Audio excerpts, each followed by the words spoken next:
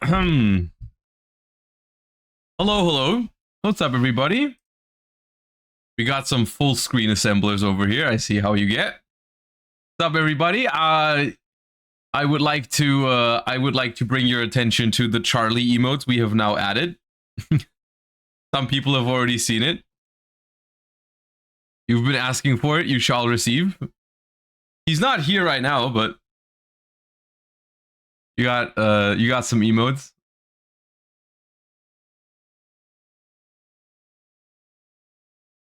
I'm doing good, Nimi. How are you? He's here in spirit. Yeah, we've got Charlie Stare, we've got Charlie Bedge, we've got some animated ones, and we got a regular one of him just looking cute and all that. I did surprisingly well at locals after watching your Bestial video. Thank you so much. I mean, I'm glad you like it. Thank you for trying the deck. I think it's a very fun quote unquote control deck. I'm glad it's been working for you. All right, you guys, we have a couple of things to look at today. We've got some warm up to do. We've got some higher or lower to play. We've got a OCG Metagame Report with Alliance Insight. So that's something we're going to look at today. And then we're going to doctor some decks that my viewers have submitted to talk a little bit about the TCG format, because we've got two important events coming up for both Americans and Europeans. We've got YCS Orlando this weekend, which we are going to be watching together. I'm going to be live on Saturday and Sunday here to watch the YCS together. So I want to help people get prepared for that one, as well as obviously YCS Birmingham for the Europeans next week. So I think it's a phenomenal time to take a little bit more of a deeper look at the TCG metagame. I also have my Mitsurugi cards ordered, and once they arrive, I'm going to be recording an introduction for the Mitsurugi deck, because I do think it's a meta-relevant deck. I think we have one submitted for today as well that we're going to deck doctor later. I did sort them earlier this morning. I'm pretty sure I saw a Mitsurugi. So we're going to talk about that. I'm also going to record an introduction for it, probably off stream. If the cards arrive today or tomorrow, I'll just record it and drop it on YouTube. Hopefully in time before Orlando, but we'll see when the cards get here. Is it too late to submit a deck list? It is indeed, unfortunately, too late to submit a deck list. I have good news for you, though. We're going to be covering almost every single meta deck today anyways. So there's a good chance whatever you would have submitted now is going to be in there anyways. So you're probably going to have something to take away from it, because people submit multiples of each meta deck every time. So we're going to go over probably what you guys were submitting anyways. But yes, the deck submissions ran, I ran them for a couple of days in my Discord server for all Twitch subs and Patreon supporters. So if you're part of the Discord, that is where you could have submitted your decks. All right. Colossus, thank you for the 8 months. I appreciate that. Arcana Force. Okay, surprisingly, no one has submitted Arcana Force. All right, without further ado, why don't we go ahead and warm up with some card guesser insane performance. And then we go. Wait, why is the remix not working? It should work in this one. Let me see.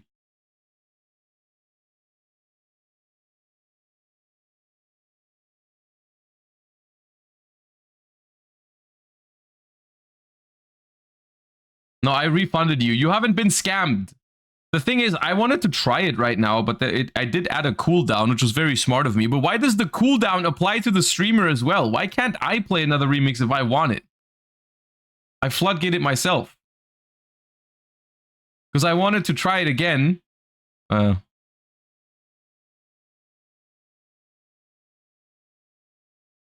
Anyways, get some cards.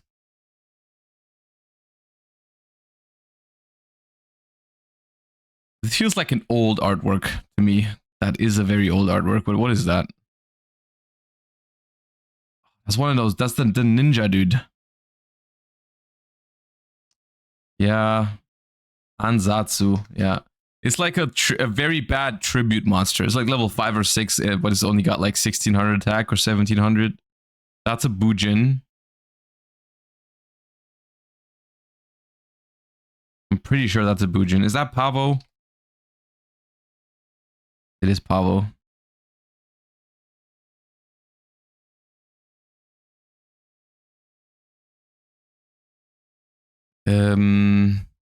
Oh, that's branded Expulsion? Yeah.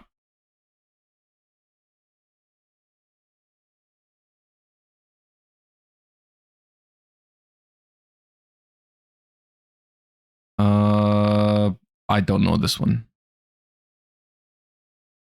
Junk Defender.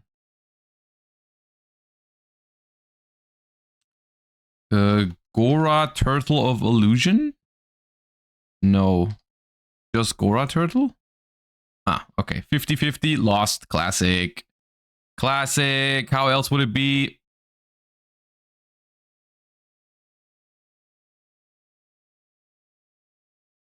I've never seen you in my life. Nope. Nope, nope, nope. Invoker, thank you for the 23. Appreciate you. That is the big beetle, Atlas beetle. Yeah.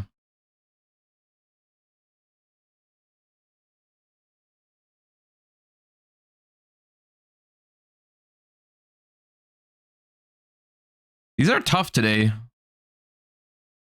Not a great start. I don't recognize a lot of these. Cyber Pharaohs. Yosenju spell trap? I think that is a Yosenju shrine or something. Is there a Yosenju shrine? No, there isn't. Yosenju... Ancient Warrior Saga? Aww.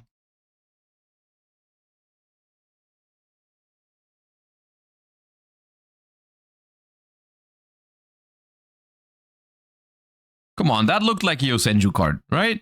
Right? Ooh, I know him. Is it Crimson Ape? No. Ape Fighter, yeah. Yeah.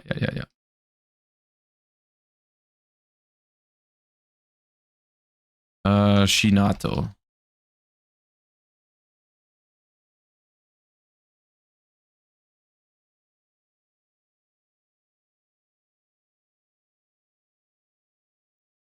That is Master of Blades.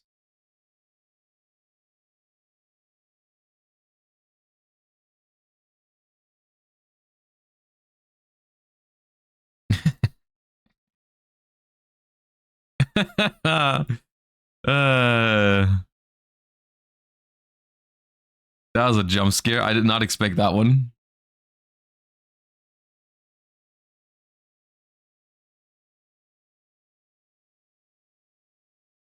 Informer Spider. Oh, no, it's... I didn't need the zoom.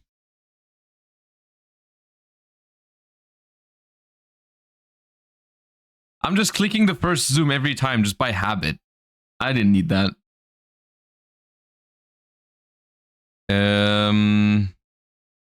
Yeah, I don't know what that's called. Edge of the Ring.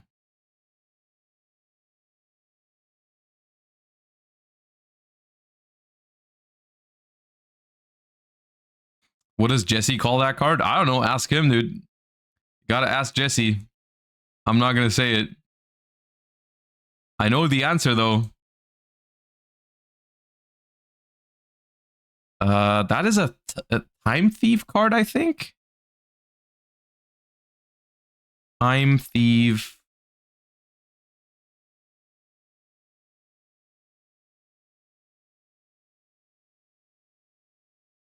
No, Perpetua is the monster, but it's the spell that has it on it, I think. I'm pretty sure that's a Time Thief card. I'm gonna skip, though. I don't know. Temper Wow. Okay.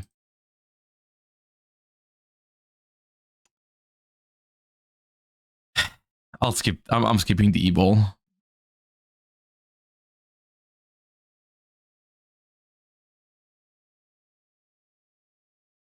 Volcano.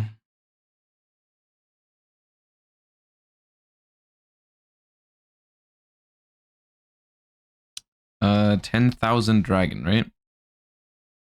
Yeah.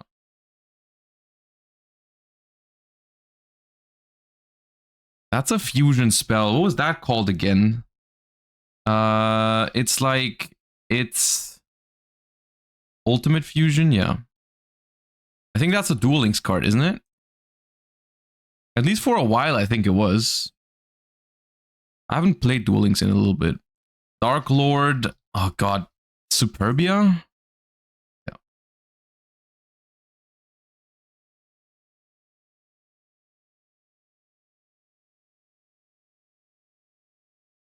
Yeah. Invoked Megalancia? Megalanica? 6 Samurai. I think, it's not Kagemusha, is it? No. It's 1 Day of Peace. Yeah.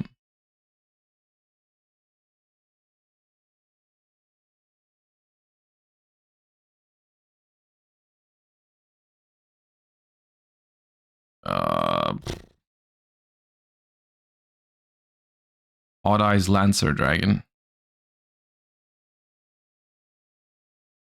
Foxfire, I think. Yeah.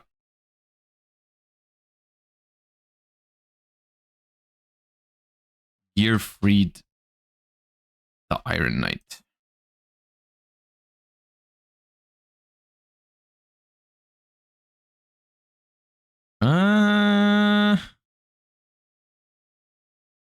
That's some Koakimeru. I hate.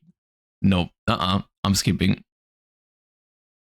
Urgent Synthesis. Okay, it's not even called Core or something.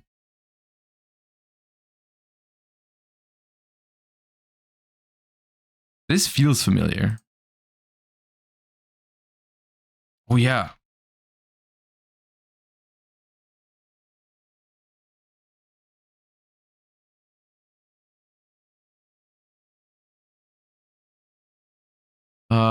Reptilian Hydra? Hydra? Hydra.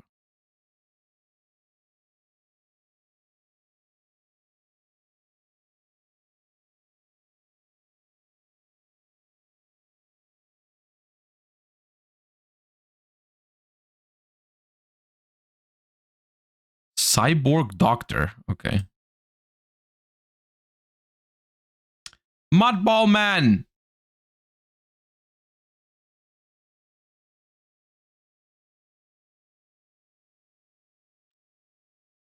Oh, I feel like I've seen this before. Yeah, it's a Blackwing, dude. Chris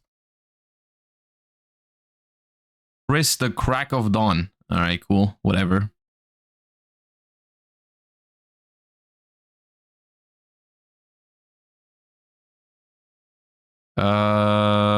Red. No, red armor? No. It's something red, dude. I'm skipping. Red mirror. Okay. That's a plunder card. That's Black Ice. Yeah.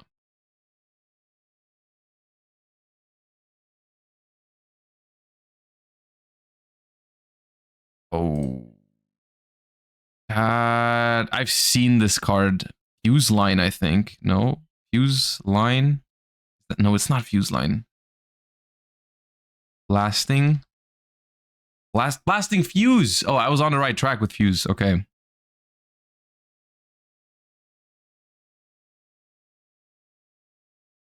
That's a panda.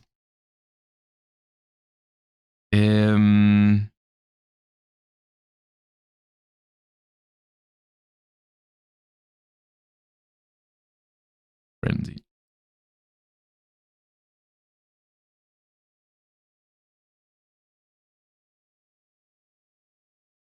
That is, I think, the Wind Channeler. Yeah.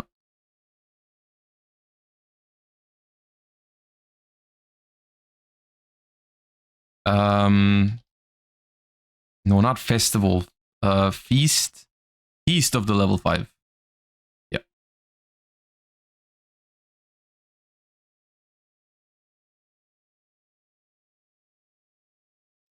Tempo.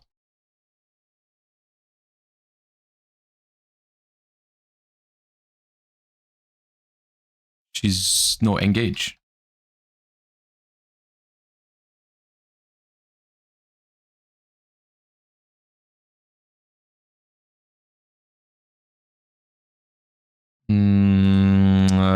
Vylon or Mech Lord, something like that. I think it's a Vylon. Yeah, Sigma.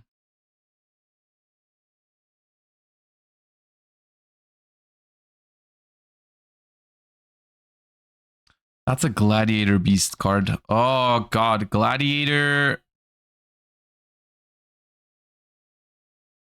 Oh, it's this arm. Yeah. Yep.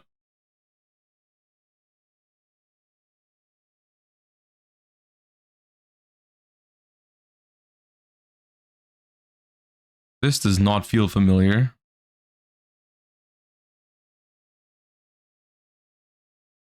Boogie Trap.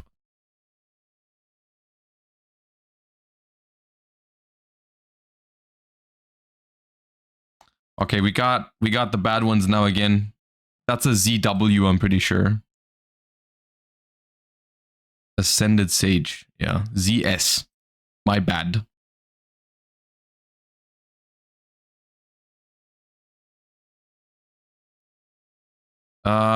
Clifford.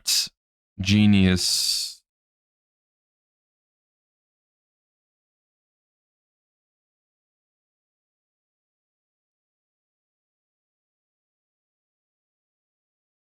Oh, this feels familiar. This is the Synchro 4 Underworld Fighter.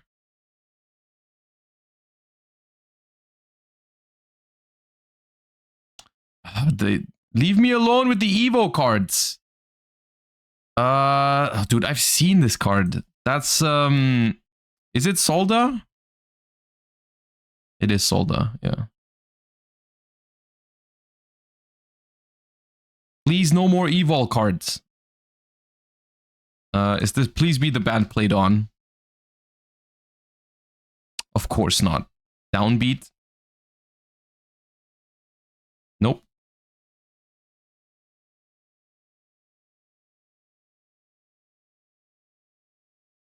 Amplifier. Okay.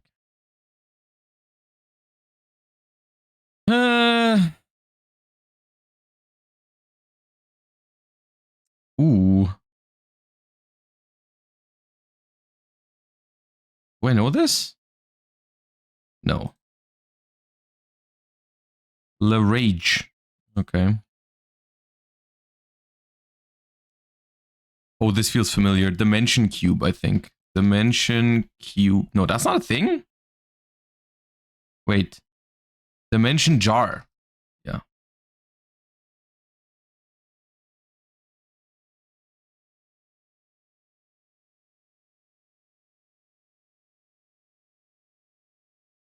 Oof.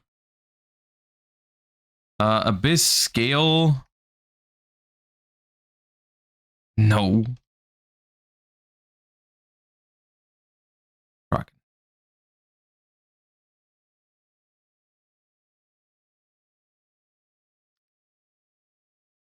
Oh god, I'll skip this one fast. Maybe if we get the next one fast, we can get 800. No shot. What is that? Oh, that's Divine Knight Ishzark or something like that. Oh, I actually would have gotten that one. So washed? Come on, it's not that washed. It's not that bad. Calm down there. Dude. Literally, you get 4 digits in this game once, and then the next time you don't do that, every time everyone just screams washed. Nah, you guys are crazy. This was not that bad. Exorio, thank you for the prime. I appreciate the support. Thank you so much. All right. Let us do this one. A little wrong go here. Ooh, 2015. All right, we go back to 2015 for a... Wait, not an effect monster.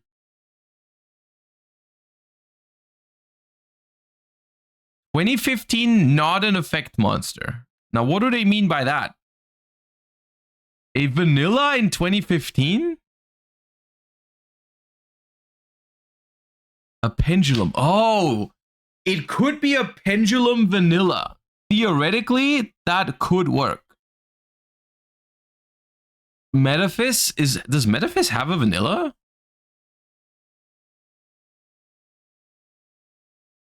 Oh, it does have a vanilla. Metaphys Armed Dragon, but that's 2014. Okay, so vanilla 2015. I think Pendulum is a good guess. The problem is Ignites are all warriors. So it's not an Ignite because it is not a warrior. Flash Knight is a Pendulum, but that's also a warrior. Also, that's from 2014. We have... There's the Draco dude, the one you played for Face Off, but that's also a level 4. It can't be a level 4. So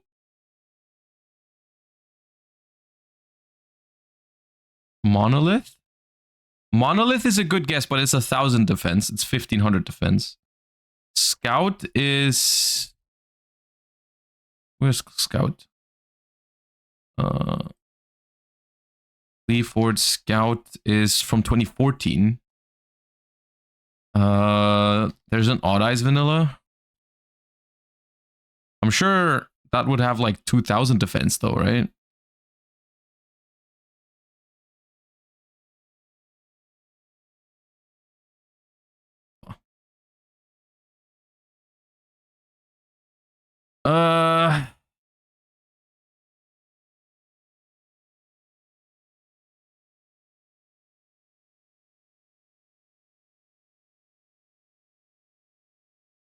Metal Foes is not 2015, right? That's 2016, all of it. Yeah. Europa Boy, thank you for the 2 years. I appreciate that. Thank you. How long are we going to celebrate 25th anniversary for?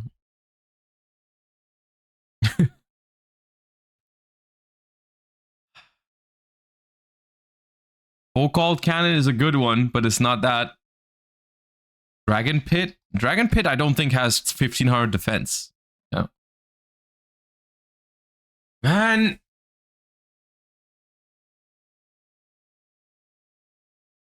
Dragon? Dude, how many vanilla pendulums did they make? I don't even... I mean, when you say their names, I remember them, but like, when I... Why'd they make so many? Underground Zeus, thank you for the 8 months. I haven't reacted to the 2024 recap yet, but we will do that at some point. So I'll talk about the plan for the upcoming week because the next week is going to be rather stressful for me because Birmingham is happening. But we'll talk about how exactly that's going to go. Let's do this first and then we'll talk about that. Stas FR, thank you for the 15 months as well. Appreciate you a lot. Thank you. I'm out of ideas. You know what? You make a good point. Let me just pick a pendulum to try and see if it is a pendulum. Right? Let's just do let's do Oath Dragon. I know it's not Oath Dragon, but let's just see if it's a pendulum. Okay, it's not a pendulum. It's actually just a level 5 vanilla from 2015. What the hell? It could be a fusion. Parrot Dragon? That's from 2002!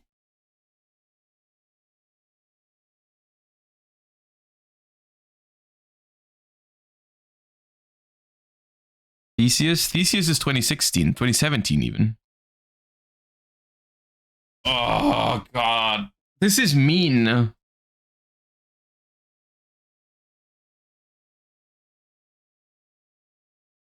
Metal Foes is 2016.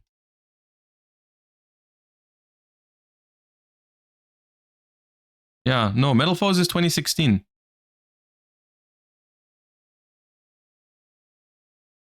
Oh.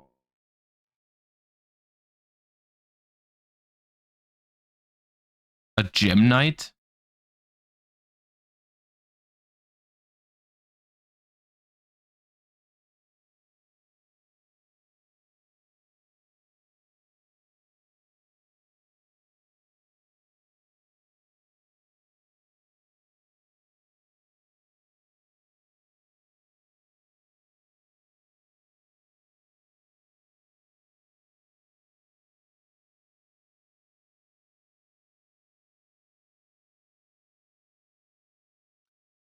I have never seen this card in my life. Where did this even come out? In 2015? Vermilion Sparrow.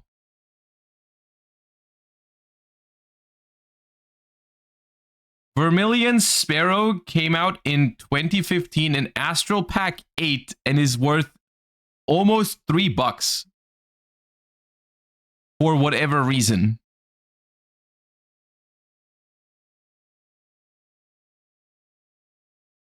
All right. Sure.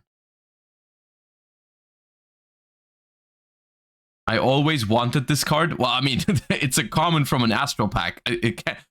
That's like not the highest goal to achieve, you know?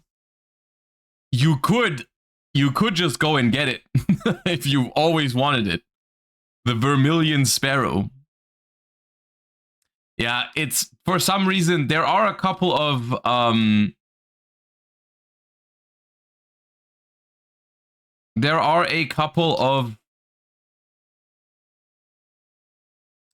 vanillas that just never were printed or got imported very late. So that's one of those. All right, now for the real deal though. We will not be fooled today. We've got 2024 versus 2005. Runic Allure 22. Chain Destruction 2003. 2. All right. That's later. Security Block. Never seen in my life. Hopefully later. Thank God. Well, that's easy.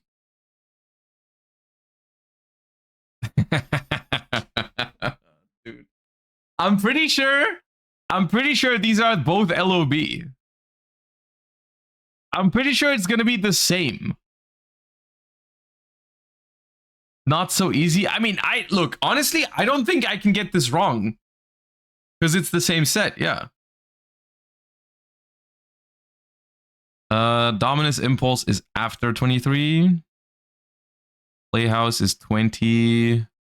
That is old. Fish Sonar is not that old. Earthbound Immortal, super old. Easy.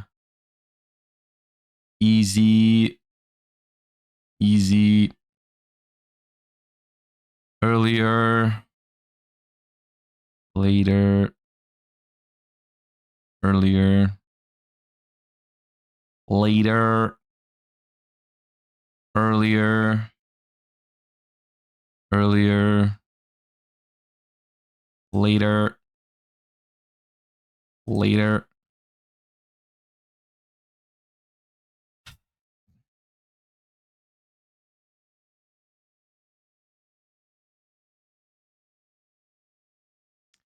I don't remember this card, but it looks older.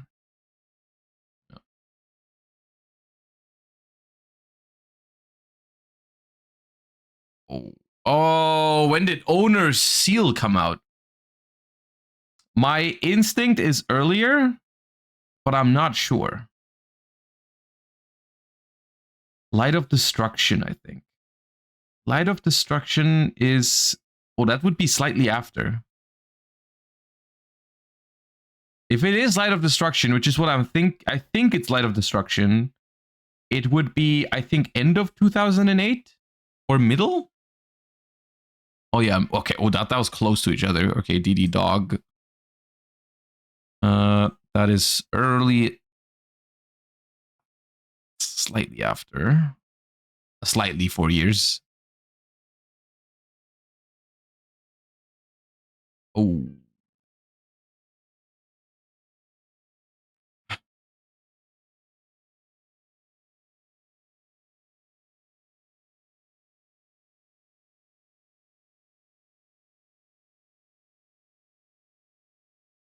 I've never seen this card before, but it just looks newer than whatever the other one was.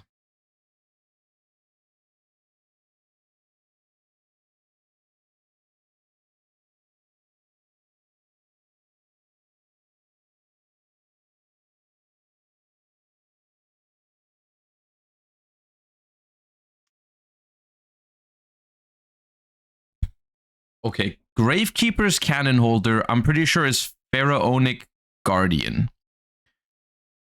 Lord Poison is Invasion of Chaos, which is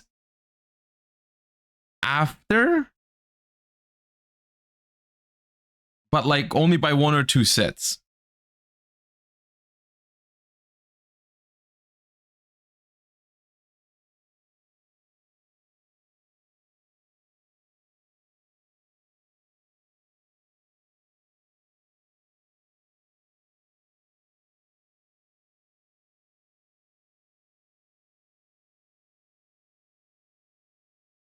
Oh god, not the Sulfur Chords. Not the Sulfur Chords. That's not fair. That's not fair. When did Sulfur Chords come out? I'm pretty sure it's been around for longer than 22. Oh, but not by much.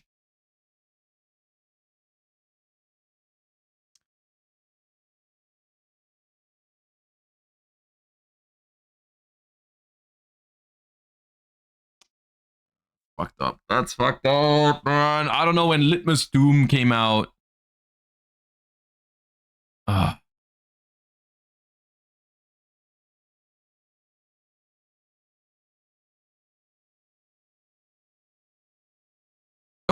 same set. Oh, I did not realize how close they were to each other.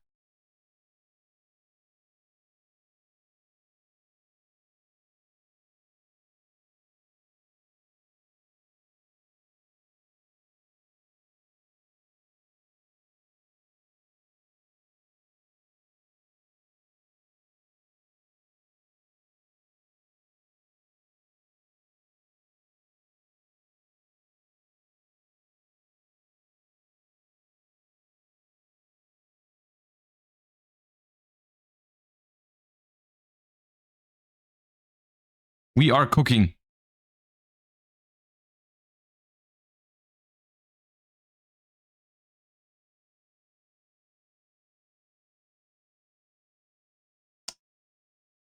Is Divine Lands legacy support? I think it is legacy support, but I'm not sure. Even if it is legacy support, it could still be earlier, right? Because Dragoonity came out in 2011.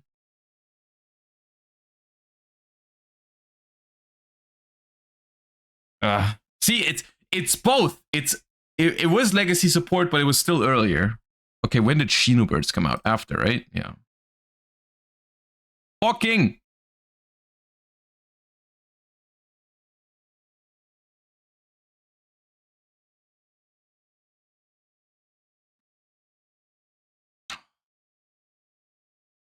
Oh, I think that's old.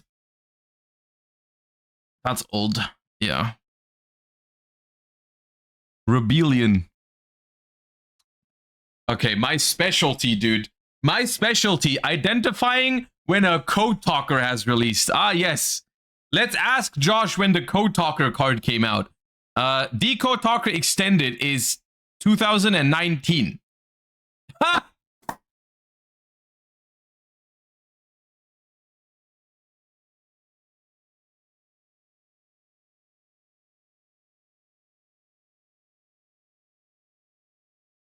Big whale.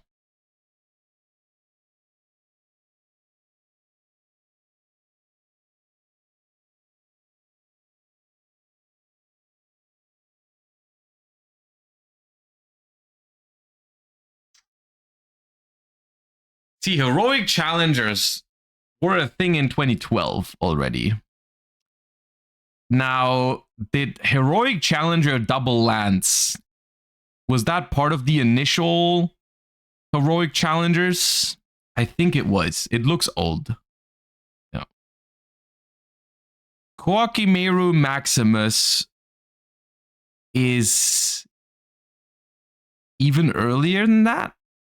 Yes. That is not. Okay. It was so much fun the first time around. Decode Talker Extended. Didn't that come out the 10th of October 2019? I still remember very vividly because it was the best day of my life that they released another Decode Talker. Oh, look, it was the exact date that I said. Look how well I remember. Code Exporter.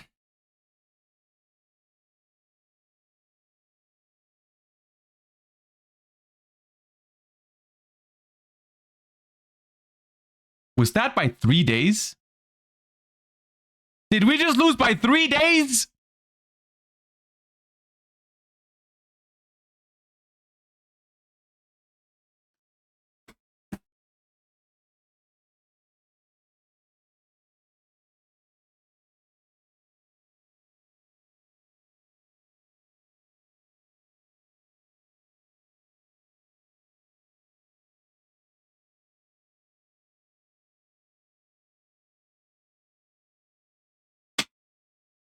Dude, the cybers come back to me every time.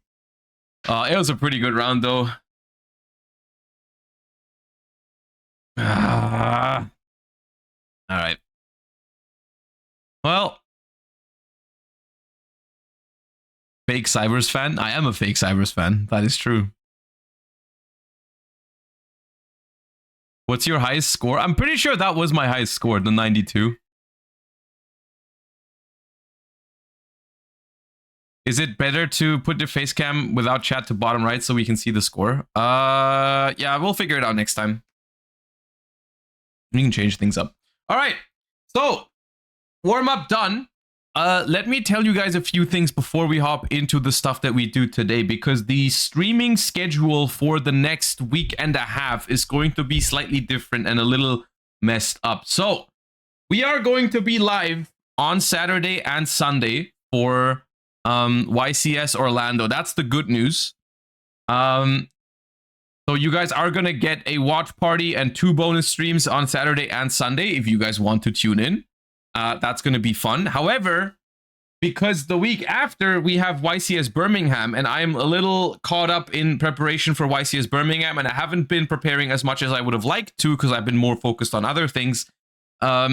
I have decided to, after the Orlando streams, to probably take the week off before YCS Birmingham, with the only exception of maybe I thought about going live on Tuesday, depending on how much time I have and how much time I feel like I need for YCS Birmingham. So I'm probably going to be off next week. And it's honestly, it's been a while since I've taken an entire week off, and I just feel like I need it, especially with Birmingham coming up. So I've decided to just do that, even though I do feel bad for not streaming for a week, but I think it needs to be done, because otherwise I'm just not going to be happy with my prep for Birmingham, and I'm going to be too stressed out. So yeah, Master Duel anniversary should be next week, though. I know, but I can't really do anything about that, because on the day that I think the anniversary starts, there is no chance I can stream. Because the anniversary, I think, starts on Thursday, and I leave on Thursday for YCS Birmingham, so I cannot make that work. I might go live on Tuesday if I feel like it. It's an option for me, but I'll just have to see how much time I need for Birmingham prep, basically. So yeah. There is a chance that I'll be recording like a video off stream or something if there is any news dropping about like new cards in Master Duel or anything like that. We are gonna try to have content scheduled on YouTube for the week. So you're gonna get something at least, but in terms of streams, there's gonna be definitely less next week. Maybe I'll go live on Tuesday, but we'll see. But hey, you get Saturday and Sunday in exchange. I think it's fair.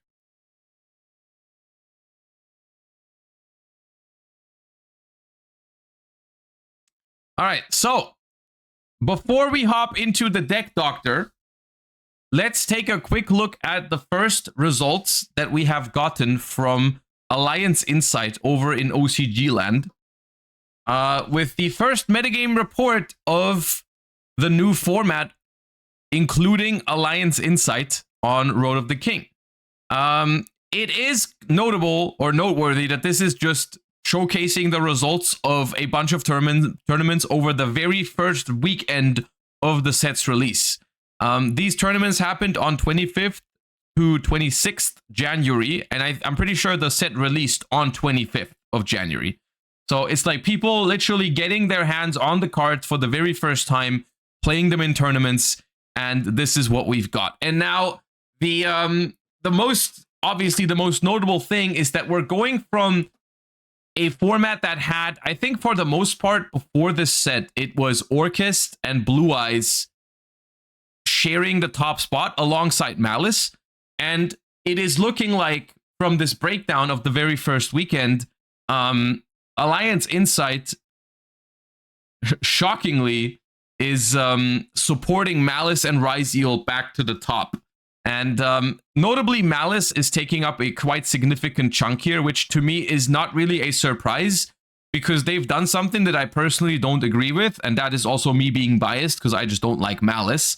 But they've hit Ryzeal on the ban list relatively hard and left Malice completely alone, even though the two decks were... I mean, at that point, Ryzeal was slightly more powerful than Malice, but like, come on, these two decks are relatively close to each other in power level, and they've just hit Ryzeal way harder than Malice. Alliance Insight helps both decks out a lot, so it's gonna, like, obviously make both decks a lot more viable, but Malice is taking the bigger slice of the cake here. And Orchest and Blue Eyes are still doing fine. You know, these are fine numbers for the decks. They are falling off a little bit, at least at first glance. You know, in the first weekend, they've fallen off a little bit. Quite notable things here is, at least to me, noteworthy. White Forest, not as big as or maybe it could have been, because the new White Forest support is pretty damn powerful, but apparently not enough to make it top tier. At least, once again, grain of salt, very first impression. But it seems like Malice and Ryzeal still have the upper hand, even though White Forest is currently the 5th most represented deck here, which is a decent turnout. And then you've got Crystron, you've got Gem Knights, and you've got Memento still doing fine. I feel like Memento is always showing up since it's reached a certain power level. They just like playing it. So we've got Malice with... Malice has received several new support cards from Alliance Insight. Malice March Hare, Malice in the Mirror are direct support, and Backup Ignister, Wizard Ignister, Echoed Talker, Ad Ignister are generic cyber support. And you know how much I love that.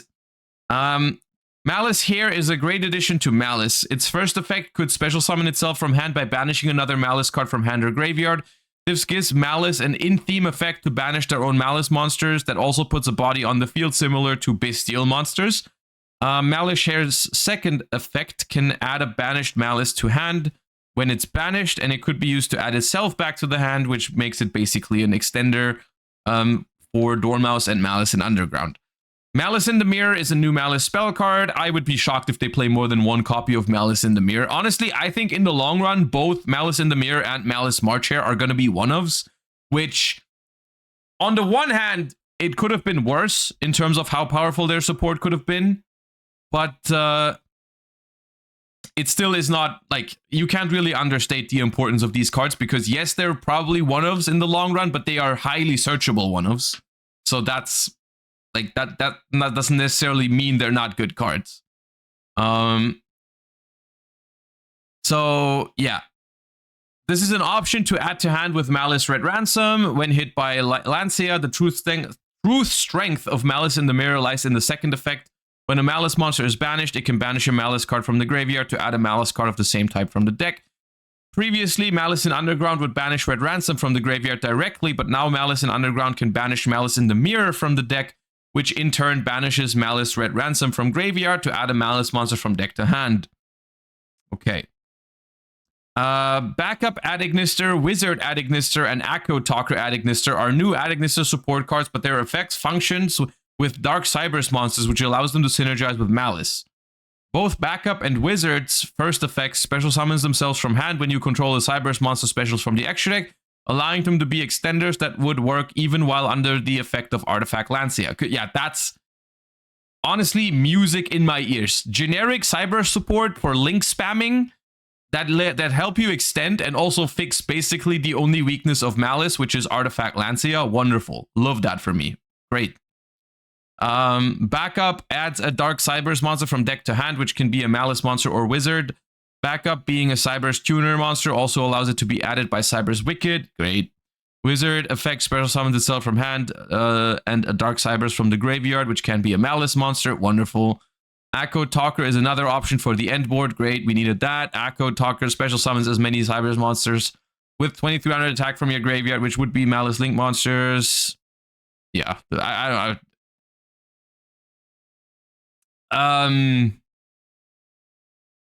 Yeah, I don't know what you want me to say. I hate this deck already. Like, I hate it in its current form already. The fact that it's getting stronger is just concerning. Nothing else. Yeah, I think people are currently blinded by the new toy syndrome with Malice in the TCG. They enjoy it because I do think it's fun to play in its current iteration. The problem is with this support, it looks like it's just going to turn into an unstoppable Cybers combo slop. And I think people are going to realize soon enough that this deck is a problem. But yeah, that's that. Ryzeal. Star Ryzeal is a new support card from Alliance Insight. When Star Ryzeal is special summoned, its second effect instead of Ryzeal spell trap from the deck. This is a great boost to Ryzeal as it provides an additional way to fetch Ryzeal Cross. As mentioned in the previous tournament report, Ryzeal relies heavily on having Ryzeal Cross to shuffle back X Ryzeal for the following turn. Yeah, this is this card, even though once again it is just a one-off, the Star Ryzeal, I think is a phenomenal support piece for Ryzeal because it gives you another way to search Ryzeal Cross. Because it gets a spell trap on summon, which is really neat, which means you no longer rely on resolving Duo Drive to access the field spell, because the field spell is a really good end board piece.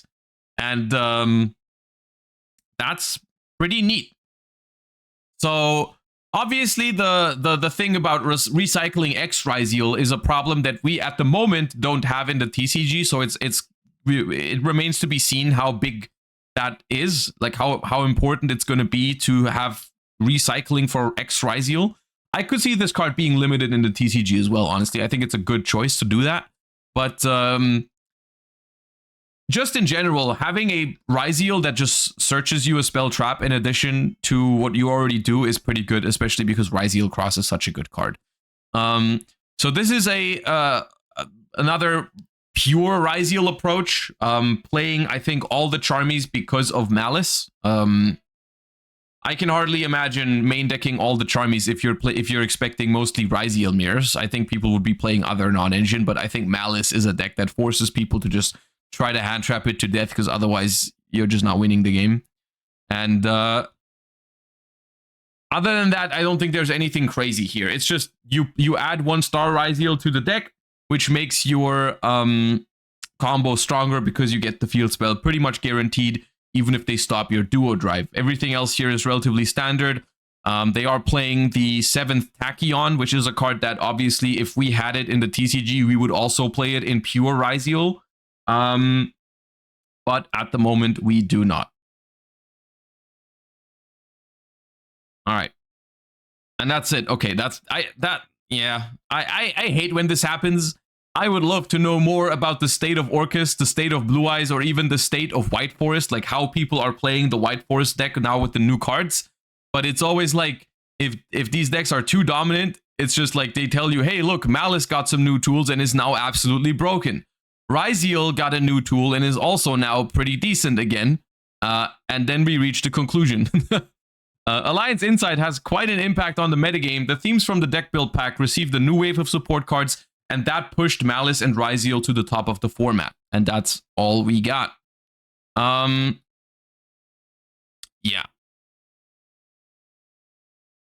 I don't know. Once again, I don't have beef with Ryziel.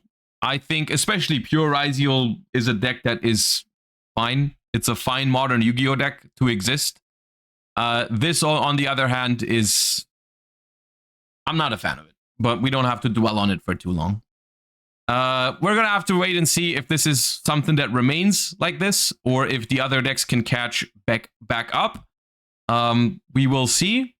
Especially the White Forest decks, I had higher hopes in. I do think the White Forest support from Alliance Insight is phenomenal, but we're going to have to see if those can catch up to Malice. It's just, I think it's a matter of, if you're trying to play a combo deck, Malice might just be the better one. So, yeah. And that is the OCG metagame right now. Honestly, scary. I am not looking forward to a world in which Malice is so dominant. That is not something I wanna have, but it looks like that's what we're gonna get with Alliance Insight, unless they hit Malice with a ban list until then.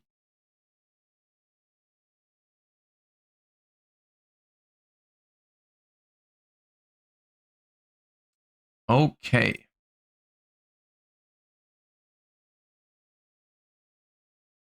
That being said, we are now gonna take a look at our own metagame a little bit in preparation for YCS Orlando and YCS Birmingham, because we have got these two very important tournaments for the TCG coming up. I figured it would be a good time to have my viewers submit deck lists that they want my help on or just want some input. So we're going to structure this Deck Doctor segment a little bit differently than usual, because usually I would just go through all the decks that people submitted and talk about each one by one. This time I've taken the time to sort them all, by deck, and we're going to go over like specific deck types, and so we can get multiple deck lists in for an individual deck type. For example, we're going to talk about Fiendsmith Ryziel. We're going to bring up some lists that people submitted for Fiendsmith Ryziels and some of the things they said. And we're going to talk about like how I would approach any given deck in the format right now. So what that looks like is we're just going to go through decks that people submitted. Once again, the deck submission for this is already closed. It was, we held it over the last couple of days. If you don't want to miss it in the future, make sure to join the Discord server, !Discord. And because we get so many submissions this time around, it was limited to my Twitch subscribers and my Patreon supporters, because I do want to give back to the people that are supporting the content. So once again, thank you for that. And don't worry if you didn't get to submit a deck. We're going to talk about most meta-relevant decks anyways, so you're going to hear my opinion anyways, depending on what kind of deck you were looking for. Most of them are going to be included.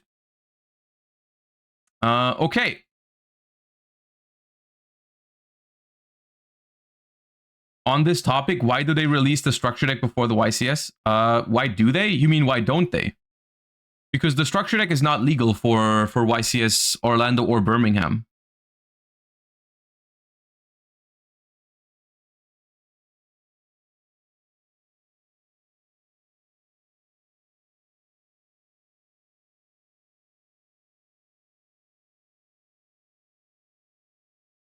It was supposed to, I think. It was supposed to be before YCS Birmingham, but then they delayed it, I'm pretty sure.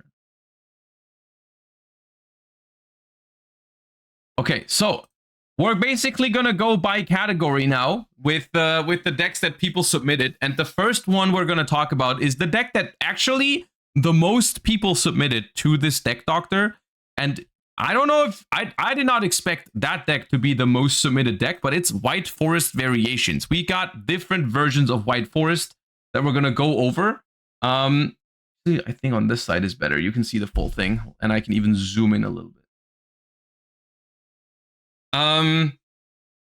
Yeah.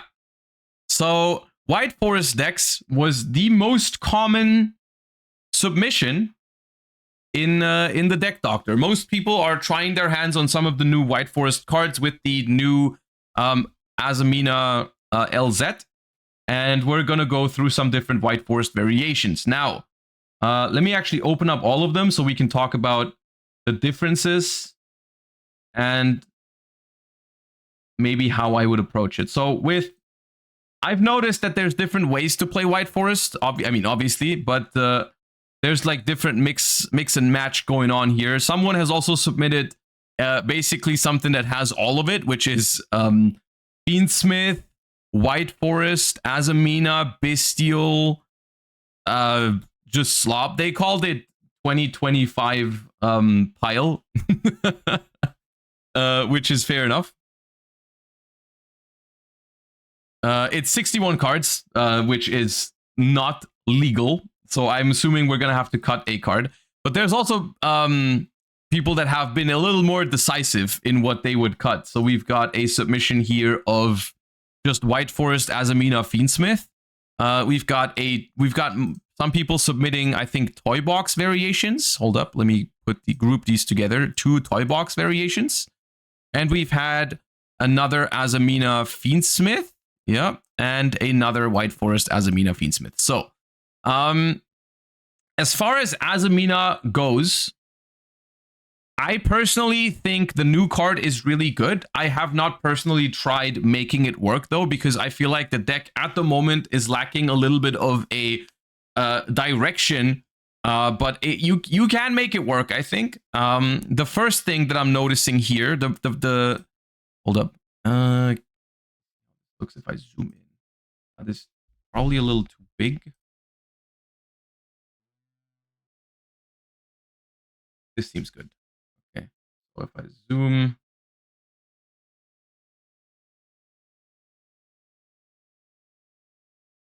Yeah, that's good. All right, so let us begin here.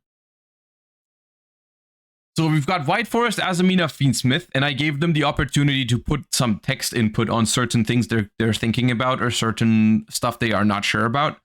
Things I'm not sure about, 1 LZ or 2 LZ, the new level 2. I've always searched and looped her in the deck afterwards, so I don't know if you really need 2 or if 1 is enough. I think that's the annoying part about the new LZ card. It's a really, really powerful card, but it does not do anything on its own, which in modern Yu-Gi-Oh! Is not necessarily something that completely ruins a card, but it does make cards significantly better, of course, if they can at least achieve something on their own, which I think is one of the biggest downsides of the White Forest archetype in general. It's a deck that inherently consists of a lot of 2-card combos, which are pretty powerful, but also like a little risky, you know, when every other deck basically plays easy 1-card combos right now. Like you look at Malice, you look at Ryziel, like the decks you're competing with, Fiendsmith as well. Every single one of those decks will play very efficiently with just 1 card, and you are just trying to compete with something that basically can't really put anything together with just 1 copy of a card. So I'm pretty sure that's one of the main problems with White Forest, which, by the way, does not mean that they need to make White Forest better. They should probably tone down the power of 1-card combos in general, but that's a different topic. So one thing I really like about the combination of White Forest and Fiendsmith in particular is the fact that you now finally have a deck that does not really mind drawing Fiendsmith in Paradise, because you can actually just send it for your White Forest cards. That is something I really enjoy. And also, I feel like adding the Azamina cards to it, although the Azamina and White Forest cards, I mean, you do want to add them together to get maximum value out of your LZ, right? LZ, when used as a synchro material, searches for a, hold up, just so I don't chat. LZ Azamina it searches a Sinful Spoils card. Yeah, it searches the Sinful Spoils cards, and obviously the best one to do that is the Wanted. I'm not aware of any other good way, like any other good search target for that, now that original Sinful Spoils is thankfully banned. So yeah, I'm looking at this and I'm like, all right, you've got a decent amount of non-engine space. This goes for both of these lists, by the way. These 2 lists are, I think, even though not entirely the same, they are rather similar in terms of the concept. So we can just talk about these 2, White Forest, Azamina, Fiendsmith together. Personally, I think with this sort of deck, it is good to cut the LZ down to 1 is my suggestion, because it's just like not that good to draw unless your hand has very specific cards to go with it. I'm also not a fan of running 3 copies of Tales of the White Forest. We've talked about Tales of the White Forest for a while now, and I don't like that card a lot. I really don't. I know in this deck you have a couple more ways to make use of it, because you do play other starters that are not White Forest cards. For example, if you open Wanted to summon Diabellstar, that does give you a spellcaster on the board to activate your Tails. But still, it does not change the fact that that the problem with the card is that it doesn't do anything on its own, and the same is also true for the LZ. So I think cutting down on those cards is probably good, either to just slim the deck down to 40 or to have other non-engine in its place, depending on how you feel about that. Other than that, I'm a fan of this. We're talking about Estelar, which I personally am not a huge fan of Estelar. I don't think Estelar is great, because I feel like it just plays into cards like it's not just Impermanent Veiler and Ash that Estelar loses to. Estelar is also one of the worst things you can have into a potential Molcharmy, right? Like you start with an Estelar, that is not great. You'd rather start with LZ or like normal summon Sylvie alongside something else. I personally like cutting the Estelar. I don't think it's needed for the ceiling of the deck. I think if this deck pops off, it pops off hard enough that way you don't need the Estelar. So I do think my favorite ratio for White Forest monsters in this sort of approach would be pretty much what we have in this one. Three LZs, 3 Sylvies, 1 Rushia, and 1 of the new LZ is I think what I would lean towards. And I would go as far as to say I think you can also just play 1 Tails if you want to. The other thing about this list is we're not playing the trap card at all, which I find interesting. I do like the trap card quite a bit. In this version, you're playing neither the Fiendsmith trap card or the woes, which I think is probably not correct. You probably would want to play those cards because you're playing a White Forest deck anyways. So having some amount of cards that are good to send for your White Forest is good. Why 3 Sylvies? It's a bad starter. Sylvie is not a bad starter, right? You go Sylvie into Tails into the new LZ. That's pretty fine. All right, you go Sylvie. Let's try and think what 1 Sylvie does. Of course, if you get interrupted on the 1 Sylvie, it's not going to do anything. But if you go Sylvie, add Tails, add the new LZ, special the new LZ, make the level 6 Synchro, which then triggers the new LZ to search Wanted. And if you have another spell trap, you can send that one for the Rushia to search another. You search Woes probably, and then you've got Wanted plus Woes in hand, and then you can go from there. You can special your Diabellstar. You can go in through your Azamina stuff. I think that's fine. I think Sylvie is probably. I mean, out of all the White Forest cards, I think Sylvie is the only one that actually plays alone now, because you have the new LZ now. I'm pretty sure you should always play 3 Sylvies. Sylvie is 1 card, but not playing. Okay, hold up. Let me see. That's Azamina. I don't even know. Aphes? Aphes? Aphes? I don't know how to pronounce that. This card's always treated as a White Forest card. Target cards on the field up to the number of fusions and synchros in your grave. Return them to the hand if this card is sent. Okay, so this is just a bounce. Okay. Interesting. I mean, that is a good card. But you could argue that playing... I mean, look. These decks are already playing multiple White Forest disruption cards, right? Like we're playing Woes and we're playing the new fusion spell, which Sinful Spoils of the White Forest, right? That's already 2 disruptions on the opponent's turn that the White Forest cards can set up alongside your field, right? So it's like Would you really like to play 3 different White Forest spell traps? Probably not. That seems a little bit too much. You could argue that you could switch the woes for the other one. You know, like maybe if you find one of them to be better than the other, sure. That could be a thing.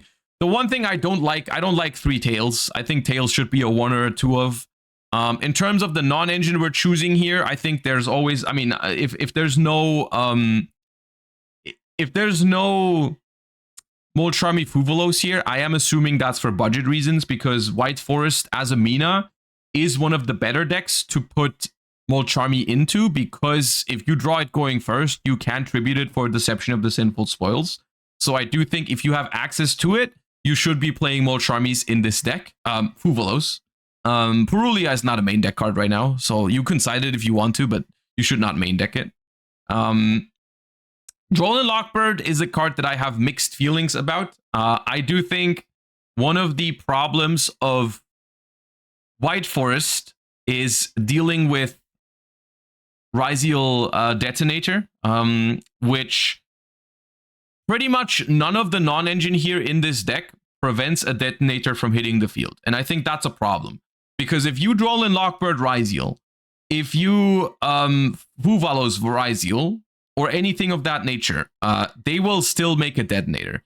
Even Ash Blossom and Imperm are not very consistent ways to stop the Detonator from hitting the board, because at that point, like, you're gonna have to like Ash Blossom and hope they don't have an extender on their first summon or something. And Imperm also, I mean, you can keep Imperm for your turn to stop the Detonator, but then with the Eclipse Twins now, they can bring it back. So, yeah, there is no hand trap that prevents Detonator. Exactly, which is why I think it's better if you're playing a deck that's very weak to Detonator. I think you just have to like dedicate some slots in your deck to Detonator outs. Something like Metal Tronus. Something like I mean, Book of Eclipse doesn't work that well anymore because of the Eclipse Twins. But something like Ultimate Slayer even. Like, I don't think in this sort of deck it is unheard of to play a card like Ultimate Slayer in your main deck, because, yeah, it's a dead card when you go first, but you're playing White Forest. So you can send it for your White Forest effects.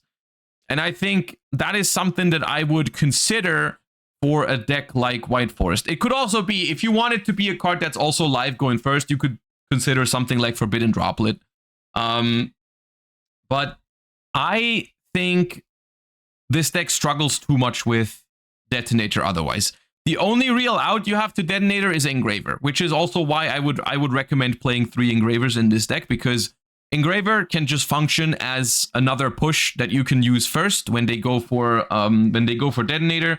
The way you can out Detonator with Engraver, of course, just in case anyone is not familiar with that play pattern, is you go Engraver for Track for Lurie, you summon Requiem, and then you use Engraver's Graveyard effect while the Requiem is still on the field, which if they respond to with Detonator, you can just chain the Requiem to summon out Lacrima. If they don't chain the Detonator, you still activate the Requiem as quick effect. So at that point, they could use Detonator, but you have zero cards on the field. And then Lacrima and Engraver hit the field at the same time. You're not going to use Lacrima's effect on the board, because that would give your opponent an opportunity to use Detonator. And then you can turn those 2 into Chaos Angel, which tries to banish the Detonator. The problem with all of this, the problem with these sort of like soft Detonator outs, let's call them soft Detonator outs, like Engraver, like Talents, like Book of Eclipse, like Book of Moon, all those cards lose a lot of quality because of the Eclipse Twins, right? The Eclipse Twins makes it so that whenever you try to out the Detonator, they can just chain it to pop itself and then revive it with the Eclipse Twins. Which means that I think you need better outs to Detonator if you're playing a deck like this, which basically most of your engines just do not function under Detonator, right? Like a 2 to 3 pop Detonator is impossible for this deck to really play through, right? Like, it's going to counter your Deception. It's going to pop your White Forest tuners. You just cannot play when Detonator is on the board. So I think cards like Ash Blossom and Droll and Lockbird. I mean, Ash Blossom is maybe fine with the argument that, hey, I can stop my opponent's Molcharmies with it. But I think this deck needs better ways to answer Detonator. I think this deck needs Metal Tronus or Ultimate Slayer or anything of that nature. You could also say like, hey, screw it. Game 1, if I go second against Ryziel, I'm going to have a hard time. That's fine. I'm going to focus my side deck on these cards. But there's also nothing here in the side deck for this. This list seems fine overall, but for the Ryziel matchup, you are just not playing the right approach. You're playing a bunch of hand traps, which are not that good against Ryziel. You would rather, you need Detonator outs here, I think. Is how I feel. Black Goat is really good in this deck, really good. I honestly, maybe, yeah, maybe you play Black Goat Laughs in your main deck because that is very good going first. And when you go second, you can like discard it for something. And then you just call Detonator. And then it doesn't matter if it has an Eclipse Twin attached because they just can't activate it. So that would be a good solution. Yeah. That could be nice, right? If you open Black Goat Laughs plus LZ, you have nothing on the board yet. So you go LZ, send Black Goat Laughs, activate Black Goat Laughs, call Detonator, and then you've outed the Detonator for good, you know? So I like that. That's a good suggestion. So yeah, that is how I feel about White Forest Azamina. I think your main focus should be outing Detonator. And I think these lists were probably good at doing that last format, but right now, for example, Druid Worm as well. Druid Worm, the same thing also applies to Druid Worm, where it was a really good out to Detonator last format. Lubellion as well. Lubellion was a great answer to Detonator, because you would just go summon Druis, tribute Druis for Lubellion, Druis to send Detonator. Yeah, they would pop your Lubellion, but fine, you know, we've traded. And the Druid Worm just doesn't do that anymore. It does still out it if you banish twins. No, the twins are attached to the Detonator. You cannot banish it with a Druid Worm. You cannot do that.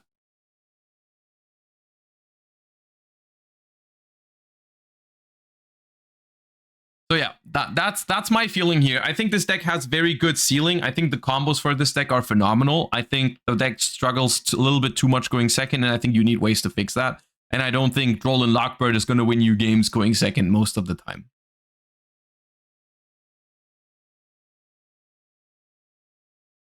Less than 3 indeed. Okay, other things. 1 or 3 woes. Hard drawing woes feels incredible because you can pitch it for your effects and get a search, or just pitch it twice. But same as the new LZ, you basically search it in every combo.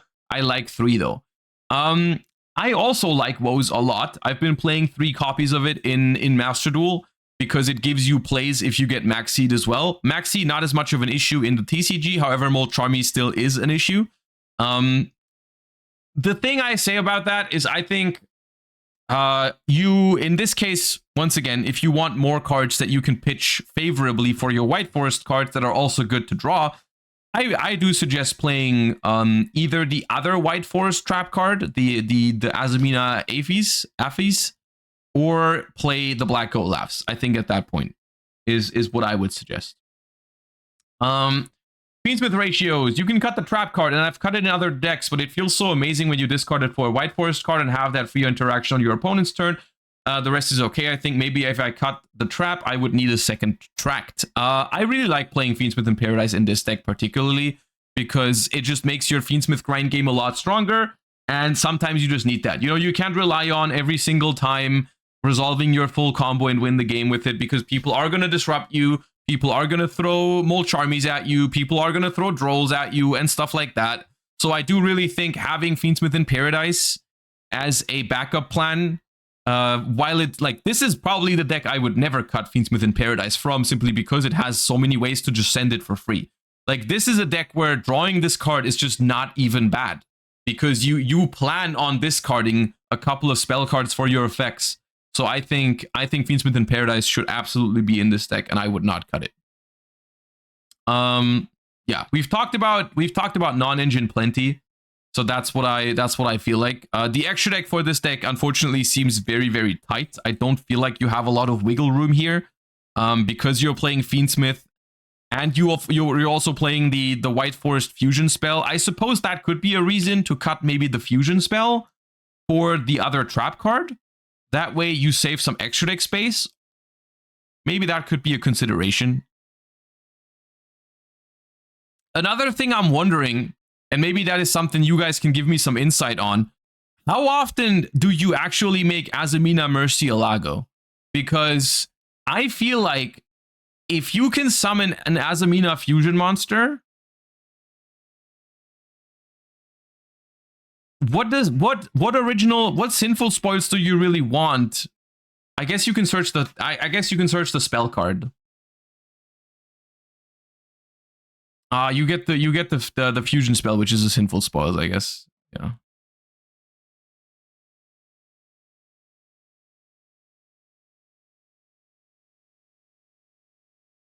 Yeah, okay.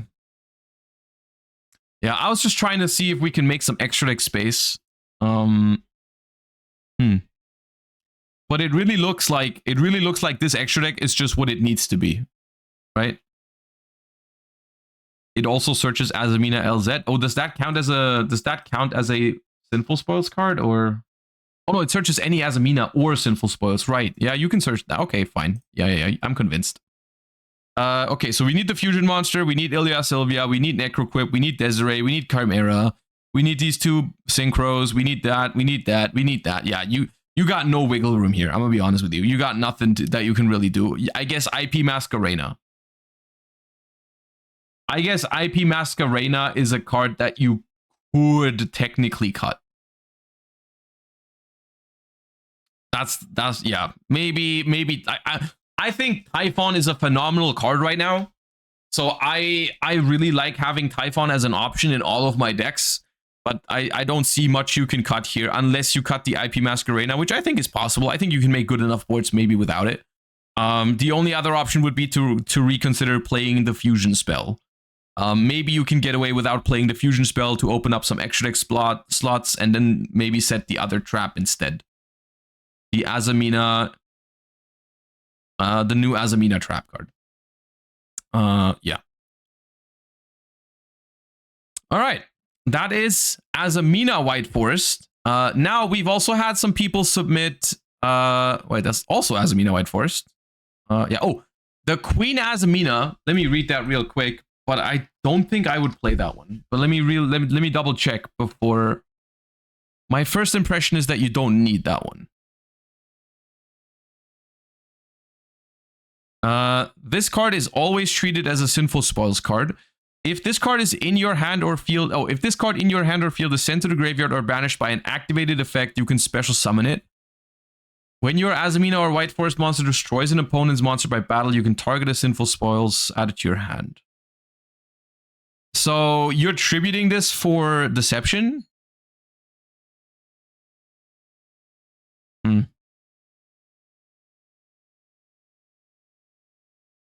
I don't know if that's necessary. I don't know if that's... Yeah, I don't think you need that.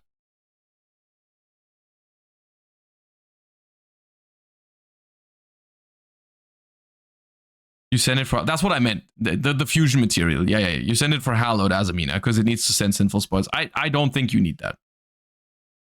Like, yeah, it's cool in theory, but like... Yeah. Once again, I'm looking at this list and it seems to have just similar problems. That's why I didn't want to... That's why I'm grouping these together, because I don't want to go over the same concept multiple times. I hope you understand. And I think it's better to watch that way anyways, if we just get a comparison on different lists in. Once again, I think what these lists all have in common is they don't deal with Detonator well enough. Especially now that the Detonator has Eclipse Twins attached. I think these decks just cannot beat it going second. I'm the pile creator. We need to cut one black goat. You need to cut way more than that. You need to cut way more than that. I'm telling you that. There's 3 sinful spoils of subversion in your deck, all right? Ain't no way. Okay, we also had 2 submissions for different versions of Toy Box White Forest. In this one, which I think is a more budget-friendly one. I mean, I don't even know how budget-friendly White Forest is at the moment. I think the new Azamina LZ is like $20 or something. If you want my personal opinion, I think that card is going to go down because it appears that it's usually a 1 or 2 of, and I think it's probably going to go down a little bit because of that. 35? Wait, is it 35? That seems a little high.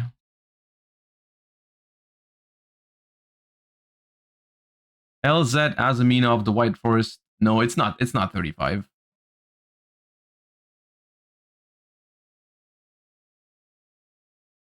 There is a bunch for like 24. It's more like 20, 25-ish. Yeah. This is so yeah, and Deception is probably also still a little bit. Anyways, White Forest Toy Box, I think, is a decent alternative to the Fiendsmith version of this deck, although it is a budget alternative, so I do think it is. I think that's worth noting. I think if you directly compare Toy Box to Fiendsmith for this deck, they have their pros and cons, but overall Fiendsmith is going to do more for this deck than Toy Box. So it is better if you have access to the cards. But there's a few things that Toy Box does that Fiendsmith does not actually offer for this deck. For example, Toy Box, if you ever draw a Toy Box, you never have to worry about your fodder for your White Forest monsters, which feels really nice. You know, you get a lot of free sends off of a single Toy Box and a lot of extenders as well. The Fiendsmith deck, the advantage of the Fiendsmith engine over the Toy Box engine is that they offer you a play independently of each other, right? Like if you open, let's say you open Sylvie plus Toy Box, those two plays, they depend on each other. If your Sylvie does not resolve, your Toy Box doesn't do anything. If you draw Fiendsmith plus Sylvie, those are two individual plays that you can commit after each other. You can decide, like, which one do I want to do first? Which one do I care more about resolving? Which one do I want to push through? Basically, right? And so that's why I think the Fiendsmith engine is, even though it's less synergistic, it is less of a liability, like the Toy Box cards. But still, I do think the Toy Box cards are incredibly powerful in White Forest, and if it wasn't for space reasons, you would probably play it in multiple versions of the deck. But here we're doing White Forest and with a smaller Toy Box package, as well as Azamina, which is fine. I think there's one thing that I'm noticing immediately that I don't think should be in here, which is the Azarun statue. I feel like that seems win more to me. I feel like if this deck plays, it wins. I also don't think you need 3 Diabellstar and 3 Wanteds, because you're gonna run into a lot of scenarios where you draw redundant hands because your LZ can search the Wanted already. So you might not want to play all 6 copies of Diabellstar possible. Let's see what they wrote, because we do have a little text for everything. My take on Azamina White Forest. I like the Toy Box engine a bit more than Fiendsmith engines for the combos. Shrimp into Satellite Warrior is very fun. Okay, that's all the input they gave. All right. Yeah, I mean, the concept of this deck is fine. Once again, I think you guys are underestimating the power of Ryziel Detonator with these decks. Your deck has 3 engines, basically, White Forest, Toy Box, and Azamina, and all 3 engines lose to Detonator. And your main deck has 0 Detonator outs, except for, there's 1 Black Goat. There's 1 Black Goat. So That's a problem. That's a problem because none of your non-engine really prevents the detonator from hitting the board consistently. Right? Like, Nibiru is probably one of the better things to prevent detonator if you can pair it. Like, once again, the standard play, use Effect Veiler on Duo Drive and then Nibiru because they don't have Ryziel Cross. Fine. But you do need ways to answer the detonator. Maybe, now that I'm thinking about it, because I suggested Ultimate Slayer or Metal Tronus earlier, maybe if you don't want to commit to 3 Ultimate Slayers, you could try to fit a Thrust package. Because Thrust is not even that bad going first in White Forest, right? You get hand trapped, even if your opponent doesn't have a monster, you can Thrust for woes, which is okay. You can Thrust for Black Goat Laughs. Maybe you play 3 Thrust, 1 Talents, 1 Ultimate Slayer with an Exceed target for the Detonator, and that could be fine, right? And because at the end of the day, the Thrust package is always going to be spell cards you can send for White Forest, worst case, right?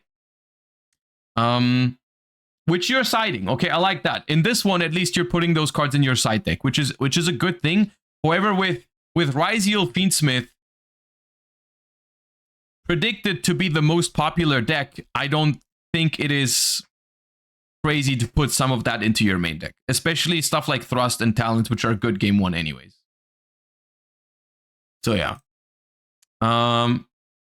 And here we've got a pure approach to White Forest Toy Box where basically the same stuff applies. I like this list for what it is.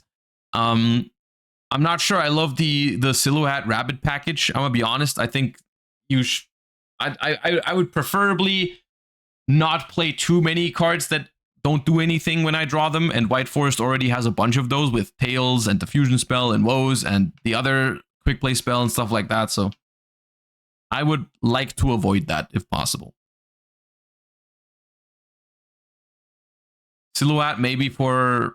Yeah, I mean, Silhouette Rabbit might be your best option if you get hit with a Fuvalos, but I'm pretty sure... I actually don't think White Forest is terrible into Fuvalos. You can probably set up some decent... Like, you have lines, right? To go set up Woes relatively fast without summoning too much. I mean, of course, if you start with Estelar, you're gonna go into the... You're gonna commit into the Fuva really hard. But I think this deck is not that bad under Molcharmies. Does Metal Tronus work against Fiendsmith Ryziel? Metal Tronus against Fiendsmith Ryziel is a little bit harder to pull off. Unless you pair it with other non-engine. Because of the Caesar, basically. It still outs the Caesar if you have a target for it, but it doesn't out the Detonator, because otherwise they can Caesar it. Because unfortunately, Metal Tronus says only the monster you target cannot respond to it. So if you target Detonator with Metal Tronus, they can still use Caesar on it. That's where Ultimate Slayer comes in clutch, right? Ultimate Slayer, you just target the Detonator. They cannot chain the Detonator. You send Aggregator. The Detonator goes into the extra deck. So it's not in the graveyard for Eclipse Twins, and it's also not on the field anymore for Ryziel Cross. And the Aggregator also takes care of the Caesar. That's just phenomenal value. All right. Next up, speaking of probably the most played deck and probably also one of the best decks, if not the best decks in the current format, we've got a couple of Ryziel Fiendsmith submissions, and it is a deck that is obviously worth talking about because it is, I think, even though Supreme Darkness is a decent shake-up to the metagame, there is some new stuff coming up. Fiendsmith Ryziel was the deck to beat beforehand, and I think it is still the deck to beat post Supreme Darkness. We will see at YCS Orlando if it is still the most represented deck. My prediction is yes, it's going to be the most represented deck. I think Fiendsmith Ryziel is incredibly strong and flexible and has also a very good amount of non-engine slots. All right, here we've got a couple of things. So let's first up look at some of the stuff that you're always going to play in Fiendsmith Ryziel. We don't even have to talk about it. So I personally think 3 Ice Ryziel and 3 Bonfire is always going to be set in stone. I think 3X and 3 Sword is debatable. I myself have played a version of this deck where I played 2X and 3 Swords and no Node. I think that's possible. However, I think that heavily depends. I think the first decision that you're going to have to make when you play Fiendsmith Ryziel is, do I want to play Ryziel Duo Drive? Which I personally think is up to personal preference. But my experience playing the deck without Ryziel Duo Drive is that in a lot of games, you won't need it. But in some games, it feels really, really good to have. And after playing a regional without Duo Drive, I think I would lean towards putting it back into the deck, which has some implications. It has some important implications, which are the following. You're going to need, not only is it going to take up an extra deck space, but it's also going to take up some main deck spaces, because resolving a Duo Drive really only means something if you play Ryziel Cross and probably also Ryziel Node. So those are 2 cards here. Both of you guys have decided to play the Duo Drive, and both of you guys have also decided, therefore, to play the Cross and the Node, which I think is a fine decision. And in this case, I also think it's okay to go through 3X, because basically what you're trying to do with this deck is you're trying to balance between the Ryziel portion and the Fiendsmith portion, because these 2 engines are really good if they complement each other, but sometimes they do interfere. So you don't want to, I feel like sometimes you don't want, like drawing X, for example, can be weird because X specifically does not allow you to use both engines, right? If you have Fiendsmith, Engraver, and X Ryziel, it's weird because if you start with Engraver, most likely you're going to have a non-level 4 on the field, which means that you can't use X Ryziel as a starter. But obviously starting with X Ryziel locks you out of everything that isn't a rank 4. So these 2 sometimes conflict, which is why I was considering cutting down to 2 X Ryziels. It is obviously the best Ryziel starter, but it's not great in conjunction with Fiendsmith. So that's something to consider. Other than that, I think this list right here is really, really clean. I like it a lot. I think the non-engine choice here is pretty good. Once again, I'm not sure how I feel about Droll and Lockbird. A lot of you guys are playing Droll and Lockbird. Maybe we should talk about Droll and Lockbird for a second. Maybe we try to reach a conclusion whether Droll and Lockbird is good right now or not. Because I think Droll and Lockbird is like a very double-edged sword. I am not sure how to feel about it, because I think Droll and Lockbird has very limited value against some of the top tier decks in the format. The basic idea behind Droll and Lockbird, correct me if I'm wrong, but I think people are scared of Mitsurugi Ryziel. The Mitsurugi Ryziel deck, which we're going to look at in a moment, we have people submit that as well, is very strong and very scary, especially when it gets to go first. And there are not that many ways to effectively stop it. Molcharmi Fuvolos does not stop it super effectively. Bystials are good against it, but not like a crazy solution. Droll and Lockbird is the only thing that actually actively stops that deck from fully setting up.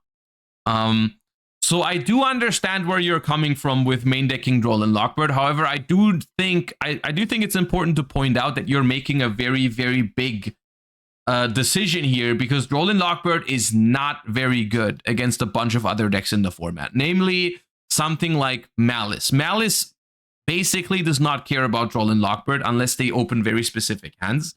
Ryziel, pure Ryziel, and Ryziel Fiendsmith sometimes care about Droll, but very often the thing is these decks grind a lot with each other. Like if you're not playing against like an all-in sort of Mitsurugi style deck, if you're playing a Fiendsmith Ryziel mirror or pure Ryziel against Fiendsmith Ryziel, Droll and Lockbird is going to make them skip some value on the first turn, but the grind game will still happen. You know, you're still grinding with them if you Droll them, because there's still going to be a detonator, there's still going to be their own hand traps, you might get Talenced, all this sort of stuff. And Droll and Lockbird is not a guarantee to win in those games. And it also is particularly bad if you draw it off the top.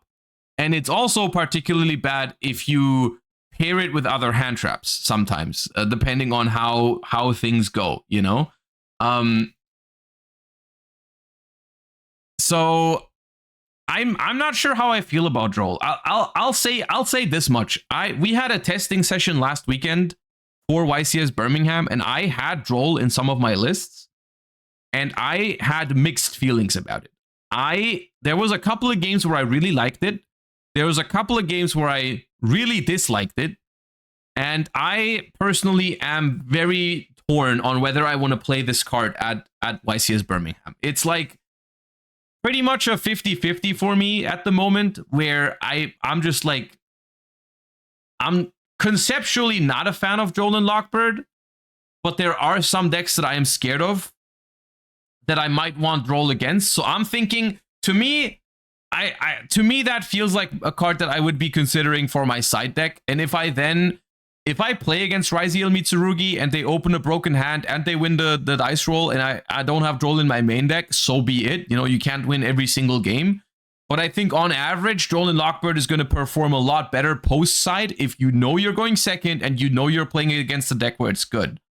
So that is where I personally stand on Droll and Lockbird right now. I don't think it's bad to main deck it, but I personally I'm leaning towards not doing that, but I also haven't made a final decision on that. Yeah.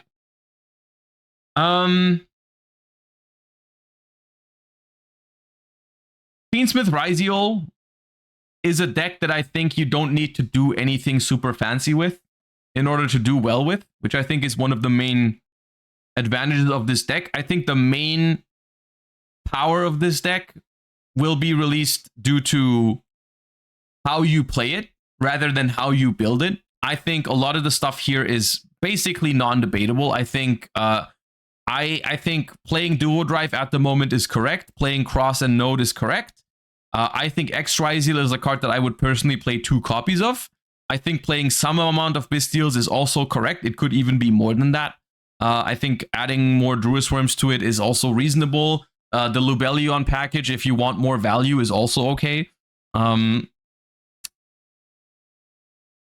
Here, we're playing 44 cards, and we're playing Purulia over Fuva. I think they said in their text that they don't have Fuva, which is fine. However, I don't think Purulia replaces Fuva. I think if you don't have Fuva, you just don't main deck a Molcharmy, which is okay. It's completely okay to not main deck a Molcharmy, but I do not think that Purulia is a replacement for Fuvalos, only because they have the same name, quote unquote, the same archetype, does not mean that their role is the same. I mean, Purulia is pretty good against Raziel itself, so against Raziel it feels good to have. The problem with Purulia is that you have to use it in the draw phase. And this creates a very awkward dynamic where your opponent knows that Purulia is there instantly.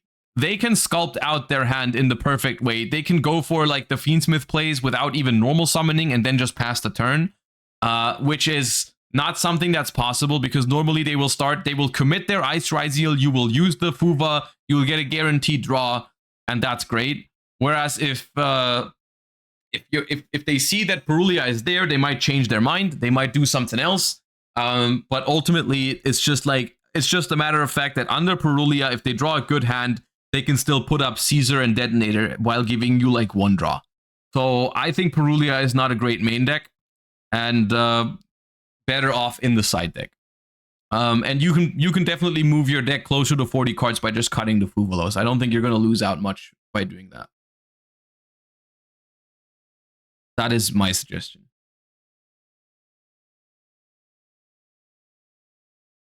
And then there was one more Raziel, which is a little bit of a different variant, but I've also included it in this section, simply because it does have a major Raziel core. And then we're going to look at Raziel Mitsurugi in a second. All right. We've got Centurion Raziel. The idea is to start with Centurions without using your normal summon, so Emblema or Field Spell. but pivot to duo drive to start a Ryziel combo if too many interruptions as you draw extenders for this consistently. The extra deck feels extremely tight. Going second against Ryziel feels really bad if you don't have any Ryziels in hand. Having to normal summon Trudea or Primera feels super fragile without Bystials and Almirage Artemis in the extra deck. Okay, I wanted to include this because it's a little bit more of a niche idea, but I do find it interesting. There's a few things I'm noticing right off the bat. First of all, I think the core idea here is not the worst, but if your plan is to start with a if your idea is to start with a Centurion monster and then pivot into a duo drive potentially later, that does have some flaws, I feel like, here, because Emblema Oath does not allow you to summon duo drive with the monster. So let's say you activate Emblema Oath and you place a Primera and then you special that Primera and they stop it with Ash or Imperm or anything of the likes. You cannot go into duo drive from that point. You would have to go into Primera Primus, which you could do. Or what you could also do is you could go Emblema to place the field spell. Either way, I think for your plan, you should be maxing out on Emblema and field spell. If that's what you're telling me your game plan is, start with a Centurion without a normal summon and then extend with Ryziels. Fine. But then you need to max out on Emblema Oath and stand-up Centurion. Also, there's no way that this deck needs Atri, Gargoyle, and Wake Up. And Phalanx. I just don't think you need all that. I just do not think you need all of that. I think probably the Gargoyle or the Wake Up can go. Because at that point you're leaning too much into the Centurion portion of the deck. Other than that, I quite like what's going on here for what you're trying to do. Like I personally, if I'm honest, I wouldn't recommend playing Centurion Ryziel. I don't think it's the best version of Ryziel at all. But if that's what you want to do, then I think you've done okay here. I think I would like to cut down on some one-offs to make the deck a little more streamlined and a little more consistent. I think you should probably play no Wake Up. You should probably not play Lubellion and Regained, which it's cool for the grind game, but I'm gonna be honest with you, in this grind game, the Ryziels can carry you enough. And you probably don't need the Regained on top of all of it. Especially since you're only playing one Lubellion, which can be okay, but I think in this particular one, because it's 45 cards, I'm just trying to get it down a little bit. And I would try to fit the third Emblema Oath. So that's where I would start, is I would try to cut Regained, Lubellion, maybe the Wake Up, and then add the third Emblema Oath, and that's 43, and just a higher density of starters, a higher chance of seeing your hand traps going second, and seems okay with me. So that's what I would suggest. And if the extra deck is too tight, maybe the second Blazar, as nice as it is a little win more. Maybe the second Legacia is not needed. I think look at the two ofs if you're trying to make more room in the extra deck. All right, next up, I want to take a look at Ryziel Mitsurugi, which has been submitted here. Now, I want to say something about Ryziel Mitsurugi. Ryziel Mitsurugi, I'm going to record off stream a more detailed introduction to the deck. So if you don't know, if you're watching this and you don't know exactly what the deck does, look out for that. We're going to talk about it from the perspective of someone who already is familiar with the concept, because that's, I feel like, how I'm going to help them the most. So here, I think this Serpent card, from my personal perception of this deck, I've played it, I've tested it. I don't think the Serpent is necessary. Because I think if you're resolving Mitsurugi Ritual and you're tributing from the deck, I think you're winning regardless. I don't think you need to get another body from it. It's nice to have if you can resolve your combo, but I think it's win more because this deck is already incredibly good at winning if it resolves Mitsurugi Ritual, which is also the reason why I think it should play 3 copies of Mitsurugi Ritual. Simply because drawing a Mitsurugi card is, I mean, drawing one Mitsurugi card is bad, but drawing 2 of them is incredibly powerful, and the spell card is the hardest one to search without normal summoning Saji, because prayers can unfortunately not search the spell card. So I think you should be playing 3 Mitsurugi Ritual for the highest chance of seeing the card, because the way I've played, like, of course, this deck has a 1-card combo with X Ryziel that gets you to everything, right? But if that combo doesn't work, or you don't have X Ryziel, you want the highest chance possible for your deck to be functional, right? And the only other way for Mitsurugi to assemble its combos, if it's not via X Ryziel, is via 2-card combos, right? The only 1-card combo for Mitsurugi is X Ryziel, and I think you need to prepare yourself for the possibility of not opening X Ryziel, in which case you want to lean on the 2-card combos, right? And so Mitsurugi Ritual as a draw, I think, is good, because then you only have to resolve 1 other card to get to your full combo. For example, if you resolve Nadir Servant and you have Mitsurugi Ritual in your hand, you're good to go. If you have Mitsurugi Ritual plus Mitsurugi Prayers or Saji, that also works. If you have Mitsurugi Ritual, all you have to do is resolve 1 of King of the Feral Imps and you're good to go. So that's why I think running 3 Mitsurugi Rituals is fine. So I would cut Night Sword Serpent for it. Other than that, I personally think this deck is better off if it plays 40 cards. Which means I think I would cut 1 non-engine to make it 40. In this case, I think that is either Droll and Lockbird, or I mean, I would personally cut the Droll and Lockbird, but I think you can also cut the Imperm. But I think Imperm is a better non-engine than Droll. I quite like this deck on Imperm, Droplet, Talents, and Fuva. I think that is how I would personally do it. And the only other thing, just some food for thought, but I haven't tested that myself yet, but I think it's possible to play this deck with only 2 ritual monsters. Not having a 3rd ritual monster, because they are so searchable, I found that it doesn't really hurt your consistency much with Ryziel Mitsurugi. What it does hurt you is your follow-up. Your follow-up is much weaker if you don't have the 3rd ritual to summon again on the 3rd turn. However, I find that rarely super relevant, because if the deck resolves its combo, I felt like follow-up was not that relevant, because if the Mitsurugi combo goes through, it's so powerful. In terms of the extra deck, there is nothing missing here, I think. Detonator, Dual Drive, Feral Imps, Eclipse Twins. You've got your Nadir Servant targets in Garura, Herald, Entus, and Farigit. You've got the Typhon. We got some rank 4 options, and we got Aggregator. I think that's fine. I don't think you need 2 King of the Feral Imps. I don't think you need 2 King of the Feral Imps. I think the 2nd Eclipse Twin is neat. Yeah. Droll plus Fuvalos seems so bad. They definitely have anti-synergy.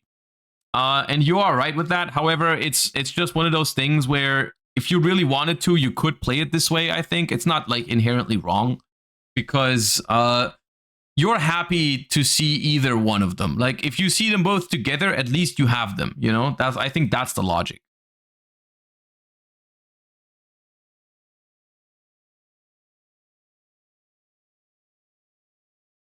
But yeah, overall, I think this list is solid. However, I also want to say, I think this deck, Mitsurugi Ryziel, is not that hard to build overall. It's also like, the deck is just basically 28 staples, right? Like, you're always going to play this Ryziel ratio. Sometimes you play a 2nd Ice. You always play this Mitsurugi ratio, except sometimes you play 1 extra ritual. and you could cut one ritual monster. You play the cross, you play the bonfires, you play the trap, and then you're left with like 12 non-engines. So basically, that's that. The serpent I would cut, personally. Was Ultimate Slayer in the side deck? Oh, it was with Thrust. There's a Thrust package with one Ultimate Slayer in the side deck, which honestly, I think you could play 3 Slayers in this if you wanted to.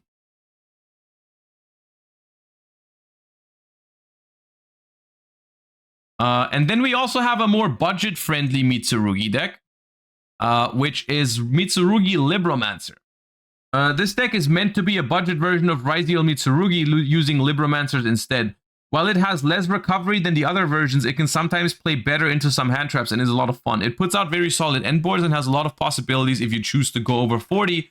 The idea is that the Libromancer package can either overlay into King of the Feral Imps or use the field spell to ritual summon the Libromancer level 4 ritual by tributing a Mitsurugi ritual from hand. I'm unsure if I should keep it 40 or not. I'm also still very conflicted about the extra deck since the Dear Servant is a very important going second option. So I don't know what I could cut for an Omega or Enigmaster pack bin. Perigid and Echidna seem to be popular consistency picks, but I don't know how to feel about them. Okay. We have been cooking here with Libromancers and Mitsurugi. And I want to say, I have personally tried to experiment with Mitsurugi outside of Ryziel. I just felt like there was no other deck that really paired as well with Mitsurugi as well as Ryziel. I think that is just a match made in heaven from Mitsurugi's perspective. Like, Mitsurugi is a deck that, because it's a ritual deck, it very heavily relies on 2-card combos. And the 2-card combos for Mitsurugi are exceptionally strong. The problem is there is only 7 Mitsurugi cards, and not all of them are good as 3-ofs. And that's obviously an issue. So you gotta pair this deck with other stuff. And we've chosen Libromancer here. I'm seeing a couple of problems. First off, we're only playing quote-unquote 5 ritual monsters, right? We're only playing 5 ritual monsters, which means Libromancers in hand will not always have something to reveal. Of course, we can fix it a little bit. We play other cards that can search rituals. We play Mitsurugi Prayers. We play the field spell for Libromancers. We play Emergency Teleport, which can summon Geek Boy, which can search the field spell. So we have ways to access ritual monsters through our other cards to then special out Fire and make King of the Feral Imps. Once again, it might be budget reasoning, but I don't quite understand, or I don't agree with just playing 2 copies of Mitsurugi Ritual. Once again, this deck, even more than the Ryziel deck, is all about assembling 2-card combos, right? It's all about assembling 2-card combos. So and Mitsurugi Ritual is part of all of those 2-card combos, basically, right? Like, you're always trying to assemble Mitsurugi Ritual monster plus Mitsurugi Ritual spell. And for that reason, I don't know why the Mitsurugi Ritual is just a 2-of, because it's the hardest one to search, right? It's the hardest card to search, I feel like, because Mitsurugi Prayers cannot really find it, other than, like, you can commit your normal summon, but that's difficult. Mitsurugi Ritual, I would suggest as a 3-of, because it is quite possibly one of the hardest cards to interact with in Yu-Gi-Oh! Right now. Because it's not really hand trappable. The only hand trap that can stop Mitsurugi Ritual is Dominus Impulse. Because of the very specific wording on the card, the way you want to play it is you try to assemble Mitsurugi Ritual plus the ritual monster in your hand. That's always the mode you want to use first.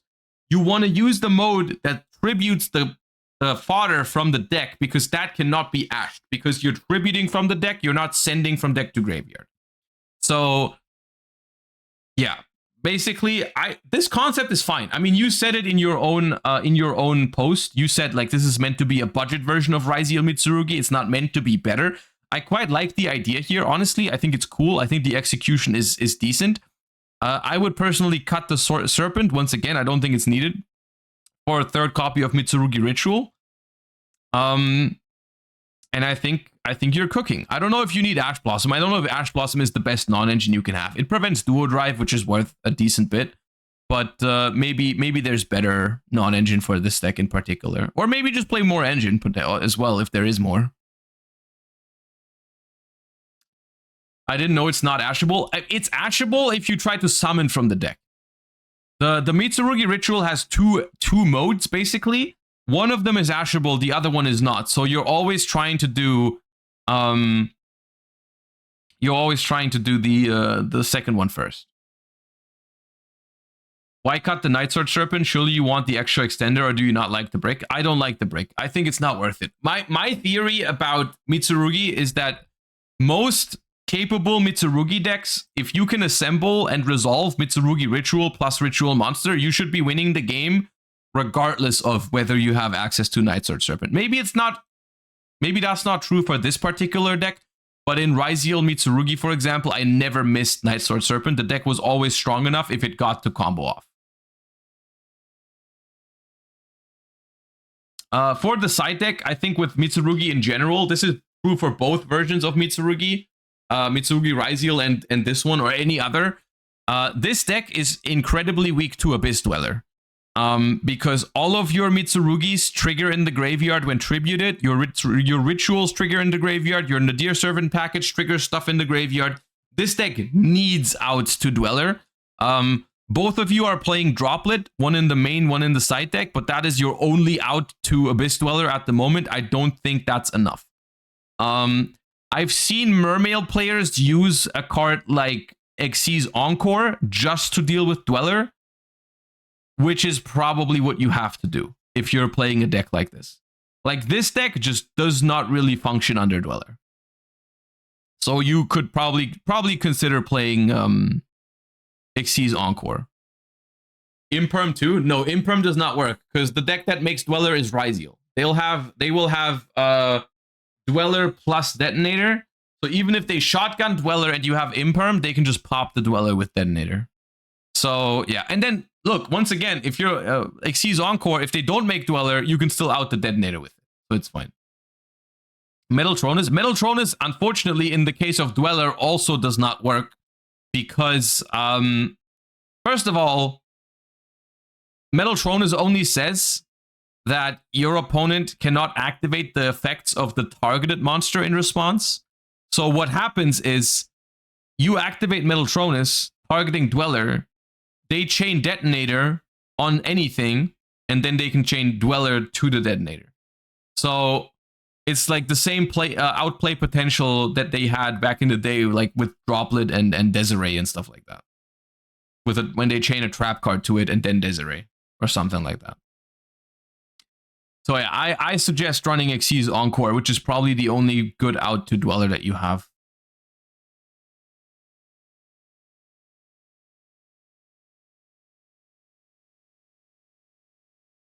All right.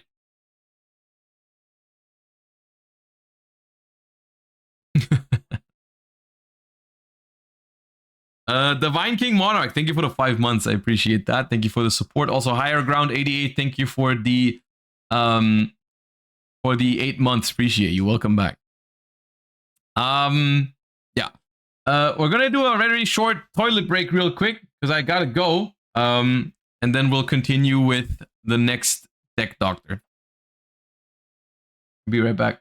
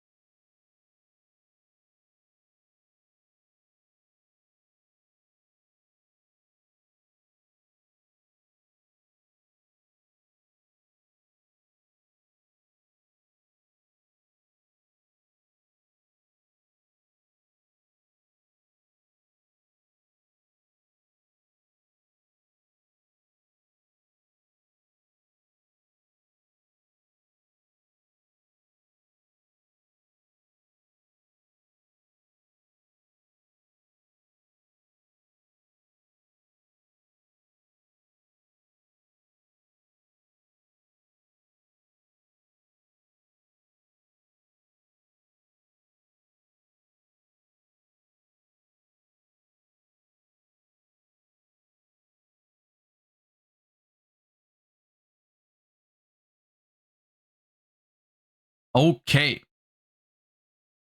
The next category of decks that people have submitted, which we've got a couple of different ones, is different Fiendsmith variants. First up, we've got this one. These ones I think we're probably going to have to talk about individually because they are quite different from each other. This one is just Fiendsmith Kashtira Bestial. This deck is based on your list from Bologna, but with a bit of Bestials. The draws in the side deck were previously Solemn Judgments, but I felt the need to play some cards from Mitsurugi and Mermail. I also considered Meows for the deck, but I wondered what to cut for it. Otherwise, Thrust with Talents and some targets like Sanctum, DDG, and Barrier would also be a consideration, but then I would have to cut the strikes for them. Your opinions on those matter. Okay. Let's talk about this deck's concept, maybe. Because that's going to be relevant for all of these. Now, Fiendsmith, in general, I think is in a weird spot right now. Like pure Fiend. Let's call this pure Fiendsmith, right? Like, the way I distinguish these decks from each other is, I think to me it's a pure Fiendsmith deck if it tries to normal summon Lacrima, right? Like the decks that play 3 Lacrimas are like pure Fiendsmith, where Fiendsmith is your main engine.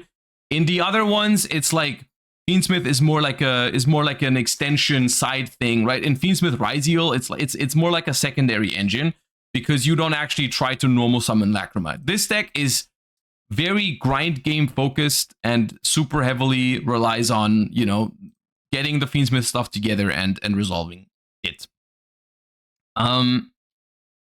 This deck, I think, is in a tough spot right now for a couple of reasons. The first one is you have a couple of really, really bad matchup in this format. Notably, Malice. Malice is really, really good against this deck. Even if you side deck in Lancias and stuff like that, it's really tough, right? So that's a problem. Are we playing the new fusion? No, we're not. Obviously not. Rex Tremende is unfortunately not very good for us. But yeah. So let's just, okay, but if you're trying to play pure Fiendsmith, one way I think you can beat Malice is with the Kashtira cards. I am a fan of the Kashtira cards at the moment in this deck because I think they help you win some unique game states. Specifically the Unicorn Banish, I think is quite underrated at the moment. You don't really see a whole lot of Kashtira cards, mainly because of the popularity of Bestials. And this is where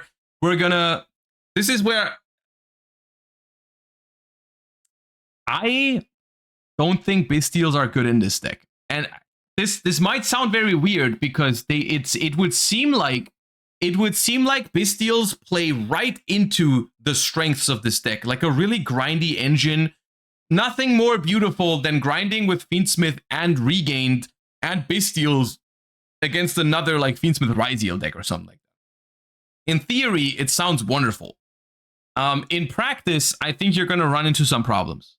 I think this is a case of if you throw too many grindy engines into this deck, you're going to end up having a whole lot of cards that are really good in the long run, but there is no long run because your deck simply is not explosive enough. And this is the case with Bestial Fiendsmith. I've tried Bestial Fiendsmith a lot because I really wanted to make it work. I love that deck. The concept behind that deck is super fun to me. I tried making it work, and the problem is whenever I would get into a grind game, I would win them, but I just wouldn't get into a grind game very often because it turns out other people are also playing Bestials, so they will just banish your Fiendsmith play, and your Bestials just don't push enough. You know, a Lubellion is a great play, but Lubellion alone doesn't really apply much pressure in the short term. And I think this is where Kashtira cards are a little bit better than Bestials, and this is why I would even suggest taking out the Bestials completely. Maybe you can keep like a Magnamute and a Druisworm. Because they do have counter synergies with the Kashtira cards, and because I would like to increase the number of Kashtira cards for this deck even. I don't think, at the moment you're playing 5 Kashtira starters in 42 cards. That is not what I would be looking for if I was trying to play basically pure Fiendsmith Kashtira. Other than that, huge fan of Ash Blossom, huge fan of Effect Veiler, huge fan of Ghost Ogre, huge fan of Nib, huge fan of Imperm in this deck. Not a big fan of Fuvalos. Main deck. I'm assuming you're choosing first with this deck, and that's a problem. With this is not the type of deck where you can go first and you can afford to just draw 1 or 2 dead cards. Absolutely not. If this deck goes first and opens 1 or 2 dead cards, every deck in the format is just going to run over it. So I personally think you should be cutting Fuvalos from this main deck and move it into the side deck. It's a great side deck card because it slows down the game. When you go second, it gives you extra cards. Your opponent will not be able to fully set up. It's the perfect kind of card to get you into the grind games that we were talking about when you're going second. But when you're going first, it's a card that can straight up just lose you the game in this sort of deck. So I don't think this is the deck that should be playing Fuva.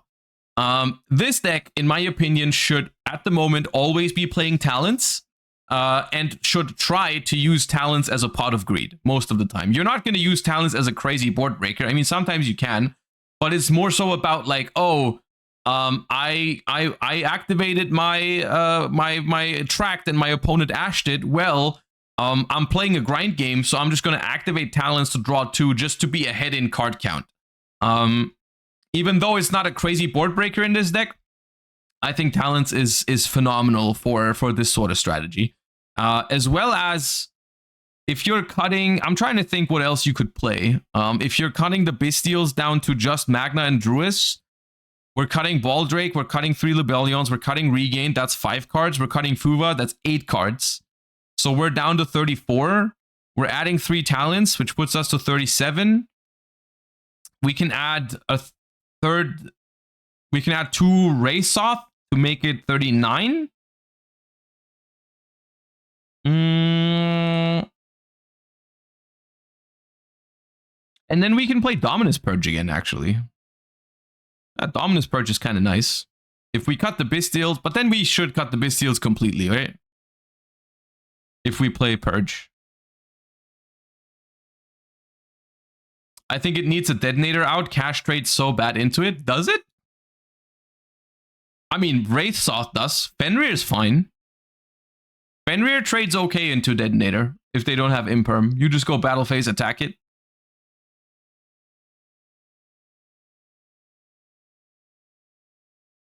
And then banish it face down. Detonator pop itself. Yeah, but that's not too bad in this case.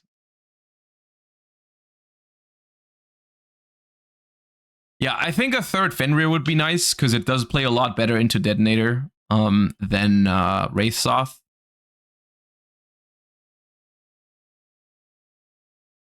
Yeah. So I hope that gives you a rough idea of where I would take this.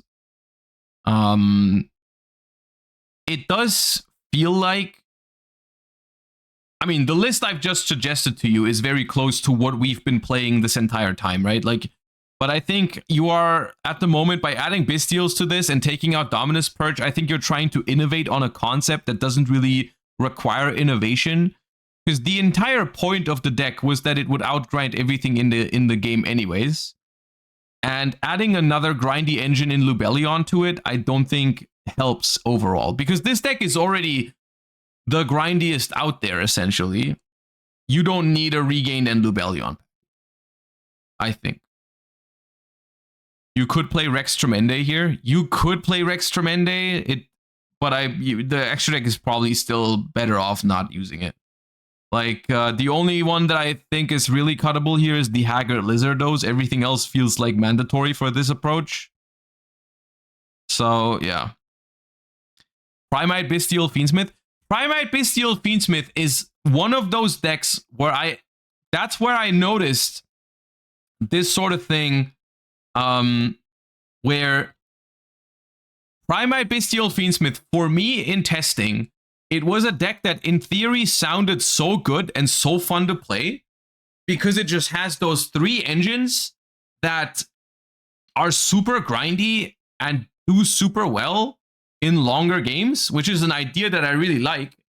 But then when I tried it, it was exactly that problem. These 3 engines, in that sense, in one sense, they are great with each other because they all grind so well. In another sense, they don't really complement each other super well because neither of those engines covers each other's weaknesses, right? Like, Fiendsmith is an engine that does a little bit on the first turn, but a lot in the long run. Primite, same thing. Bestial, same thing. So your early turns with this deck are just like, you are full of low power engines that are like, but like, if I would get to turn 5, it'd be great, but you're not getting there because all of your engines are so low power. Like, you're sealing on the first turn, your board breaking capabilities, all of that, it's negative almost because your engines just do so little on the early turns. And I think that is why Kashtira was such a good pairing for Fiendsmith, because Kashtira was explosive, right? That was the one that gave you instant removal, instant big threats, instant bodies, and disruption on the opponent's turn. Like, that was a great little boost in power.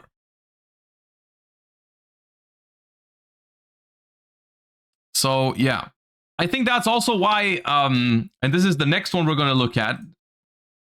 This is why I think this one is also a decent pairing for Fiendsmith, is the Tenpai cards, because the Tenpai cards give the Fiendsmith deck something that is a good normal summon that isn't Lacrima, because if you're normal summoning Lacrima, that's really good on the one hand. On the other hand, if your opponent has a Bestial, normal summoning Lacrima will not give you a play.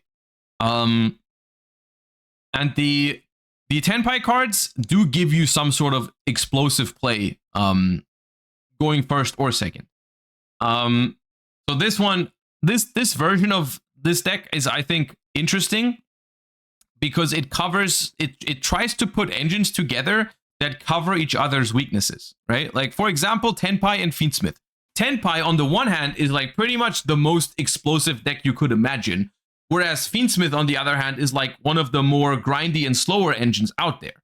And you put these two together, and as a result, you have this sort of synergistic thing where the Tenpai cards make up for the Fiendsmith cards being so slow, right? Like, your opponent having to use a lot of resources to stop the Tenpai cards from doing their thing allows the Fiendsmith engine to get into this sort of grind game and to thrive, which I think is really cool. So this is a solid concept. Tenpai plus Fiendsmith plus Bestial, I think, is a solid concept. And I like this execution a decent amount. You could put the Tenpai cards into this deck if you wanted to. You could play Kashtira Fiendsmith Tenpai, where you just cut the Bestials and cut the Lacrima down to 1 and play a couple of Tenpai cards to just have like seals as a play available when you go first. Alongside your Tenpai plays. And then for the seals as a search target, you still play 1 Magna, 1 Druid or something. Completely fine. For this one, here's the thing. Ghost Bell and Haunted Mansion. Maybe we should talk about that card real quick, because I am not convinced by it. I've seen a bunch of people use the card. I'm not entirely sure what the purpose of Ghost Bell is. Maybe we can discuss it for a moment. What are potential uses for Ghost Bell in the current format? Because the way I feel about it is, yes, you can hit, for example, a Bestial when they try to hit your Engraver. I personally don't think that is a very desirable interaction, because the Bestial stays in hand and you're playing a grindy deck and it's going to be a problem next turn anyways. And I don't like that.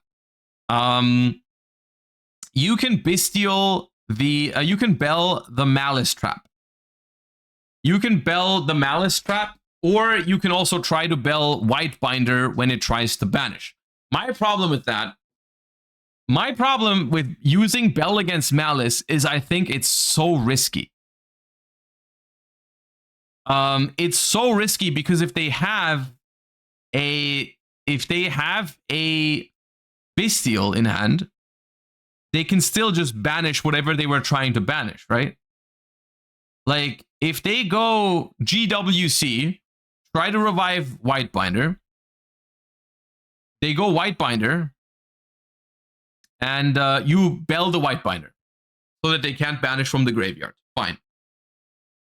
If they then have a Bestial, they can just banish their White Rabbit anyways and get the trap anyways and use that trap anyways to get the non-target banish and the draw from Whitebinder and all that. So I don't know if I think Bell is good enough overall. So especially for the main deck, because it's like if you want to side it specifically for Malice, I think it's okay. But I don't know if I like main decking Bell. I think you're better off playing other non-engine. Like I thought the Ghost Ogre looked okay because people are back on Duo Drive, right? And Ghost Ogre, I mean, to be fair, Ghost Ogre also isn't the greatest against Malice. It can work, but it's not guaranteed, depending on how they open. Some hands lose to Ghost Ogre, but a decent chunk of them don't. So that's kind of the thing with the Malice deck, I suppose. Maybe in that sense, Bell is not that bad, because yes, if they have the right extension, the right, like the Bestial or something, then Bell does nothing. But to be honest with you, if you hand trap Malice and they have the right extender, that is always the case, right? Like if you Veiler the Dormouse and they have a Bestial, they combo, right? So in that sense, I think Bell is okay. But if you can't afford Charmies or Dominus, is it okay? It's okay. Yeah, no, it's fine. The more I think about it, the more I feel like Bell is not amazing, but playable. And I think there's just a lack of other options versus Malice. Malice is just the kind of deck that no matter what you have against it, if it isn't Lancea, they will just play through it like it's nothing, right? But I do like this this deck. I think it's solid. Next up, we have a very fun looking one. And we've got a little text here. I'm trying to have fun with Lightsworn. The goal of this list is to make the following board. Abao plus Agnum Day and Desiree in the graveyard with Lacrima to summon them back. This pattern in the graveyard with Regained Up, Punishment Dragon. Sometimes you can also have Caesar or Dweller. You may have Bestials in hand thanks to Magna and also maybe a Droplet set. Going second is Light and Dark Chaos Angel Turbo and then push further or sit on it since a lot of decks have a hard time outing it. And they want help with extra deck space and side deck mainly. Let's look at this. Let's look at the concept here. We are playing Fiendsmith Lightsworn. At first glance, and Seyfert as well. Okay. Ooh, wait. Seyfert.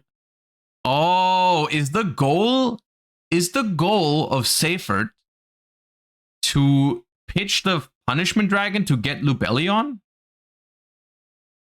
And then later on, banish the Seyfert to add back the Punishment Dragon? That's a cool idea. That's a cool idea. Seyfert gets Dragon Link. Seyfert, I think that's an idea, but that's a little bit fake.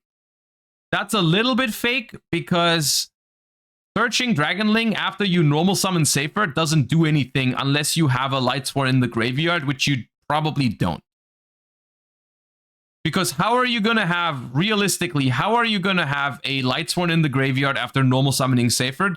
The only thing that you could have is like Charge of the Light Brigade. But then you can already search. You can already search Dragon Link, right? So like, I don't think Seyfert searching Dragon Link is super real. Isn't Vice a Light Fiend? Vice is a Light Fiend. Yes. Vice is a Light Fiend. You can search it with Tract, I guess.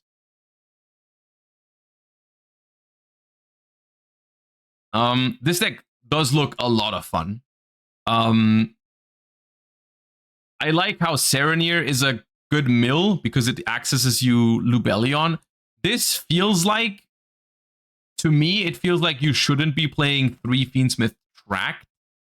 It also feels like you should be playing Fiendsmith in Paradise. I know it's risky to draw it, but you're playing Droplet, so you can send it. And if you mill it, it's just free real estate. So I think this deck should have Fiendsmith in Paradise. it seems neat. But I mean, you seem to be quite happy with your main deck, so I don't want to mess around with it too much. It seems like, I mean, this seems fun. It's actually the kind of deck that I would like to try at some point. It looks fun. The extra deck. All right, we've got Necroquip and Desiree. You need those. You need Minerva. You need this pattern. You need Chaos Angel. I will say, I don't think you need the Xyz Minerva. As cool as the card is, and as fun as it is to resolve and draw 1 or 2 cards if you get lucky, I found myself often not making it. So I do think Minerva is something you could consider cutting. Abyss Dweller, you should definitely play in the current format. I think M7 you should probably cut because you don't play any hand traps that you can add back. Yes, you can add back a Bestial, but I don't think that's worth it. I don't think you need M7. And then you've got Caesar, Requiem, Sequence, Agnum Day, Moon, SP, and Abao. I think all of those are probably mandatory for this deck. So I think you've got 2 flex spots max. I think my preferred one would be, I think Psyframe Omega looks pretty good here. Because you don't play a second level 8 Synchro, but Omega seems like something you could definitely loop a second time with this pattern. And it's especially good if you have access to Regained and you happen to hit a light or dark monster, which the current meta decks play a lot of. So my suggestion would be try cutting M7 and Minerva for Omega and Typhon. Those seem pretty good in this deck. Those seem pretty neat. Zombie Vampire could also come up with Lubellion and Punishment Dragon. Definitely could happen. Or Minerva plus Punishment Dragon or something. You can definitely consider Zombie Vampire as well. What about a second Requiem? I mean, second Requiem would be nice to have. I doubt you're going to have the room for it in this one.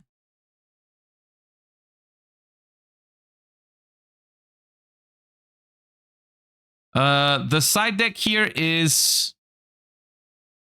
we're playing 8 Mold Charmies, Lancea, Droll, Called By. Okay, so Lancea is understandable. Called By, I assume, is for shifter decks, which is fair enough. Definitely want that. Other than that, going second...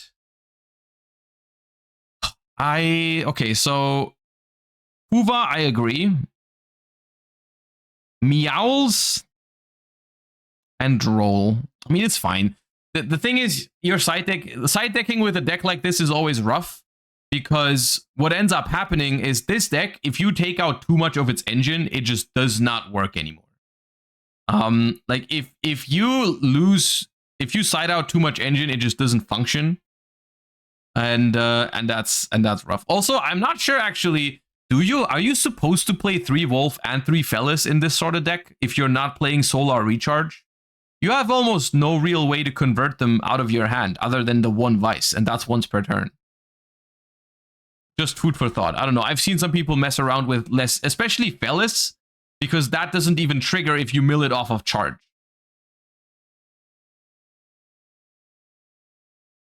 Yeah, I like the side deck. Lancea and Meowls for... and maybe Fuva for Malice, Droll for Mitsurugi, Fuva for most decks going second, Purulia for most decks going second, Called By to answer Shifter. I think the side deck's solid.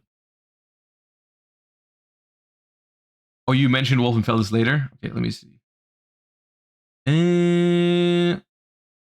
I'm back and forth on 2 or 3 for both Wolf and Fellas, and I feel like Fiendsmith stuff can be reduced for the usage I have for them.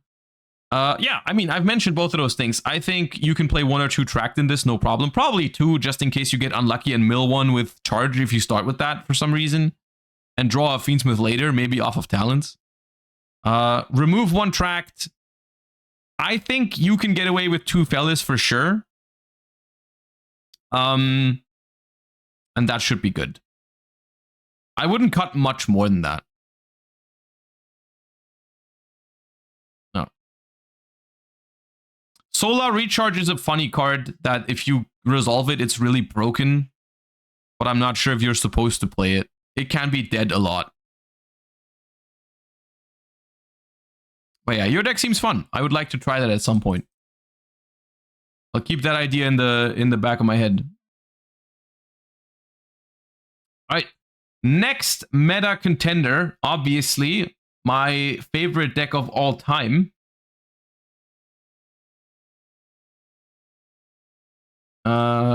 Which I'm the biggest expert on ever, is Cybers.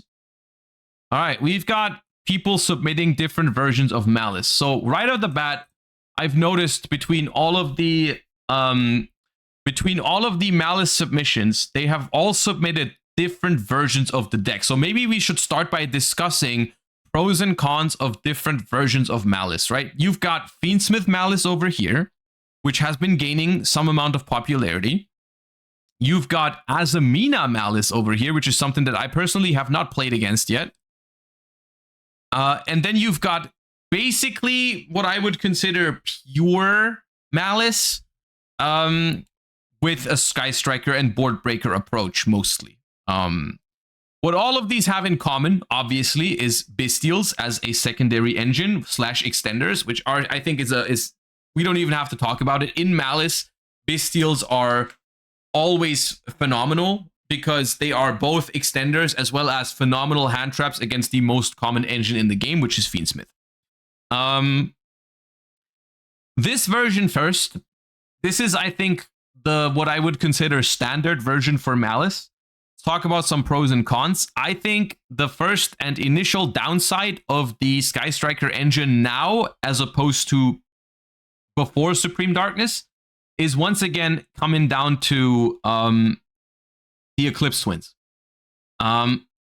Previously, if your opponent made a detonator against your Malice deck, it was as simple as activate one Board Breaker to deal with the detonator and then pop off.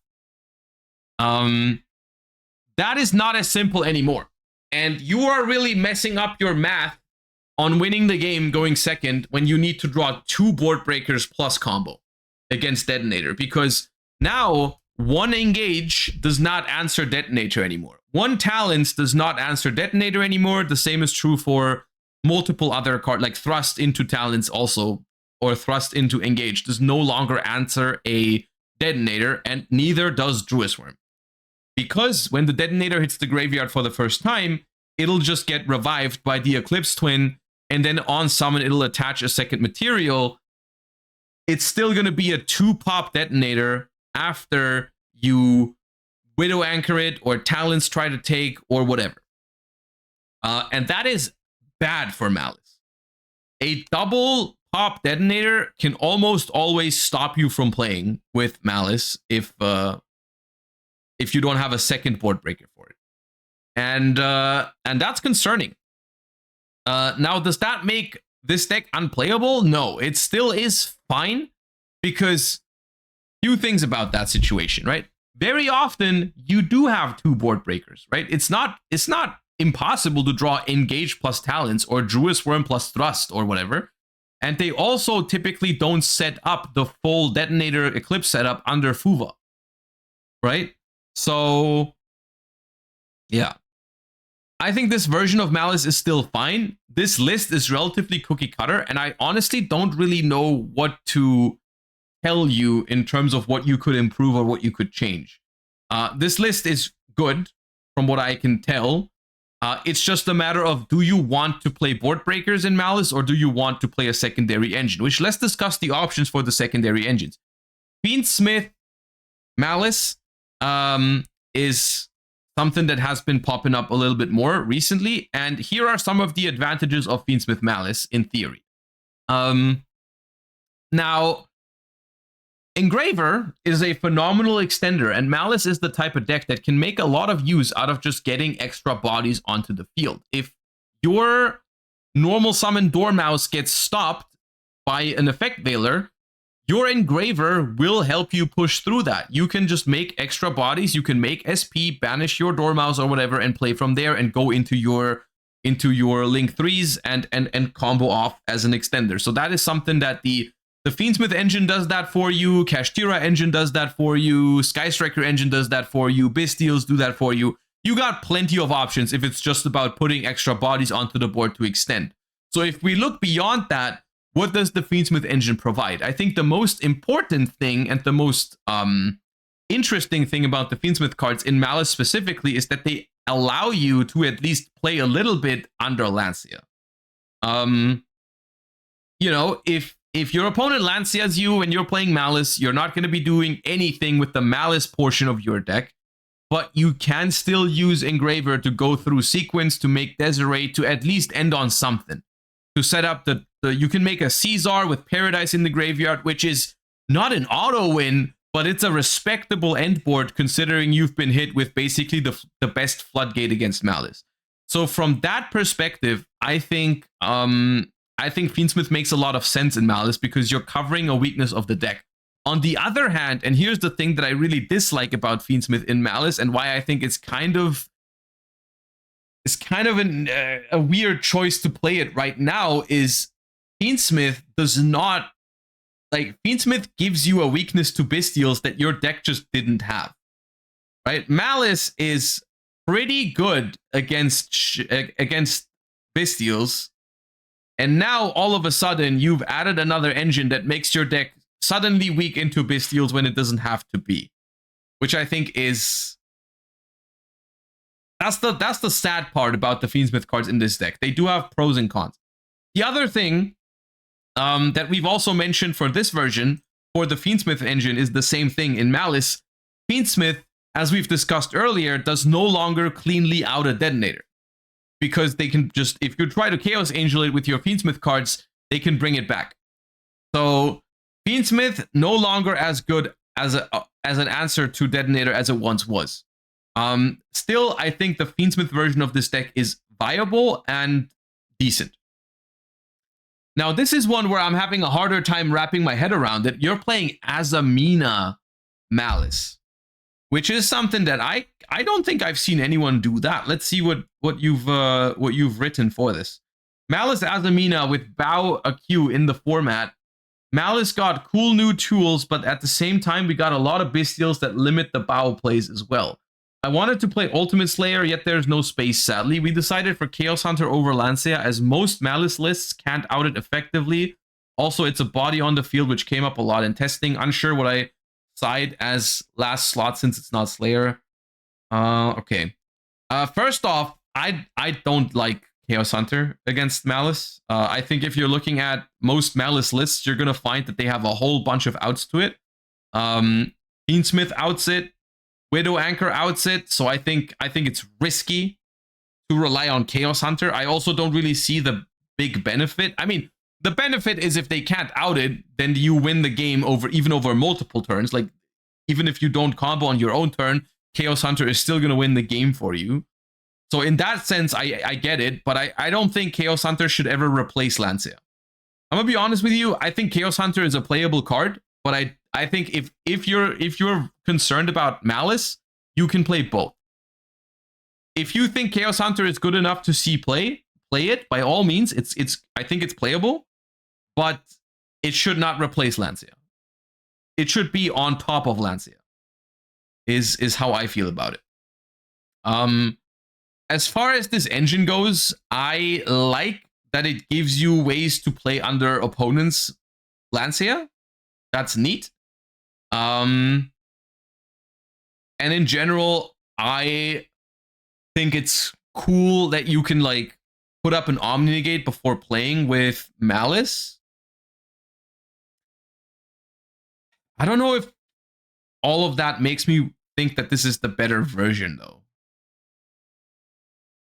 Like, is this really the best way to play Malice? Is with Dia Bellstar and Wanted, which are cards that require you to invest a lot of stuff into getting your extra bodies. Like, you got to, and it's like your deck is so bad into Detonator, isn't it? Like, you don't even have, like, this deck, even though it needs to draw 2 outs to Detonator now because of Eclipse, at least you have enough to sometimes reasonably do that. You just got, like, no way to deal with it. right? You got no outs to detonator, really. So I don't think that's I think for that reason I wouldn't recommend playing this version of the deck. But it's interesting.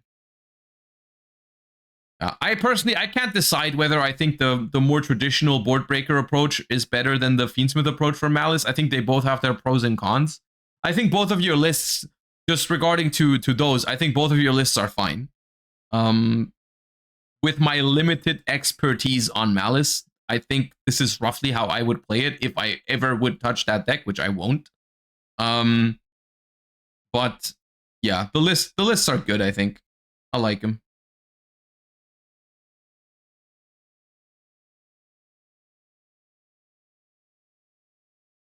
And with that, we are headed into the more of the fun deck suggestions, I should say. Or like, nah, fun deck is too harsh of a term, but we've got some more rogue-ish decks being submitted, which I wanted to cover after we've gone through most of the meta decks. I just want to quickly mention a couple of decks that I think are still solid, but people didn't really submit. No one submitted Pure Ryziel, for example, which I think goes to show how dominant Fiendsmith Ryziel is, which I think is fair enough. Fiendsmith Ryziel is a very, very good deck. I think Pure Ryziel is still solid and shouldn't be underestimated. And also nobody submitted Mermail Atlantean, which I also think is a deck that's worth noting in the upcoming format, but we don't have any lists to doctor for those two. All right, next up, we have Centurion, with a couple of interesting splash engines in here. I really enjoy Thrust and Black Goat in the main deck, which takes away some hand traps, but I don't mind since I'm not a fan of spamming hand traps. Black Goat is also a great discard for stand-up Centurion. The Fiendsmith Engine and Bestials help attract hand traps and free up the Centurion plays. It also allows for Thrust plays because they attract hand traps. The Desiree is also a strong endboard piece, and the Fiendsmith Engine has an inherent line for Chaos Angel, which helps the deck. The small 2-card Resonator package helps enabling Gen X 0, which is a strong interruption. For the side deck, I want it to be a healthy mix. Okay, let's look at the main deck first before we look at the side. I think Centurion is overall not very well positioned in this upcoming format, I think, which is the bad news I have for you. I'm still going to try my best to make it work here for this list, but I think Centurion has a very specific problem, which is that your deck sucks into Ryziel Detonator, all right? Like, your deck does nothing under Detonator. Like, you thought getting hit by one Ghost Ogre was bad when you played Centurion. Ryziel Detonator is like 3 Ghost Ogres on 1 card. And that's a problem when you're playing Centurion.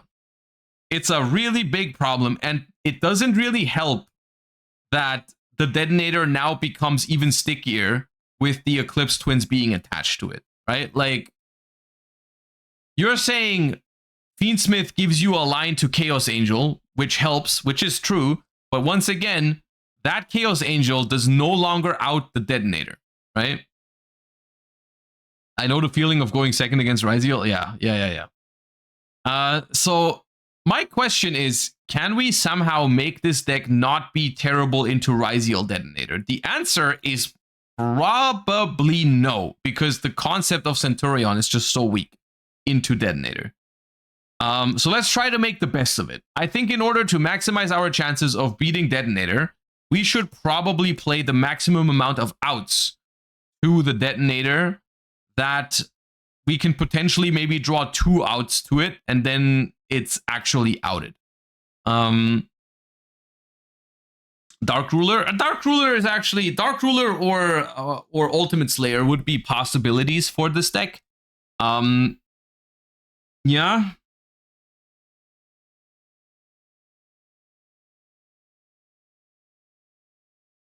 I don't mind the Thrust Talents Black Goat package. What I'm thinking is, does this deck really want Ash Blossom right now? I know it's crazy to think about cutting Ash Blossom from a hand trap deck like Centurion, but let's be real. What are you really stopping with Ash Blossom? You don't really care about Molcharmies in this deck. That's one of the reasons why Centurion is even somewhat good, is because it ignores Charmies, basically. You don't need Ash as an out to Fuva. And Ash is not good against Malice. And Ash is not even that good against Ryzeal either. Like, you're going to Ash the Duo Drive. You're going to Ash the Duo Drive and then still lose to the Detonator, right? So, is it worth it to play Ash? I don't know. It might not. It might honestly not be. I also think as fun as your ideas with the Crimson Gaia and the Soul Resonator, the Vision Resonator are, I don't think it's necessary, and I wouldn't advise doing that. Because it just takes up deck space away that needs to be non-engine, I think. I also have my doubts even. I'm looking at it, and it's like you're playing 2 Primera and 2 Trodea. Is that enough starters? Like, your deck doesn't even seem that consistent. I think we need to do some cleanup so we have more space for what really matters here. Because what really matters for this deck is it needs outs to Detonator and it needs consistency. So I think we cut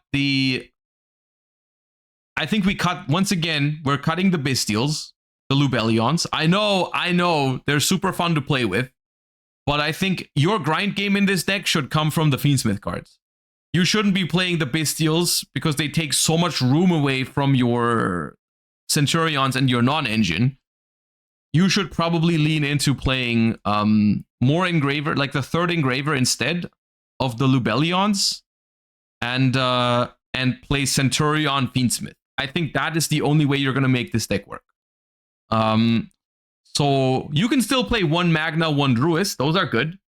But I would suggest cutting 3 Lubellions, Baldrake, Theranir, Vision Resonator, Crimson Gaia, and 1 copy of Phalanx, which is 8 cards we can take out, which would make it 34. Which would allow us to add a 3rd Primera, a 3rd Trodea, which would make it 36, a 3rd Engraver, which would make it 37. Oh, the Regain 2, so back to 36. And then we have 4 more non-engine slots. And we can cut the Ashes if we want 7 non-engine slots. Which gives us a lot of room to work with, I think is the good news. I think that's the good news, is even if we max out Fiendsmith engine, we max out Centurion engine, we still have a lot of non-engine room to try to do what we want to do with this deck, right? So we can go bigger on talents, we can go bigger on other, like we can try to fit Ultimate Slayer or Dark Ruler or Droplet or something. We can play the Fiendsmith. I think the Fiendsmith trap is good in this deck, because if you draw it, you can pitch it for stand-up. I like that. We could also play maybe 1 copy of Slayer in the main deck to fetch it off of Thrust to out the Detonator more reliably. I don't hate that idea. So that is the route I would take the deck down.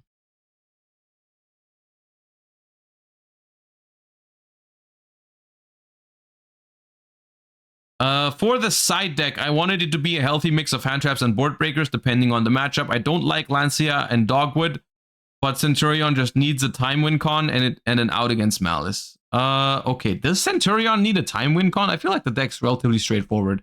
I don't necessarily know if I agree with the Dogwoods here. I think, all right, I mean, Lancia is a no-brainer in this deck alongside the Sanctum. If you're maining Thrust, I like that.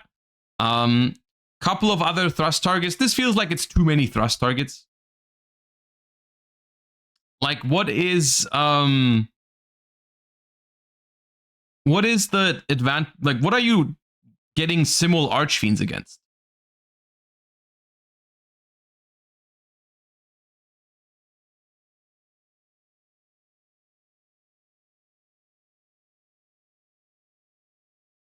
Because isn't that like supposed to be good against Malice? But you're also playing Sanctum for Lancia. You don't need both.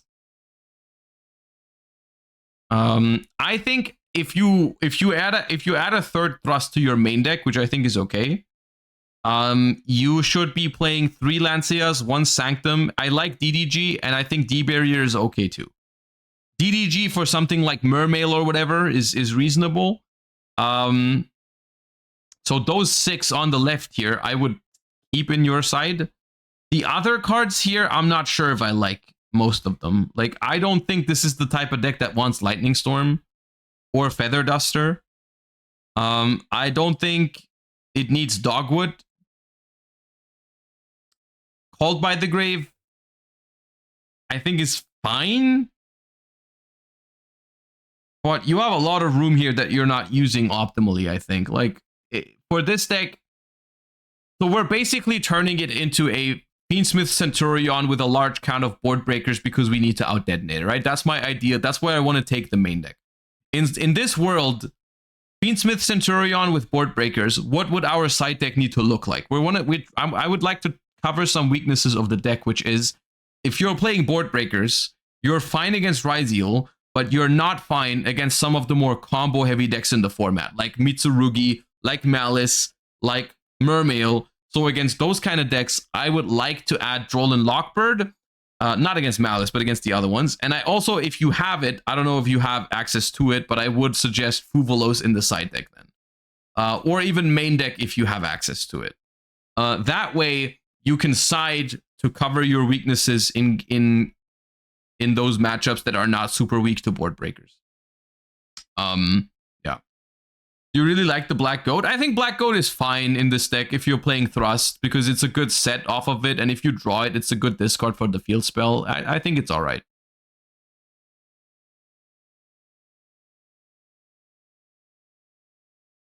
I don't mind spending money for improvements, but I want to wait for Fuvolos and or the third Engraver until Stampede. Okay, fair enough. In that case, just don't play Fuba. That's fine. You don't have to. In that case, my side deck would be Lanceas, Barrier, Ground, Sanctum, 3 Droll, maybe 3 Meowls, just to have, or Perulia, if you have those. So yeah. And then maybe one more, if you can fit Slayer targets in the extra deck. I don't think you need 2 Primus. You can play Aggregator here, and then play Slayers in the side deck. Is how I would do it.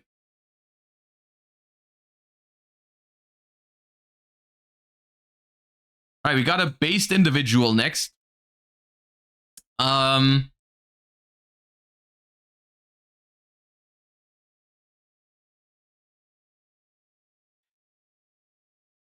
mean, just wonderful deck, honestly. My current paper list. I am new to the TCG and limited by the cards available in my area, but I would like a general idea on what options I can look out for in the extra deck and side deck especially. Obviously, the side and extra are missing cards. I'm still trying to find where to get the cards for the extra deck, but the side deck, I'm not sure how to start building properly. Okay, so this is obviously a more rogue-ish deck. So it's not going to outperform any of the meta decks like crazy, but it's a fun little deck that you can play. Specifically, the Malice matchup is probably not winnable going second. I'm gonna be honest with you, the side deck for Paleo is unfortunately in the TCG very simple, which I suppose is good news for you in terms of the it's not very hard to build. But it's bad because the answer is this deck needs to basically dedicate the entirety of its side deck to not losing in timeout because of transaction rollback, and then maybe cover some matchups with individual trap cards. The most efficient way I have found personally to deal with those issues is to just focus the side deck on 2 things. If you want to cover specific matchups, the best way to do that is to run trap trick targets for them. For example, Dimensional Barrier, which you're playing one of in the main deck here, but I think the best way to play Barrier against certain matchups like Ryzeal is to put 2 of them in your side deck to just trap trick for them. And once you can trap trick for them, you can keep looping it with rollback so that you can just beat Xyz based strategies with D-barrier like that, or branded or something like that, right? Another example of a card that I wouldn't main deck in Paleo but can be really good in side decks is for example, what's it called? Witch's Strike, which was a card that I played against Voiceless Voice. But there's not that many decks with Omni Negates right now, so right now you probably don't need that card.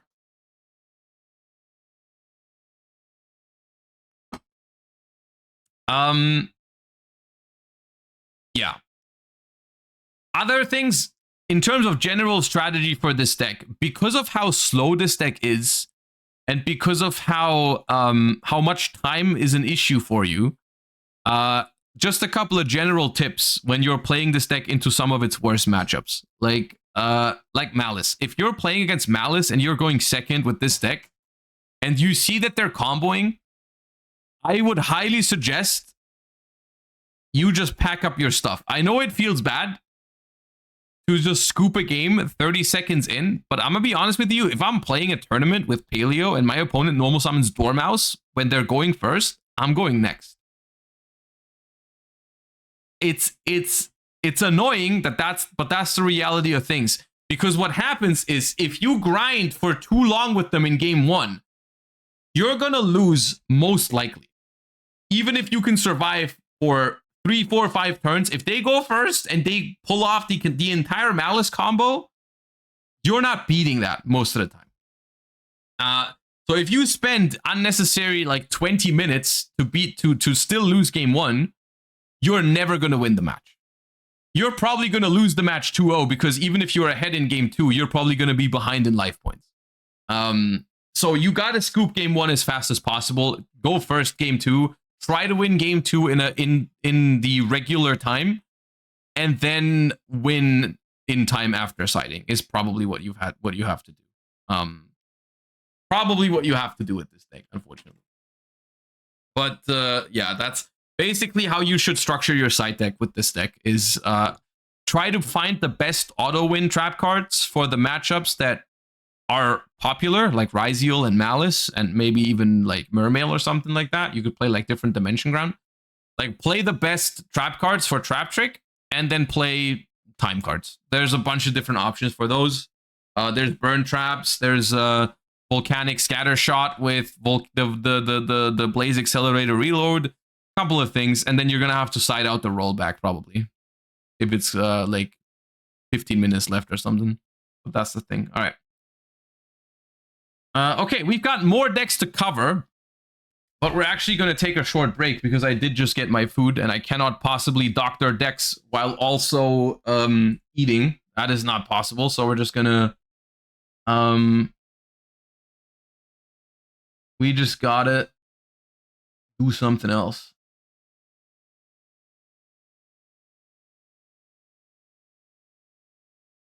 React time. I'm just I'm scrolling the React channel in my Discord right now to think about some stuff. What do we want to watch today? There's a Runic Fiendsmith deck list that I've seen, but the deck profile is in French, so I'm not gonna understand much. And I've seen the list already. 2024 recap. Look, I'm talking freaking lunch break, not entire rest of the stream, okay?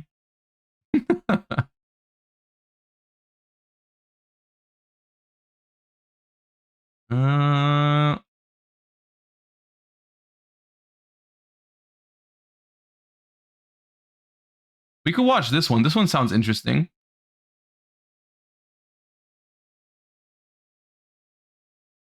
How bad is power creep in every card game? Now we've actually watched a video of this YouTuber before, and it was quite interesting, so I'm down.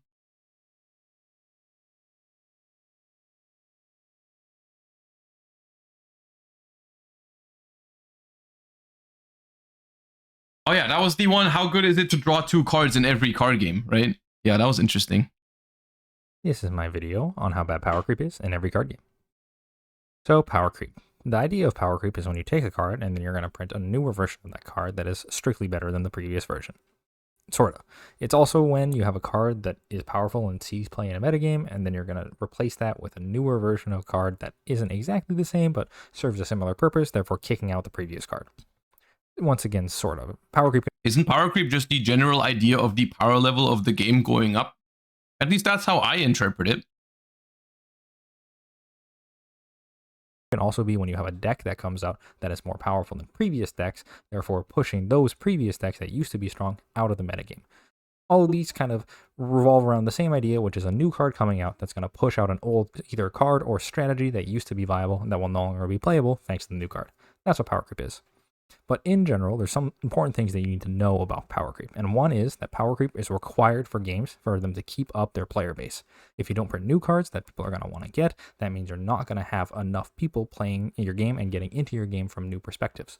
So power creep is important to keep your game fluid and continuing to print. I've thought about this a lot because power creep is a very prominent topic. I don't know if this is 100% true in terms of, like, they are saying power creep is necessary to keep the game running. In some ways, that's true. In other ways, there's a lot of games out there that have people super interested and invested and new people join without ever changing the game, right? Thinking chess or poker or anything, any of that nature, right? Those games never change fundamentally, but people still get interested in them and so on and so forth. The reason why trading card games need power creep is for it to be more profitable for the company, of course, right? Like, because the reason why they want us to buy new cards is because, like, the game needs to be profitable, right? Like, chess or poker is not really a game that's being sold anymore. Of course, people, like, there's companies making chessboards or something like that, but there's no one company behind chess that is living off of selling chess pieces and innovating on chess. You know what I mean, right? Like, it's an interesting topic where power creep is necessary for games that are, like, ongoing and ever changing because they're trying to sell new cards, which is understandable. That's not necessarily a bad thing either. Like, the game changing and evolving is cool in some ways. I think power creep is just mainly, there is something exciting about new cards coming out and replacing old cards, and there's also something sad about it, right? Like, when you know, people, every once in a while you get really excited for a new archetype and you want to play that new archetype, and then every once in a while you realize, hey, that archetype I once really liked is now not playable anymore, and that can be sad, right? So it's a whole lot of mixed feelings when it comes to power creep, I think. Sets over and over again, power creep is just required. It also must be handled with a lot of care, because if you have too much power creep inputted into your game can drastically warp and change to a way that you wouldn't want it to be. Power creep is a lot of fun, though, which is why we see it a lot. If you're playing a deck with a card that you love a lot, and then you have a new card from the new set that comes out that is also powerful and slots right into the deck that you were already playing, you're going to have a great time. However, power creep is also dangerous, because in the same idea, let's say you have a card that you love playing in your deck that you've been playing for a long time, and then a new card comes out that completely encapsulates what your card does, but is simply better. Therefore, you no longer get to play with that old card that you used to like to play with a lot, because you'll be forced to play the new card in the better version in your deck, or you simply will be at a disadvantage for playing the older version of the card, being a very dangerous effect. One more thing though, power creep is very lucrative, which is another reason you're going to see it in a lot of card games. You have a card here that is going to be seen play a lot in lots of different formats, and it's going to be powerful, and then you're going to replace that with a better card. That card is newer, and therefore you have to buy. One theory that I also have about power creep, and why I think power creep is also happening in games like games that have rotation, basically, right? We're going to talk about that I'm assuming they're going to talk about that in this video, like power creep in Pokemon, power creep in Magic. Games that have rotation still experience power creep. And why is that? Because you would say, oh, they have no need to print more powerful cards because the cards rotate. Well, if you want to make people buy new cards that you make, you gotta make those cards exciting. And I think cards can be exciting in two ways. They can either do something more powerful than previous cards, or they can do something fundamentally different, right? Like a card could be could have a completely different effect that is not really more powerful or less powerful than another effect, but it's just a completely different thing, right? Like when you make a new Yu-Gi-Oh deck, that it just has a completely different concept.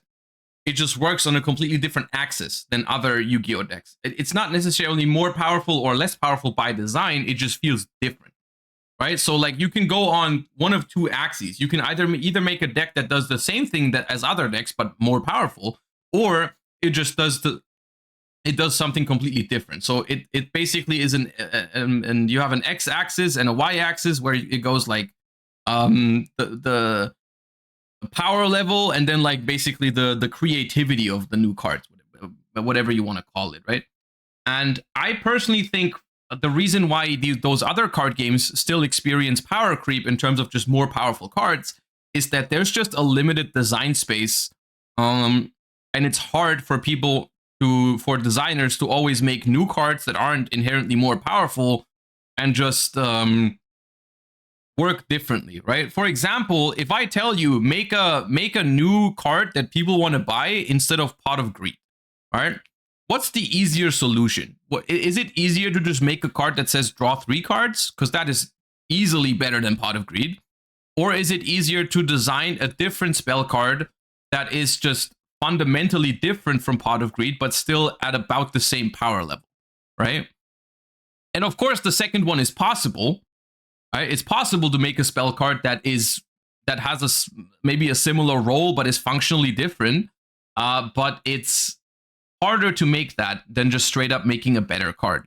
And that's why I think even those other games experience power creep, because there's just limited design space if you always only trying to go sideways in terms of power level and never up. Also, going up in power level is just, sometimes it's fun. You know, sometimes it is just fun to pick up a new deck and be like, yeah, this deck feels powerful. You know, I'm doing things that I could never do before. Either new versions of the card, which will cost more, or you'll need to buy packs in order to get the new card, also generating money for whatever card game you are playing. So power creep is a lucrative way for them to make you have to spend money on newer cards. This way, power creep can feel kind of draining on players, either feeling like all of their old cards basically serve no purpose after new cards come out to replace them, or they feel like their wallet is being stretched by cards coming out that they're forced to buy over and over again over a game's lifespan. Yeah, this is a great point. I think power creep is in some ways necessary for card games, and in some ways it can even be fun to make more powerful archetypes every once in a while. I think there is a lot. It's a dangerous path to go down, because if you're doing it too fast, or if you're doing it too blatantly, and also in too large of steps, right? Like you can power creep a deck by just making another deck that is slightly more powerful than it, right? But that will it'll leave the people playing the older deck still feeling like they're somewhat competing, right? Like the new deck is just slightly better than what already exists. There's a much bigger difference when something comes out and it's just like so blatantly powerful that like everything before then feels like basically irrelevant immediately. And I think those are the kind of things where you got to be careful with power creep, because those are not very well received typically from like the consumer standpoint. Now, let's talk a bit about power creep in Magic. So Magic, at the beginning of the game, spells were super duper powerful and were definitely the strongest thing that you could do in the game. There was a lot less powerful creatures. Most of the strong creatures were just good stats for the cost and didn't really have a lot of keywords or anything about them. You would just kind of play them down to do the actual killing of your opponent, whereas the spells would give you the gas and the power and the card draw that you would need to actually finish out the game. So as time has progressed, the spells have been toned down in power a little bit, been brought back to what is a little bit slower in comparison to the old spells of yesteryear. Most spells nowadays do something a little bit more reasonable and have a little bit less value for their costs, whereas creatures have only gained since that time. Most creatures don't have downsides anymore, and the creatures that had no text have oftentimes gained a bunch of text that makes them a little more applicable in multiple scenarios, like Dauntless Bodyguard here gaining a line of text to protect your creatures in the late game rather than just being an early game threat. Now, there is a little strategy that Magic has been pulling recently, as both for the last few sets, where they just put good spell effects on the creatures to make it so that way not only are you getting the good effect from the spell when you play the creature, but you also get the creature to help you finish out the game. Examples like... This is a very common practice that they've also been doing in other mana-based card games, where it just turns out if you attach the effect of a spell onto a body, it just becomes a way better card. Even if the mana value is now slightly higher. Uro, which comes down here and has an enter the battlefield effect that also triggers when it attacks, that gives you 3 life, a card, and lets you put a land into play. That's basically just a spell on its own, not to mention its escape ability lets you recur it over and over again, getting more copies of the spell going on. Similar card here with Omnath, Locust Creation. Both these cards got banned for similar reasons. You play them down, they have an enter the battlefield effect that gives you back the value from the card that you played. They're a big body, meaning they can easily kill your opponent. Okay, both of these are banned. I need to remember this for the next time I visit Card Market, just in case it comes up. And they have an effect that recurs over the course of the game. Landfall, but these are good cards, noted. Multiple times per turn, giving you many effects such as life gain, mana, and damage to your opponent. Not to mention that Omnath is super powerful on the board if you leave it, because you can recur landfall again and again over the course of your turns. There's also a variety of power creep cards that are simply cards that were not tested enough. Examples here like Luris or Nadu are cards that simply didn't get enough play testing to see if they would be truly broken. Hey, I know Luris. I guessed them last time. Or they thought they would be fine on a release, and then once you release the card, because Magic is a paper game, you can't really errata the cards or nerf the cards in any way. Luris is an example of a card that got errated, which is super duper rare in Magic and basically never happens because of how broken the companion mechanic ended up being. And Nadu has recently been banned in all the formats it was intended for because they simply didn't test the card enough, meaning that these are more freak accidents and outliers compared to regular power creep that we'd expect over the course of a card game's lifetime. Also, power creep is true in all card games, and you're going to see this in everyone. But I would be really interested to know how often this happens in Yu-Gi-Oh!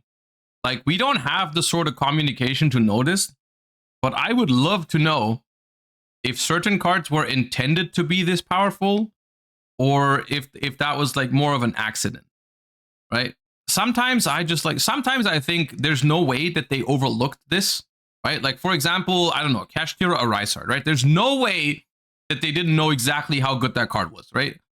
But sometimes I do think there's cards where they didn't really anticipate for those to be that good. And we have no real way of knowing. We can just guess because they don't tell us. Like, they're not like, because from my perspective at least, I don't know if they're afraid of that, of doing that, but I would really appreciate something like, if they do a preemptive ban, they could say something like, hey, we didn't anticipate for this card to be this powerful. As it turns out, that's why we're banning it relatively early, or that's why we're changing its text or something like that. I think that's a practice that would overall be very healthy for a card game. If we just were a little more open about, because everyone knows that. Everyone understands that, like, the people at Konami cannot get in enough testing because you cannot replicate the millions of games that people play once the cards actually release. Like, the possibilities that these cards have, they will always unfold once they release to the public.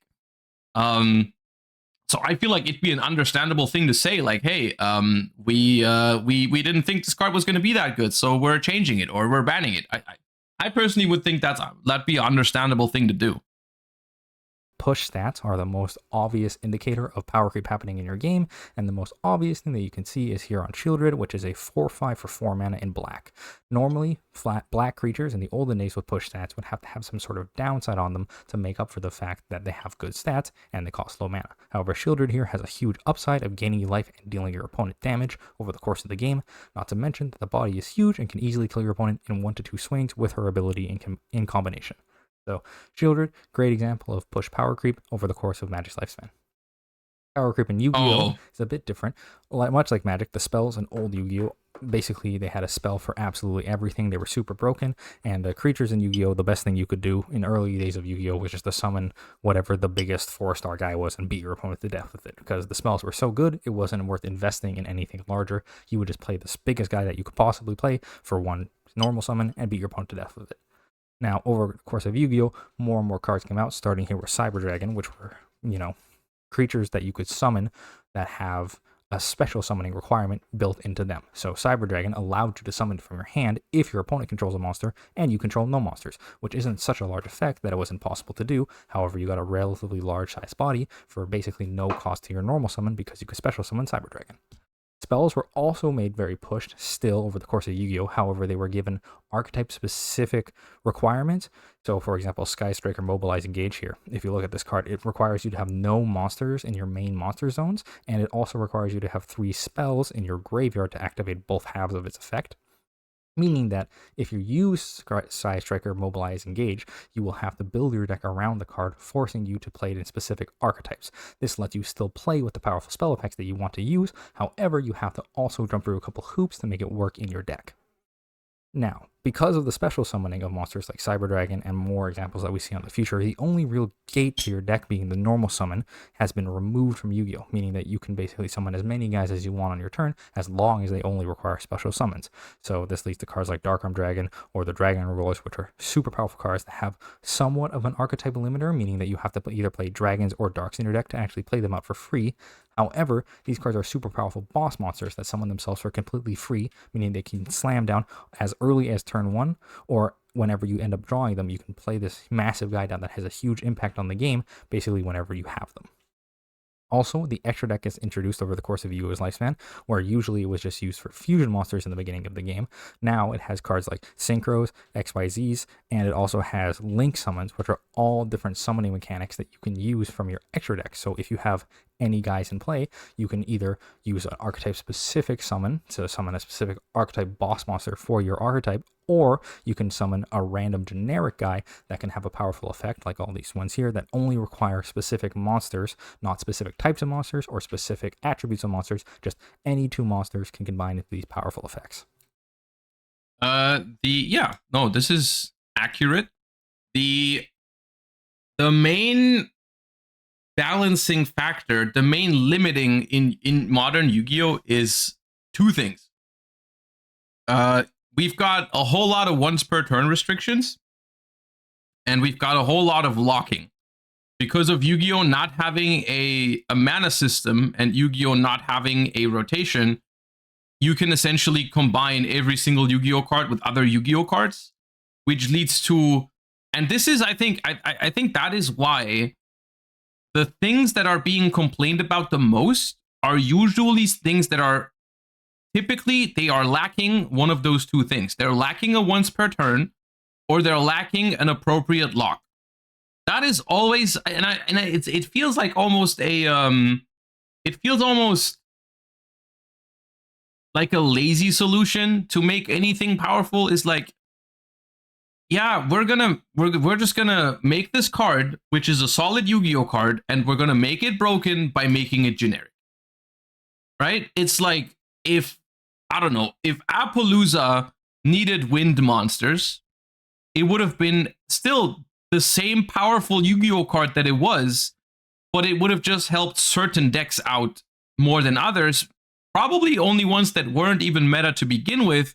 And so we would have looked at Appaloosa completely differently, because we would have looked at it like, oh, this is just support for like certain wind decks, which there aren't many out there, and they probably deserve the help, right?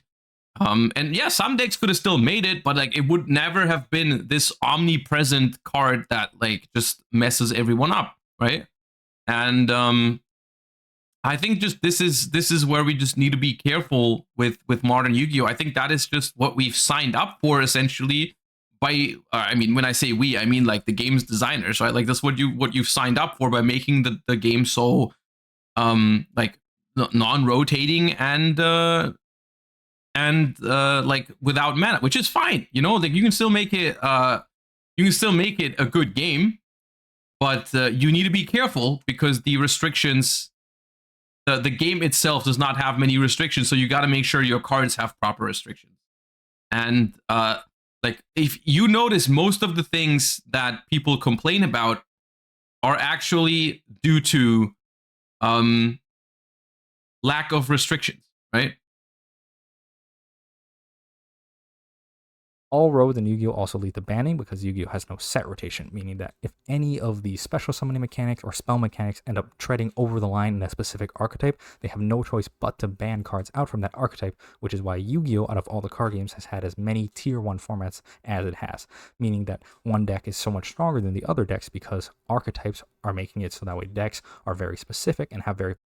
I would argue this is not even entirely accurate. I would even say I wish we were using the ban list more than we are at the moment. Because the only way to get rid of something is not to ban it. Because the more prevalent way to get rid of something is to just print something more powerful. That is the easiest way to deal with a quote-unquote problem in a format, is just make something more powerful. And that is why I think that is the core problem. Right, that's the core problem, is that I think we're not utilizing the ban list enough. And I think to some extent I can understand why they're doing that, because I think the logic here is basically, rather than banning your card, because we're afraid we're going to lose customers if we ban their cards, we're just going to print something more powerful, which essentially gets rid of the problem. But they won't feel like we betrayed them by banning their card. You know what I mean? And the problem is that you're replacing one problem with another problem, essentially. Powerful tools, and other decks cannot splash tools that those archetypes have because of the power inherent in those archetypes. Power creep in Hearthstone, very similar, but it has a few differences from the start of the game because Hearthstone is a bit newer than the other games. So you have cards like Wild Growth and SI7 Agent in the base set that are powerful. Oh, my love, SI7 Agent. Classes want to do, because classes don't really overlap this in guy's Hearthstone toast. the same way it would in Yu-Gi-Oh! Or Magic or Pokemon, where you can play any cards in your deck that you want. This means they can print specific things for specific classes, giving you that identity built into the class itself. Now, the problem with original Hearthstone was that it wasn't really random enough. It was very consistent, and a lot of games ended up playing the exact same way. So they started in the first expansion to release cards that did a random amount of damage, or some Mad implosion and crackle. Holy shit, those were toxic. More variance in the type of gameplay, but this feels really bad as the player to experience on the other end if you get hit randomly by an implosion that does 4 instead of 2, losing you the game. So Hearthstone decides to introduce a little bit more of Discover. So Discover being a mechanic that gives you a random selection of cards, however you get to pick from the random selection, meaning that you have a little bit more control over what card you're specifically going to end up getting, which feels a lot better as the player. There are also big, powerful effects that get printed that have a bit of randomness built in, but also have a bit of a deck building requirement. Who am I? None of your requires business. you to have a bunch of secrets in your deck, giving you an interesting deck building choice. Meaning, how many secrets do you want to put in your deck? Which secrets do you want to play? And how likely are you to draw a Mysterious Challenger before you draw your secrets? Depending on how many secrets you put in, will depend on when you draw the Mysterious Challenger and when it works on this most powerful effect. Overall card quality also increases over the course of Hearthstone's lifespan, which is doubly power-crept in Hearthstone because not only does the power level of the cards in your deck increase, but the random cards that you will get over the course of the game, power levels also goes up, meaning that in general, discovering a random card only gets better along with the cards getting better in the game. The same theming kind of happens over the course of the later years. It's just a little bit changed. So Scarab Keychain is another example of a Discover card that you'll see that still sees play even today. Compared to old Discover cards, it just plays down a guy that gives you a body and gives you a Discover. Portalmancer Skyla is a big spell mage payoff. Hearthstone is one of the best examples about what I said earlier, because they have introduced rotation to Hearthstone, which might make you think like, oh, they don't have to power creep as much anymore. But yet, whenever I revisit Hearthstone, which I do sometimes, it's been a while since I've played, but like, whenever I do wonder, like, no one is playing the old cards anymore, because they've got like they still have that core set from back in the day that still has like those cards that were all like giga staples at the beginning of Hearthstone, like, I don't know, Ragnaros, Cairn, Bloodhoof, Sylvanas, and stuff like that. And they just like, they're not playable anymore. Or like, I mean, they're playable, but like no one does. So it still is, power creep is still a thing. You know, you're still mostly incentivized to play with the new cards. That swaps low and high cost card spells in your hand, letting you cast a high cost spell for very cheap. Similar to Mysterious Challenger, this has deck building requirements, forcing you to play high and low cost spells to be able to swap them. This is another example of basically how Hearthstone has worked throughout the history. All the decks are specific to classes and specific to different archetypes in their own way. Also, there's been more nerfs happening over the course of Hearthstone's lifespan as it gets further into the future and the game balance gets more out. This is the gigantic advantage of an online game, is that you can actually change cards without too much hassle, right? Like, it's a completely normal practice for them to change meta relevant cards to tone it down, which is, I mean, it's wonderful. I understand why you can't do it in paper super regularly, you know, like just we're gonna change the text on this card, you know, like you can tell by how many people are already like annoyed by and how complicated it is going to be with just Primite Ether Barrel, right? Like it's just in paper, it's not as simple to just change a card because it's too powerful. But you know, and you're not gonna run an entirely new print run because you want a certain effect of a card now to be once per turn or something like that. Of course, for the health of the game, it'd be great, but like the logistics behind that for paper card games is just, it's a nightmare. Of whack. It's a lot harder to balance your game the more cards you add into it, and the more different random elements you add into it makes it harder to predict what cards will be too powerful. So more nerfs happening over the course of the game's lifespan makes a lot of sense as the game has grown in power over time. Power creep in Pokemon is a lot different, if you ask me. You do still... I haven't played Pokemon much, the trading card game. I've played it before, but I do know that like the Pokemon, don't they have like infinite HP now, and like the early ones just look completely ass. Even though once again they have rotation, but like the old ones are so bad in comparison. Have the same thing as we had in Magic and in Yu-Gi-Oh, where the guys at the beginning, this is the strongest guy we had, Hitmonchan. He's just 70 HP, has a basic attack, He's an OG. I had him in school. The Hitmonchan card, I had it. Pretty expensive retreat cost.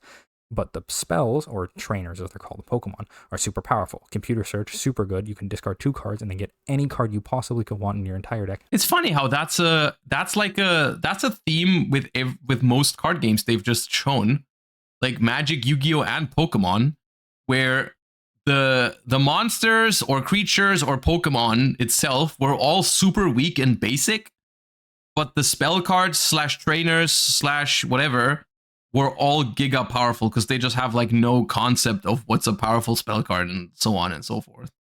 Put in your hand, obviously super strong. Now, over the years, they have kind of flipped the script on this, whereas the Pokemon have gotten a lot stronger. They've gotten abilities, they've gotten more damage, they've gotten more HP. Only look at this in Pokemon. 120 HP, ability, better attacks, and this is probably still a bad card, right? This Hitmonchan does not look very good.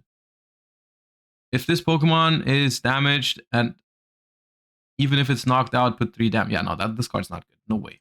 That go up are the numbers on the Pokemon, so you can see that having an extra 50 health, but basically the exact same cost on the new Hitmonchan card compared to the old one. It's interesting what they did with the items, though. A lot of the powerful items, like Computer Search here, became ace spec cards, which means you can only play one. Oh yeah, when I played, there was ace spec cards. It was like 2014 or something. Of it in your deck, and that's of any ace spec card, not specifically just Computer Search, meaning that you still get to play with the super powerful card from the olden days, but you only get one copy, meaning that you only have one time where you can actually use it for its powerful effect. An interesting way of balancing. They're back now in standard. Oh, that's cool. Old, and also other trainer cards came out that are obviously more reasonably powered compared to Computer Search. Now, EX Pokemon, another way that they bumped. This dude was also around when I played the Mewtwo mirrors with X-Ball. Oh, the power level of Pokemon. We have Mewtwo EX and Charizard EX. These are 2 different EX Pokemon from 2 very different eras. However, 330. They both have the same requirement where when they are knocked out, your opponent gets to take 2 prize cards. However, as a cost for this, they both deal extra damage compared to normal and also have a much higher HP stat than normal, meaning they can usually take multiple hits, or if they can't take multiple hits, they can knock out multiple Pokemon over the course of the game because of their powerful attacks. This kind of changes the pace and the rules around how fast Pokemon is supposed to go, because in general, it was really hard to take more than 1 KO per turn in the older Pokemon days. However, with the introduction of EX Pokemon, and I think this is a similar development that Yu-Gi-Oh has gone through, where like I think they just deemed the OG style of playing the game a little bit too slow and grindy, which something that OG players will always value about something like, in Yu-Gi-Oh terms, like GOAT format or Edison format, is something like, you know, they just feel like it's more exciting. You know, give him the opportunity to take 2 prizes with 1 KO. Why not? Give him the opportunity. There's also, I think there's some that give you 3. like the tag teams, I think gave you 3 prizes, as opposed to the super grindy and slow knock out 6 Pokemon until you win kind of thing, right? Other Pokemon that will force your opponent to take additional prize cards when they're knocked out, it means that the game kind of speeds up and the focus changes from being about specifically getting 6 prize cards to be getting 6 prize cards in any combination of destroying your opponent's EX Pokemon or knocking out bench Pokemon. Or I noticed I got skipped in Deck Doctor. Does that mean you just don't have enough knowledge on my deck? It depends what deck you're using, but I did include most. I just didn't keep the original sorting. We're not done yet. We're going to continue. I'm not sure if we can get through everything. But no, I haven't. The Millennium, no, the Millennium is it's going to be in there. But yeah, sniping down powerful basic Pokemon. Also, it changes a little bit where because of the fact that you are focused on getting specific things, a lot more engines are popping up. Claydol is the one I'm most familiar with, which lets you draw 6 cards from your deck by putting 2 cards from your hand on the bottom if you want. Or you have the new card Pidgeot-EX, which lets you to search your deck for any card if you have it in play once per turn. So these 2 engines kind of let you go over the course of the game and draw multiple cards or get specific cards that you need. And this is a little bit more important in Pokemon because you need to knock out your opponent's Pokemon over the course of many turns as opposed to all just one big turn where you get all of your prize cards at the same time. Also, it is rare, but there are disruption cards that have been taking place over the course of Pokemon that have power crept other things that have they have a ban list in Pokemon? Generally needed to be banned because of their power level. Cards like Vileplume or Seismitoad-EX come down and they disrupt your opponent's abilities to play items, meaning that if you get these guys down early enough, your opponent will literally not be able to do any setting up with any of their item cards, being able to build a board, and you will simply overwhelm them with literally anything because your opponent will simply not be able to do anything with Quaking Punch hitting you or with the Irritating Ball and stopping you from playing any items. In conclusion, I want to talk about one final thing with Pokemon here. So they had a rules overhaul and an early rotation in a very important moment in Pokemon when Sableye and Crobat G were kind of dominating the metagame. So if Sableye is your active Pokemon, you go first. Wait, you can guaranteed going first? That's a good idea, yeah. Sableye has Overeager, which basically makes you go first every time if you have Sableye down. What happens if both players have Sableye? And if Crobat has Flashbite, which allows you to put 1 damage on your opponent's Pokemon, which doesn't sound super powerful, but these 2 cards combined led to a lot of early game turn 1 wins from you being able to knock out your opponent's only remaining Pokemon. Oh, if both players have it, this does nothing. Okay, never mind. The very first turn of the game, and because you went first, your opponent couldn't do anything to stop that from happening.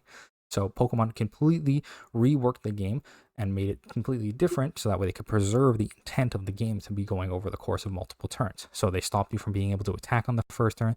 Wait, so this was an FTK deck?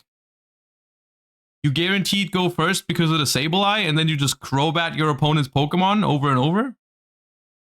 They stopped you from being able to play supporters on the first turn. They stopped you from being able to evolve on the first turn. There are many things they stopped you from being able to do on the first turn of the game, so that way the games would last a minimum amount of turns in comparison to just ending as soon as physically possible.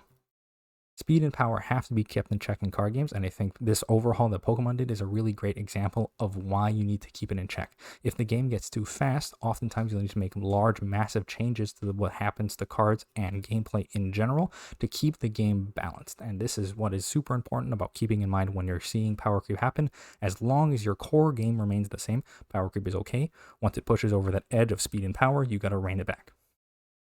Formats also help to diversify the needs of different card game audiences, because when you have a card game over many years, many players are going to have different things that they want from your card game. For example, if you have a really slow format and then you make your game faster because that's what you want for the modern player base, other players may want to go back to that old format. This is something we're seeing a lot in Yu-Gi-Oh now, with old formats from previous sets being played by people who want a slower form of Yu-Gi-Oh, and the people who want the faster version of Yu-Gi-Oh can play the modern format that is being played right now in Yu-Gi-Oh. Yeah, I think that's a good conclusion. Is like power creep is natural and is part of, I mean, every card game, right? Like all of these card games have it, despite having rotation, some of them using ban lists, some of them having rotations more frequently, stuff like that. There's still moments in their times where they gotta like rework the rules and slow down power creep and stuff like that. Like it does exist, but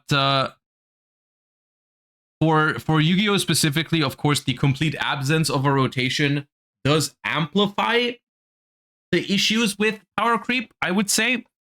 And also, I think what is also a very deciding factor is the hesitant use of the ban list. I think, like, I personally feel like the ban list is, of course, from their perspective, a marketing tool as well to make sure we get the new cards.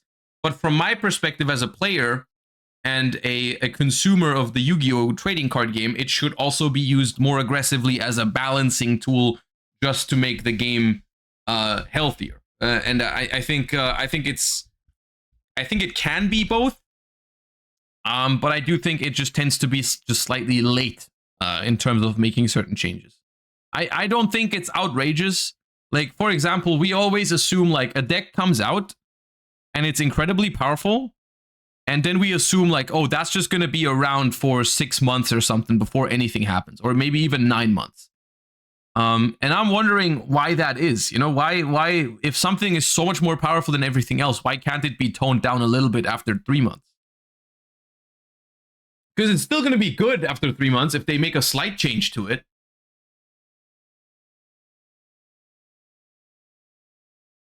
But yeah, no, interesting video. I liked it.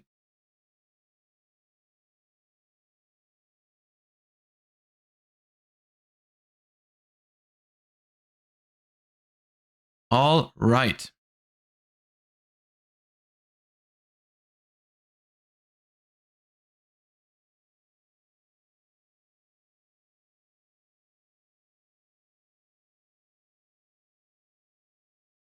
Can we watch the Worlds video from Wolfie?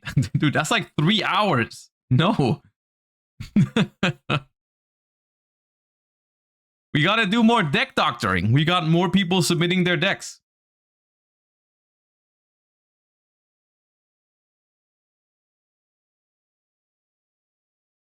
TV Total? Why do you want me to react to that? I was there.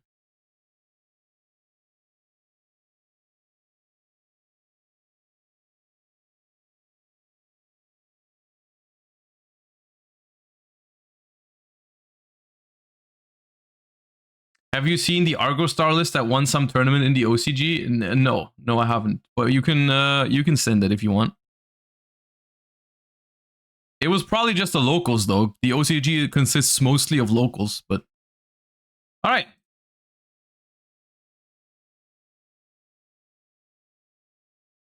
Next entry in the Deck Doctor, we have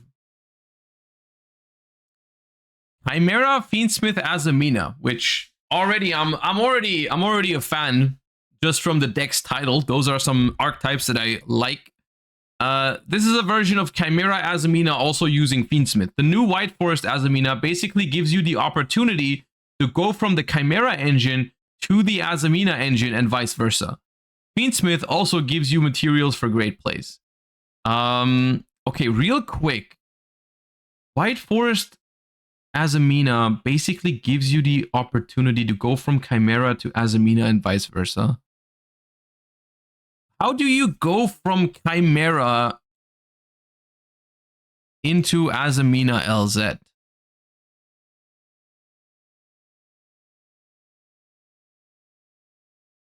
It's an illusion? Oh, okay, wait. Azamina LZ. It's an illusion. But, okay, what does that mean? You're going to add it with Nightmare Apprentice? You're going to add it with Nightmare Apprentice. But don't you have to make Chaos Angel with it then? Because you're not gonna get its graveyard search. You only play Chaos Angel. You can heart make Murcielago. Oh, you just use. Okay, hold up. Azamina Murcielago. Needs an illusion. Okay, it needs an illusion monster and a light spellcaster. So what's your light spellcaster?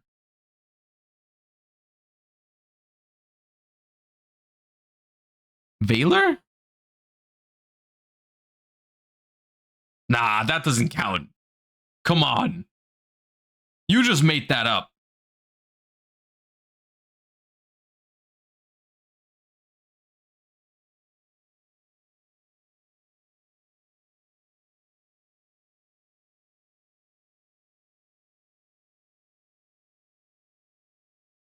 You make more Regina? Ooh.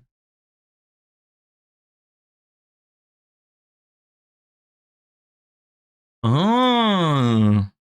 You can target an illusion monster in your graveyard, except Azamina Mo Regina, special summon it. When an Azamina or a Sinful Spoils card or effect is activated, quick effect destroy. I see. Okay. So if you okay. So if you go ahead and you combo off with Chimera, you go ahead and search Azamina LZ. You special it, you activate its effect to fuse with a level 6 or higher Fiend monster, which is probably your Baphomet fusion monster. That's a Fiend.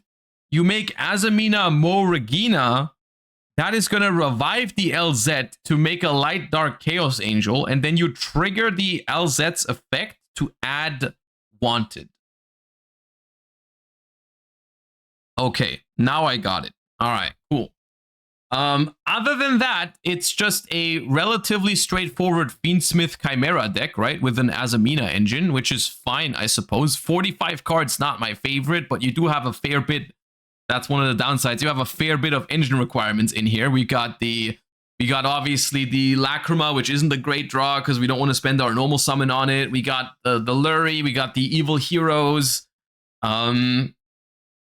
It's cool. I can definitely see it being fun. Like it seems based. But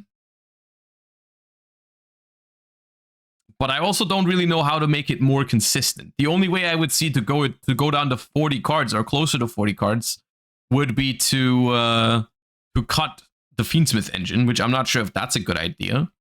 The effect Veiler seems very out of place. In general, I don't think I love the approach of Veiler Ash Imperm in a 45 card deck where you're most of the time only going to see one of those or none. So I'm not sure if that's what I would do.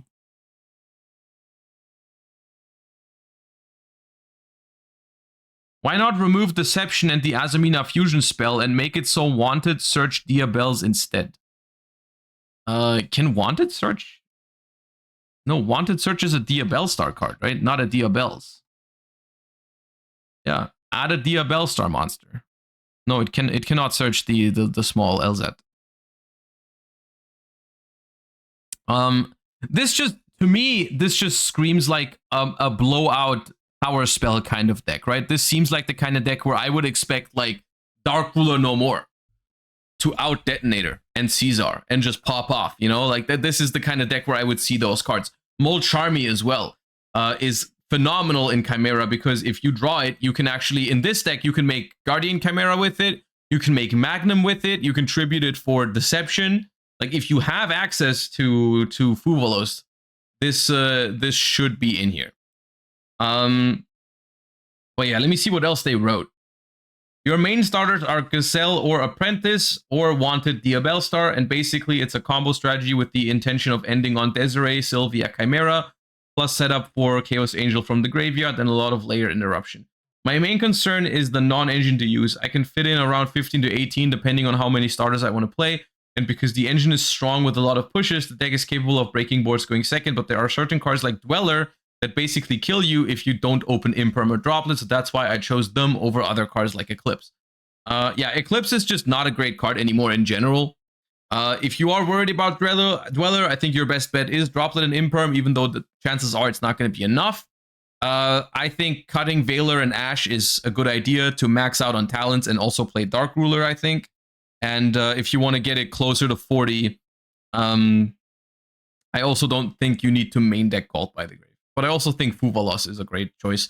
I think it's a little underrated how often Fuva, if your opponent doesn't know what you're playing, like imagine you're playing against the deck that makes Dweller the most often. It's Ryziel, right? Put yourself in the position of the Ryziel player. Your opponent Fuvaloses you in game 1. Are you going to make Dweller blind? Most likely not. I think one way to prevent Dweller in game 1 is Fuva. Because if they get Fuva, they're going to make Detonator most of the time. And Detonator is more beatable than Fuva for this. So I think that's probably your best bet if you're trying to answer Dweller, if you have access to Fuva. How does the Evil Hero stuff work? Okay, so Evil Hero is simple. Evil Hero Adusted Gold is a light fiend. And Evil Hero Sinister Necrom is also a fiend that you can banish from the graveyard to summon an Evil Hero from the deck. So what you do is you summon the Baphomet Fusion monster, which sends a fiend from deck to graveyard on summon. So you can do this, and that sends this to the graveyard, and this summons Dusted Gold, and that makes Requiem. So you basically have a way to pivot into the Fiendsmith cards by just using the Baphomet. Yeah. And why is Dark Fusion needed? Dark Fusion is technically not needed, but it is just, quote-unquote, another fusion spell that if you draw the Evil Hero Adusted Gold, you can at least use its effect to search it. Which is sometimes okay if you need another access to a fusion spell.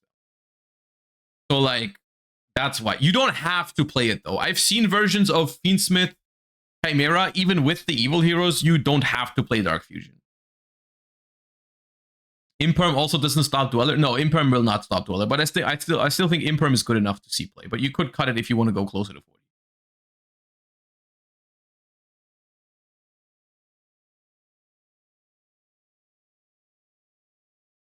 All right, next up.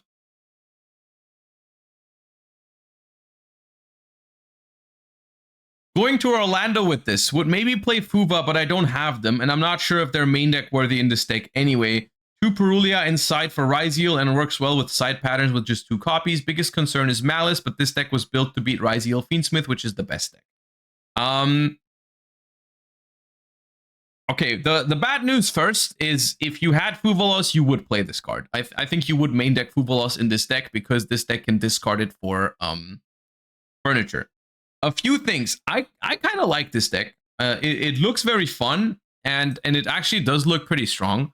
I think like Furniture Labyrinth with some Bestials is definitely decent against any kind of Fiendsmith deck. I can see this deck being all right against Ryzeal Fiendsmith, definitely. I'm not sure if I like the Backjack being with just quote-unquote 14 trap cards. The same is true for Arias. I'm not sure if those cards hit consistently enough. Extravagance should definitely be a 3 of in this deck. I'm a little inclined to just tell you to cut the Arias down to 1 because I think you're gonna draw it without a trap card too often. Because if you think about Arias here, it really only has a few cards it's actually good with, because Arias with Dominus Impulse is basically useless. At that point, you can already activate the Dominus Impulse, right? So, like, I don't think you're gonna be opening Arias and feel happy about it very often. It's only really good with Karma Cannon and Trap Drake, because with Big Welcome or Welcome Lap, it doesn't even like pose a disruption. So I think Arias is not great in this deck. It's probably a 1-of or maybe even a complete cut. And I would do that. Like, I would cut Arias for more trap cards and a 3rd Extravagance. And then at that point, the Backjack becomes consistent enough, I think. I'm not sure what the other... What should the next trap card be for this deck? I'm trying to think. D-Barrier is okay, but it's terrible against Malice. I mean, this entire deck is not good against Malice, especially going second. The only good card against Malice here is Dominus Impulse. Dominus Impulse is very good against Malice.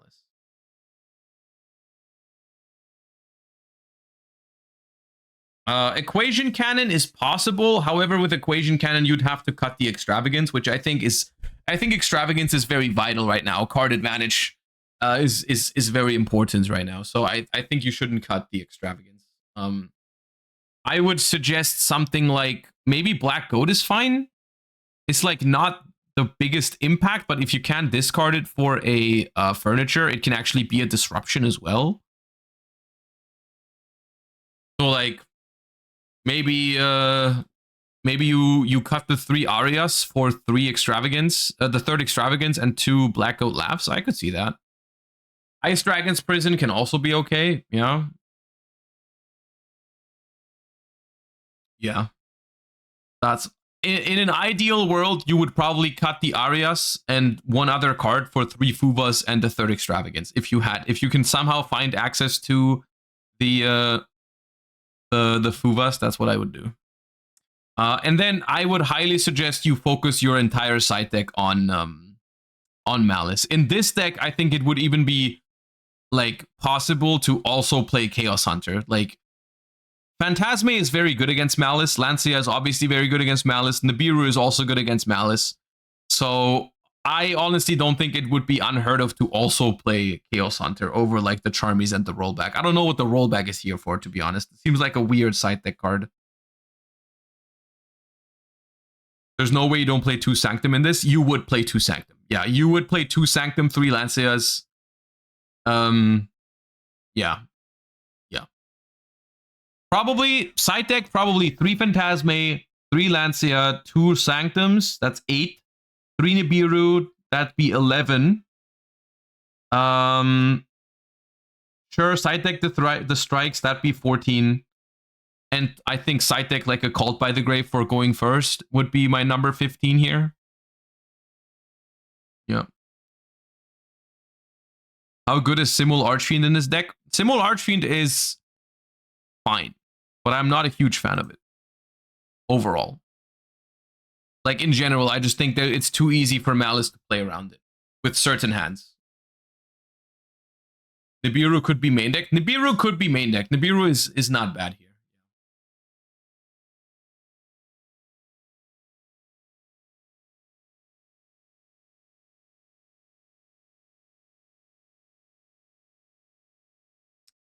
All right, next up, we got Melodious here. I am new to the TCG, so this is the first list I've been working on for Ryziel and Malice format. It's missing the really pricey staples because it's outside of my budget. Do you think a deck like this could work in the current format? Any suggestion would be appreciated. Okay, so I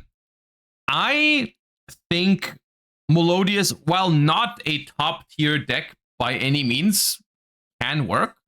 I think there's a few things I'm looking at here. I think Melodious has to be a 40 card deck.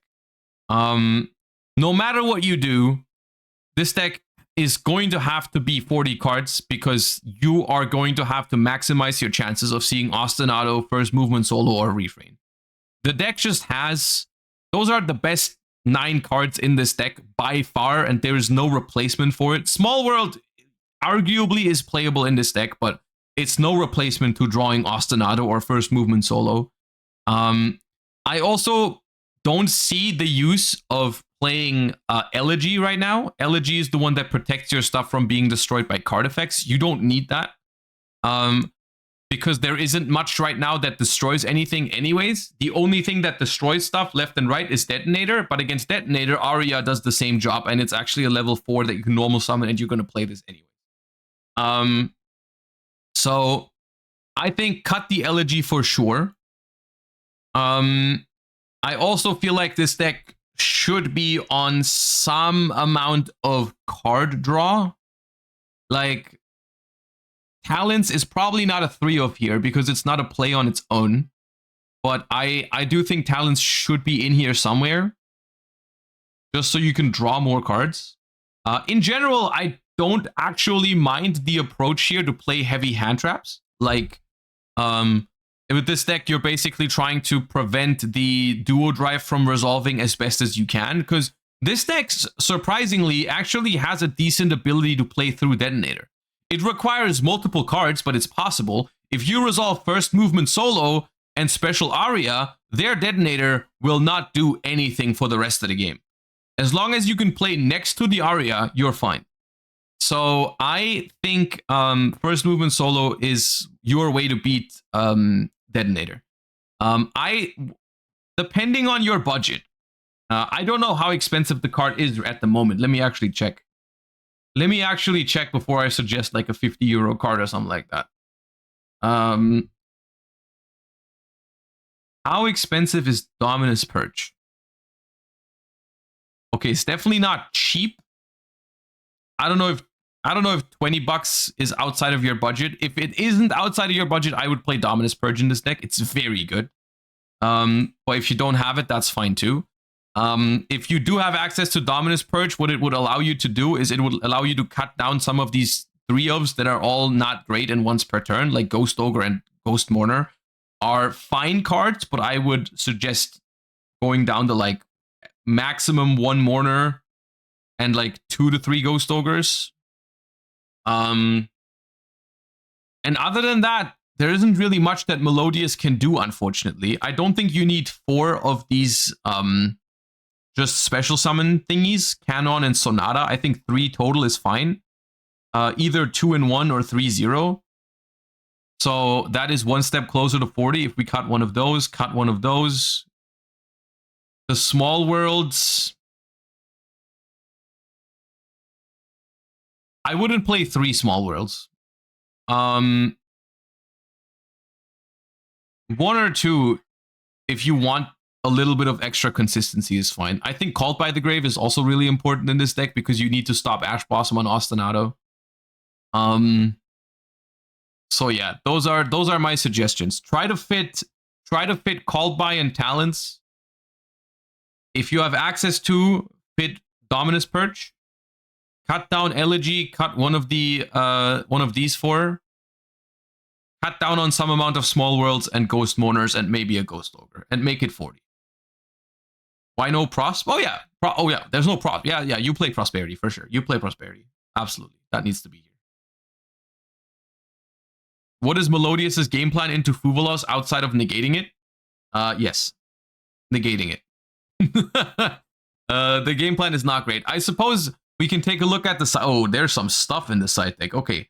Barrier Statue of the Heavens and Condemned Witch. What does Condemned Witch do?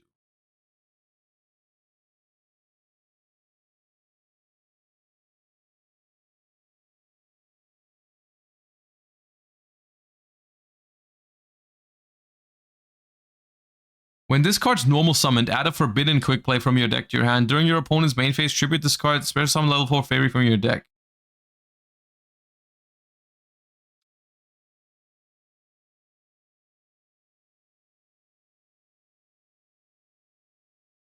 It summons statue? Yeah, but like they're both one-offs. How do you search Condemned Witch? Am I missing something? Small World. Oh, it's Small World shenanigans. Okay, I see. Yeah, those probably go if you cut down on Small Worlds. Your best bet at dealing with Fuvalos is probably Thrust, as you're already doing. Cross Out is obviously less powerful if you don't have at least 1 Fuva yourself, unfortunately. But Thrust with some good trap cards is probably the best thing you can do to deal with that. Can't you also special Aria too? You can, but that's not great, isn't it? Is it? Like it's not great.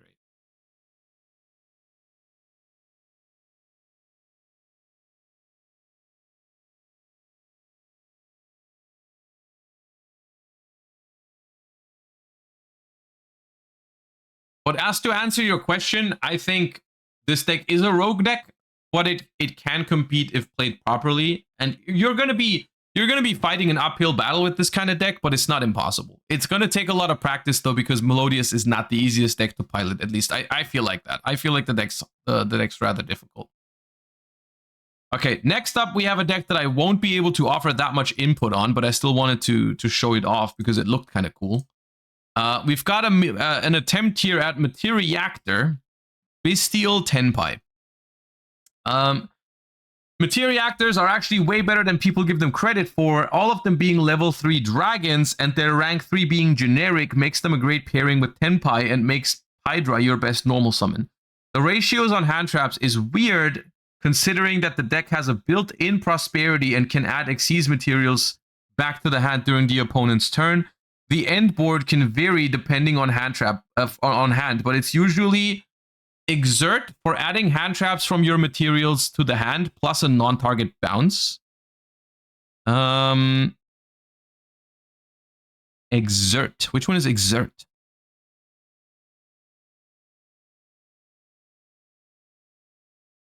The Virtue Dragon plus the Trap for Blackout. Promethean in the graveyard. Going second, you play Tenpai and enjoy. Hold up. Okay, let's just read over some of these cards to get an understanding of what we're trying to do. So we've got Materiactor Exaraptor. Reveal this card in your hand. Oh, I had this guy at the sneak. Reveal this card and discard another card. Add a level 3 normal monster from your deck or grave to your hand, except the discarded card. Then you can special summon this card in defense position. You can only use this effect of Exaraptor once per turn. Okay. Then we've got Gigadra. Discard this card. Special summon a level 3 normal from your hand or deck. Or if you discarded a normal monster to activate this effect, special summon a Materiactor instead. And Zeptwing. If you control a Materiactor, special from hand. If this card's normal or special, or flipped, you can add a Materiactor from deck to hand. Then you can either add to your hand or special summon a level 3 normal from your grave. Okay, so what does Pydra do in this deck? Because you said it's your best normal summon. I'm assuming you're going first. So you go first, Pydra, search Kaiman. And Kaiman does what? You add Genroku, summon Genroku, and make Materiactor Exagard, which is the detach a material from this card, special summon a Materiactor from your deck, or add a Materiactor spell trap from your deck to your hand. Okay, I see. So you're basically what you're saying is Materiactor is like a wacky rank 3 strategy that has some fire dragons in it, and you're basically using Pydra as a sort of like tour guide, right? Like Pydra going first is like just normal summon, make a rank 3. And going second, you try to do Tenpai things. Sure. Mostly, yeah. I mean, going first, Pydra in that sense is a lot worse than something like a Speedroid Terratop, because like, I mean, Speedroid Terratop would just be 4 slots for an instant rank 3 without a normal summon. That just seems like something your deck would definitely want. Going second, I'm afraid that it isn't as simple as do Tenpai things, because Tenpai things are only scary if they are accompanied by a certain, like, couple of other cards, you know? Most people don't really lose to 1 Pydra if the rest of your hand is, like, Materiactor Meltdown, Materiactor Gigadra, and so on, or Hunter Dragon. So, like, the plan of just going second, I'm gonna do Tenpai things is not, I don't think it's as simple in practice, but it can work, of course. Like it's the thing is, this seems like a fun way to make a rogue deck work somewhat. I don't think you're gonna make it better than rogue, but it seems fine. And I honestly really wanted to just showcase it. I can't really give you much input on it other than I'm a little concerned about the amount of engine requirements here. You know, we got Virtue Stream, we got Materiactor Critical, we got Hunter Dragon, we got Fadra, we got Genrokus, we got the Gigadra, which I don't think is the greatest draw on its own. Like, it's gonna produce a lot of hands where you're effectively playing with only 3 cards or 4 because you have 1 or 2 of your bricks in hand, and you're already playing a weaker deck than other decks, so like that's rough. But it is a cool take on the deck, I think. The P3067, thank you guys so much for the sub. Kentran, thank you for the 6 months. Appreciate that. Okay. we are approaching peak at the moment. I don't know if you submitted this deck just just because I yapped about it on the most recent podcast episode. This is a deck that I'm telling you right off the bat, I'm not going to be able to give you any valuable input on it. I just wanted to bring it up because I wanted to include everyone if possible. But I do not have valuable feedback on Gladiator Beast.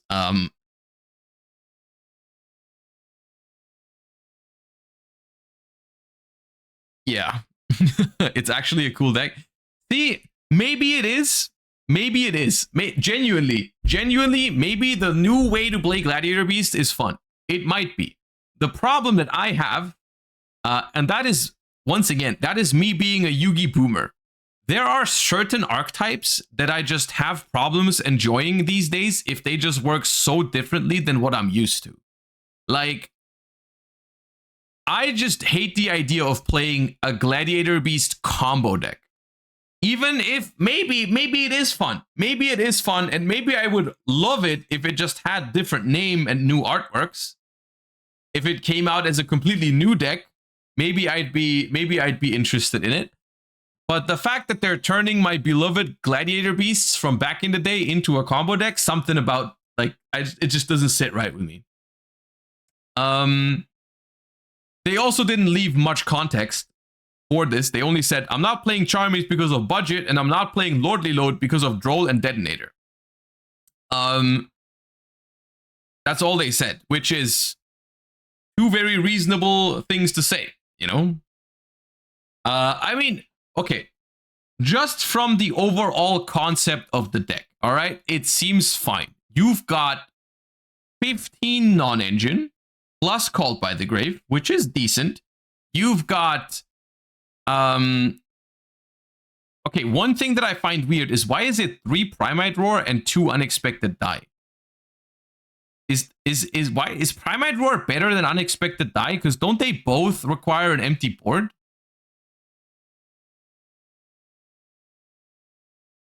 Roar is better. What's the reason for that? You train. Oh, I see. Okay.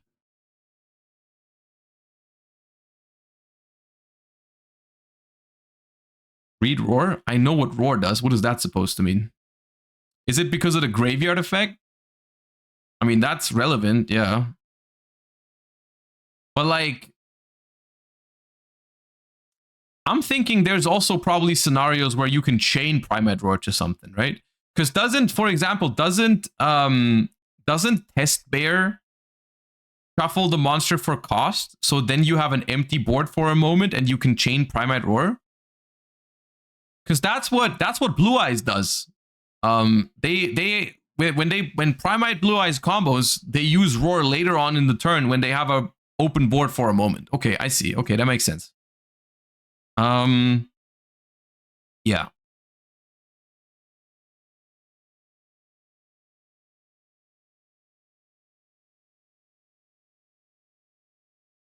You can also chain Roar at the end of the battle phase when tagging out.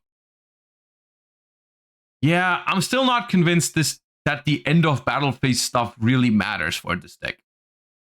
I have yet to be convinced that that's a real thing that this deck does. Like, go into the battle phase, poke, end of battle phase, tag out. I don't know about that.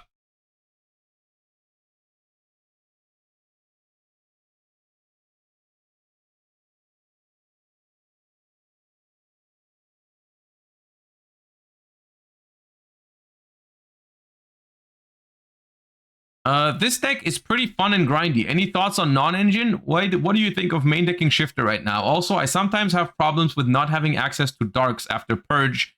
It feels like most of the best extra deck monsters are dark. Okay. The good news is, I think if you like Mimighoul during Fire format, like Tenpai and Snake Eye, was a horrible idea because everyone was playing Dominus Impulse. Right now, there's a good chance you're not going to run into any Dominus Impulse, right? There's not that many decks that can use it, and a lot of decks that can use it don't even use it because it's not that good against Ryzeal. So, like, on that note, I think Mimighoul is eating I don't want to say eating good, but it's eating better than it used to. If you find yourself conflicting with Dominus Purge too much, then I have only one solution, which is you have to cut Dominus Purge. If you find yourself needing access to SP Little Knight very frequently or relinquished anima, then you gotta cut Purge. I mean, your deck is 42 cards, and it would certainly appreciate being 40. So like, you can just cut Purge, and add a 40th card, like a third Talents or a third Thrust, and you would be good to go. I'm not sure. It feels like you're maxing out on all of the good Mimighoul cards already, so probably not much more consistency to be had here. It seems well built. The non-engine you've chosen is mainly hand traps with Talents and Thrust, which makes sense because it's Mimighoul. You can turn on Talents and Thrust on your own turns relatively easily. No slime. Which one was Mimighoul slime again? Mimighoul slime. Opponent can special summon a Mimighoul monster from their deck to their field. You can special summon, or if your opponent controls more monsters than you do, you can special summon this card from you. Okay. Yeah, isn't slime kind of good? Also, is Mimighoul Master really a one-of?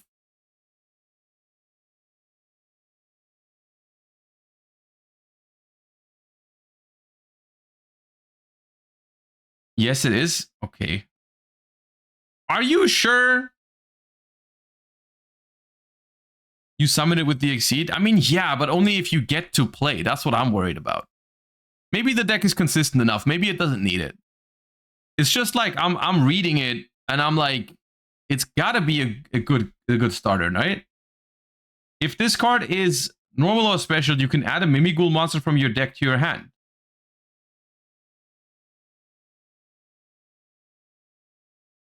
Okay, well.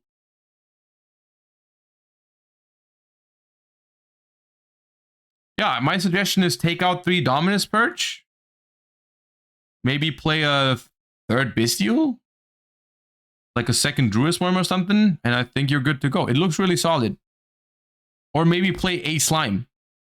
The Slime could be the 40th card, I think. And then you lose the anti-synergy with Dominus Purge. You can use SP and Anima and stuff like that, and it's fine. Other questions. What do you think of main decking Shifter right now? I think main decking Shifter right now is fine if your deck literally does not care about it. If your deck gets significantly weaker under Shifter, or like just a little weaker under Shifter, I don't know if I like it. Because the problem is the 2 meta decks right now, Ryziel and Malice, both make weaker endboard under Shifter, but they can still play. And at that point, if your own deck loses some quality by using Shifter, then it's not worth it, I think. Because you're not locking anyone out with Shifter, really, except for rogue decks. That's why I think in the side deck, it's fine here, but in the main deck, I wouldn't recommend playing Shifter, personally.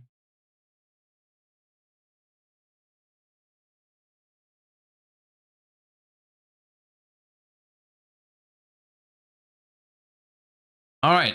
Kashtira Fire King. Extra deck is a mess. Side deck is a mess. Main deck is based, though.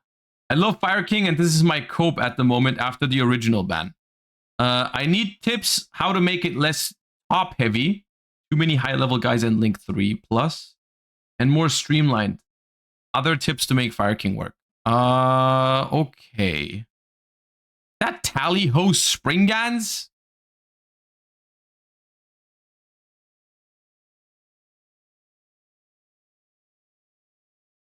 Okay. I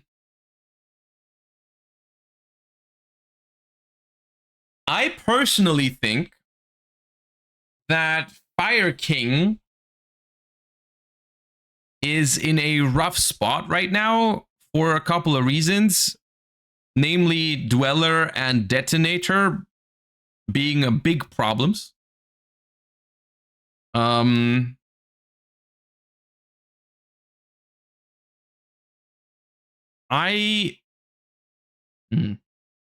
think Droplet seems pretty alright in this deck. I think you're going a little too combo heavy with the Kashtira cards here. I think Kashtira cards are best used as just like a supplementary engine that doesn't require a whole bunch of bricks in the deck. Like I cannot get behind 2 copies of Rysart, Theosis, and Tallyho Springans.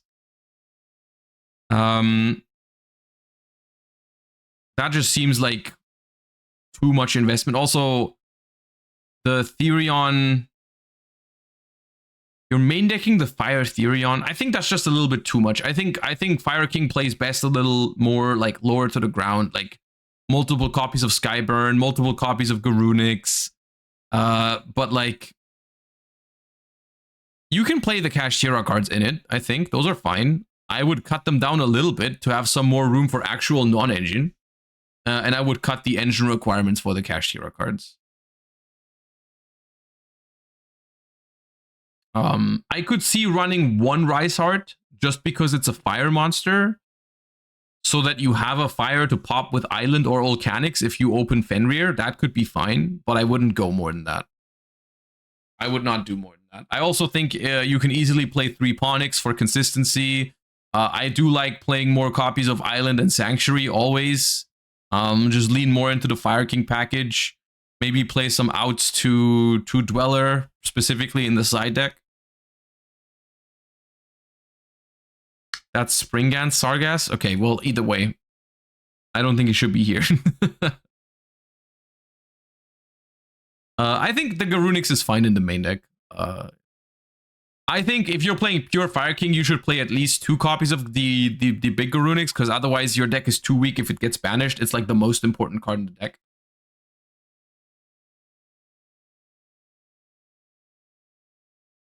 So that's how I would approach it.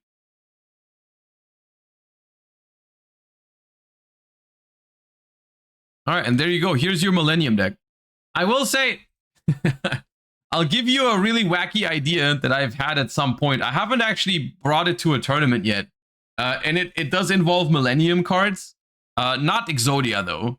But if someone really wants to play, I think there's a really funny way to make the Millennium cards work in like a really cheesy deck, where your focus is to pay 6,000 life points with Millenniums to get some extenders onto the field, and then you play like tuners to make Punisher with it.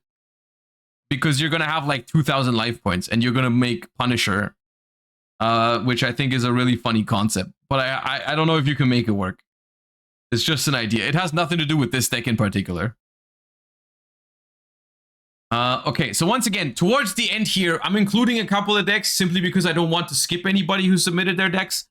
But these are decks that I have not played Millennium before. So let me see what they asked. I'm wondering if I'm doing the side deck right, but I'm open to suggestions anywhere else. Banquet is there because all Ryziel players I run into are running Cross out for D-Barrier, and taking their whole extra deck away is 99% of the time enough to kill the game plan of the other decks. This deck's big weakness are D-Barrier, Impulse, Troll, Veiler on Exodia, so more options to play around that would be something to think about. Shifter kind of already covers the latter too. The deck doesn't want to be at 40 because all of the Exodia pieces are bricks, and being over 40 with the amount of starters this deck has is still fine, but I've also been considering just straight up adding 3 talents to go to 46. Have you considered that going over 40 lowers your chances of opening all 5 pieces of Exodia, though?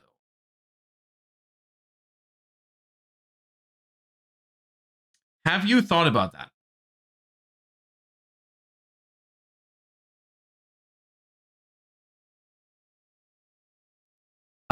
No, in all seriousness, you're probably correct. You are probably correct to say that this deck can play slightly over 40 because it's got a bunch of starters, and you do not want to draw those Exodia pieces. So honestly, if you feel like Talents is live a lot of the time in this deck, then go for it. As far as the side deck goes, the Banquet of Millions is fine, I think. Sure, go for it. I like the Ultimate Slayers, love that card. Shifter and Lancia, obviously good. So I honestly, 12 out of those 15 cards, I'm already sold on. The Obliterate, this could also be Solemn Judgment if you wanted it to be a more versatile card, though, against decks that don't use their extra deck, but fine. Obliterate Blaze. Let me see.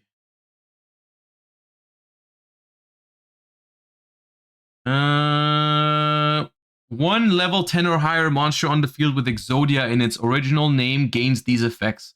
Pay half your life points, destroy as many cards in the spell trap zone as possible, then equip 5 forbidden ones. Okay, so it's like a quick effect. You can make it Feather Duster kind of thing, so you're citing this for trap decks. That's fine. The Cosmics, I'm not sure you need. Cosmic seems like a rather low impact card at the moment.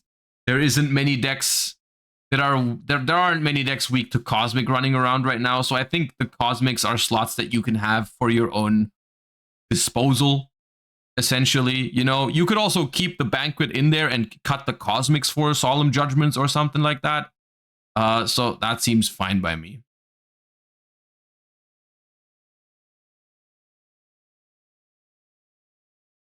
Not a quick effect because it grants the, I mean, yeah, but like if you're playing against a trap deck and your opponent sets 4, you can still, like, it works functionally the same, right?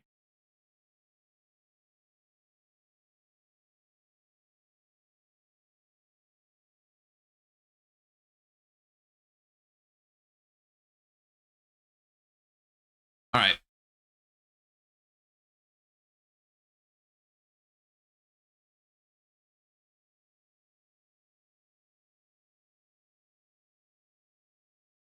What do we have here?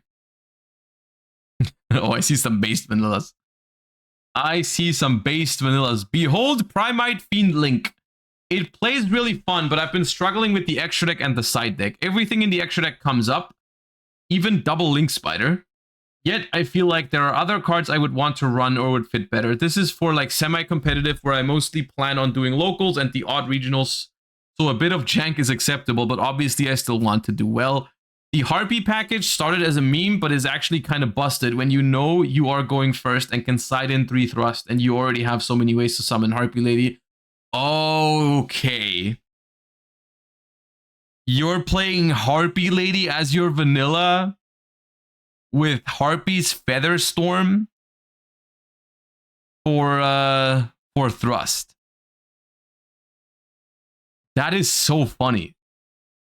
And I'm gonna be honest with you, when you're playing a Primite deck, I don't even think that's bad. It's evil, but it's not bad. Like, that's scary, you know? Like, your opponent activates Primite Roar, you chain Fuva, and they just go like, all right, I'm gonna summon Harpy Lady and set 1 card. That's terrifying. Okay. What is the effect of the Metal Zoa X? I only know the effect of the Red Eyes. Metal Zoa X. Must be special summon with max Metal Morph that was activated by tributing a level 5 or higher fiend. You can reveal this card in your hand, set a Metal Morph from your deck, shuffle this card into the deck. Okay, so twice per turn, when your opponent activates a monster effect or a spell card or effect, quick effect, target a face-up monster you control, your opponent destroy it. Okay, so it's Metal Morph Budget Detonator, right?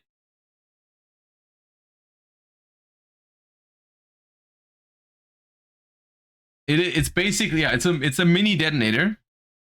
And Zoa the Fiendish Beast is, if your opponent controls a monster, you can normal summon this card without tributing. You can only use each, if this card is in your hand, you can special summon this card in defense. Then if Max Metalmorph is not in your grave, your opponent can special summon a monster from their hand. During your main phase, you can set a Metalmorph trap from your deck. Okay. Incoming machine. Add a monster that mentions Max Metalmorph or Metalmorph trap from your deck or grave to your hand. If you control a Metalmorph trap, you can banish this card from your grave. Change. Okay. So what we have here is Primite Engine, Fiendsmith Engine, Metalmorph as a package to slightly increase the ceiling, and we're also playing Sharvara and Unchained Trap. So we're just spamming all kinds of Fiend-related stuff You know, we make Fiendsmith combo with White Dust on. We can summon Skull to make Caesar because it's a level 6 fiend. This is a fire fiend.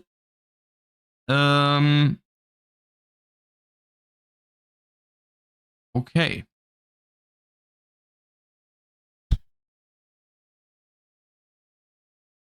I think for the purpose that you're describing, like semi-competitive locals and regionals, this seems good enough to me. I do see this deck struggling going second a fair bit, to be honest. Like, Fiendsmith is fine into a board. The rest of your engines are not great into boards. You are playing a mix of, what is it, 12 hand traps with 2 thrust, 1 talents, so like 15 non-engine, which is not terrible, but it's also not great in 44 cards. And I think the thing that's going to basically, I think,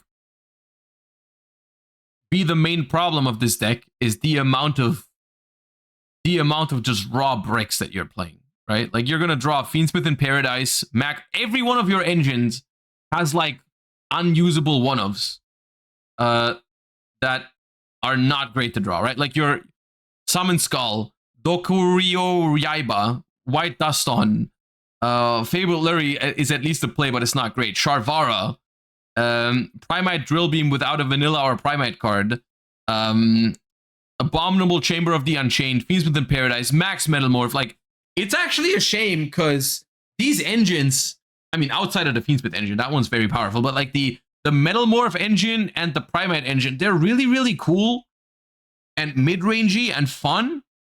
And I'm out here like, why do they have to be like, why do these engines come with bricks? Like, they're not even that powerful. I mean, okay, I guess you are choosing to run 3 vanillas, which I don't know if you need to do that. Like, what's the point of Dokuro Yaiba? Can someone explain to me the point of the fire one? Because I see nothing here that really cares about having a fire one in rotation. It looks cool. Ah. It's cute. To counter fire decks with the Primite cards? Yeah, no. That only matters if you play Primite Imperial Dragon. Which they don't. Right? Because Primite Imperial Dragon is the one that says like, oh, if you tribute summon me over a vanilla monster on the opponent's turn, you can banish everything that has the same type or attribute as a vanilla in your graveyard. Like, for that one, it matters. For this deck, I don't see why it does.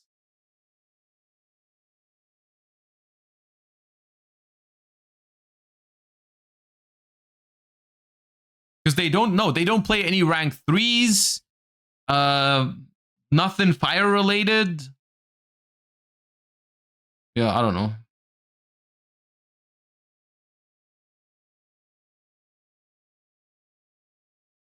What is Tyrants? Oh, is that you have to tribute a vanilla for that, right? Tyrant, a raid. Oh, this is Tyrants. What is it? Emperor.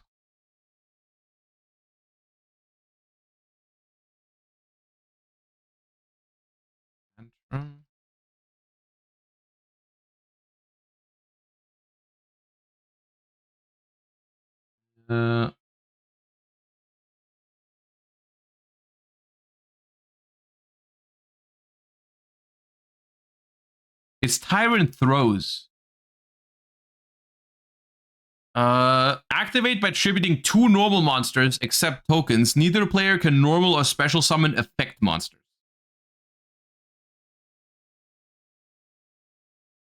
Okay. How do you consistently get 2 vanillas though? I guess Lordly Load summons the second one. Yeah. Alright, I mean, look, of course, Featherstorm and Tyrant's Throws are cringe cards, but hey, when you're playing a rogue deck like that, I definitely understand why you would put in those cards when you're going first, because they certainly work in this deck. So like, can't really blame you for that. Oh, they even said something about the vanillas. The choice of vanillas in this deck is a holdover from when I ran Imperial Dragon, where I wanted the attribute spread. Summon Skull comes up way more often than it should. Yeah, no, the Summon Skull I can see. I think you can cut the fire one. I think you can cut the fire one.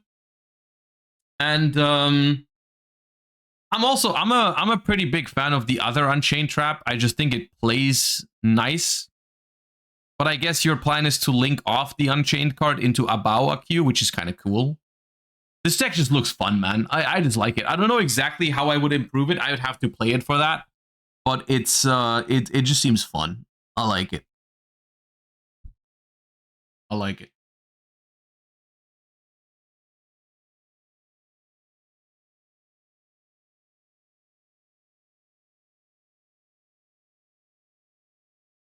And last but not least, we have a submission here that I have a 0% chance of helping with, but just for completion's sake. We have... Let's just read this together, all right? I was going to submit White Forest, but seeing that every other deck is already White Forest, I will submit a stronger deck. Ice Jade Penguins. Then they have 3 penguin emojis. Then it says 10% of the time it wins every time. 3 more penguin emojis. The main goal of the deck is to spam penguins and pray your opponent doesn't stop you. The Ojamas in the side deck are placeholders. They can be replaced with any side deck card. Oh, thank you. That's good to know.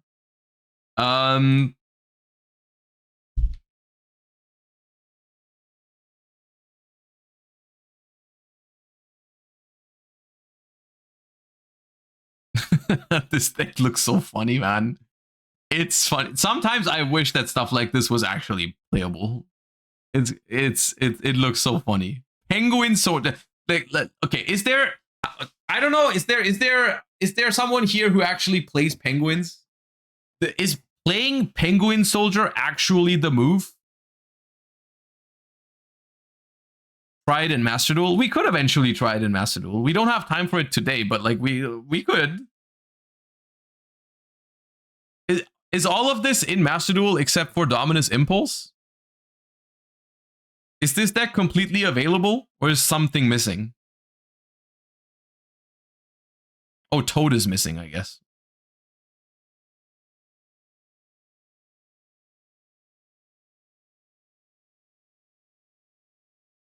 You need Le Virtue Dragon and Stream. Oh. I mean, you need those if you're trying to win. Right?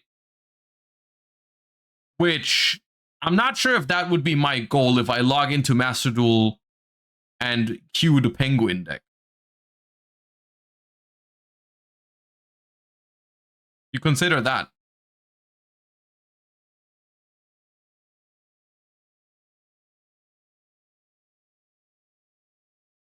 Yeah, all right. Look, I just brought it up because I didn't want to just like ignore the submission because I thought it was funny when I read it. But I don't know how to help you with this because I don't know the cards very well and how this deck plays. I have 0 experience with it, and instead of offering you advice that isn't worth much, I'll just showcase it and yeah. Who sent this? Tell them to message me. Okay. Heaps said you should message them. Whatever that means. I don't know if that's a threat or a or we're offering help. I don't know. I'm not gonna think about it too much more, but all right. And with that, I think that was a good session. I think we gave a lot of oversight of what I think of certain decks in the format and how I would approach building and playing them. I hope it was helpful. Once again,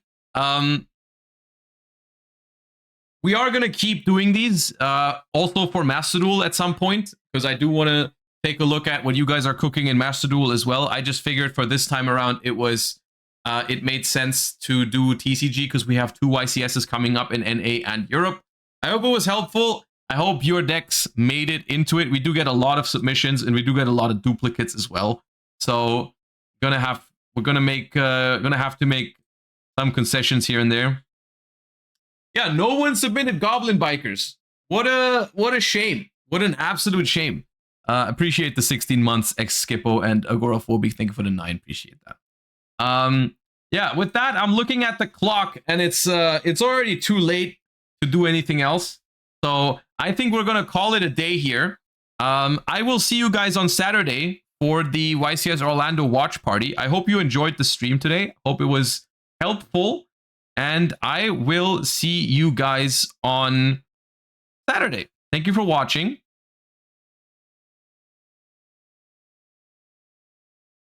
And you guys have a wonderful rest of your day and a great start to your weekend. I'll see you on Saturday.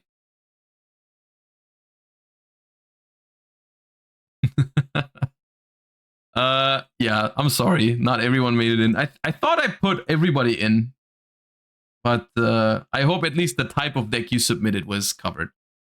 Thank you for the 16. All right, you guys. Bye-bye. Peace. I'm sending you guys over to Trish, by the way, who's playing Master Duel today. Peace.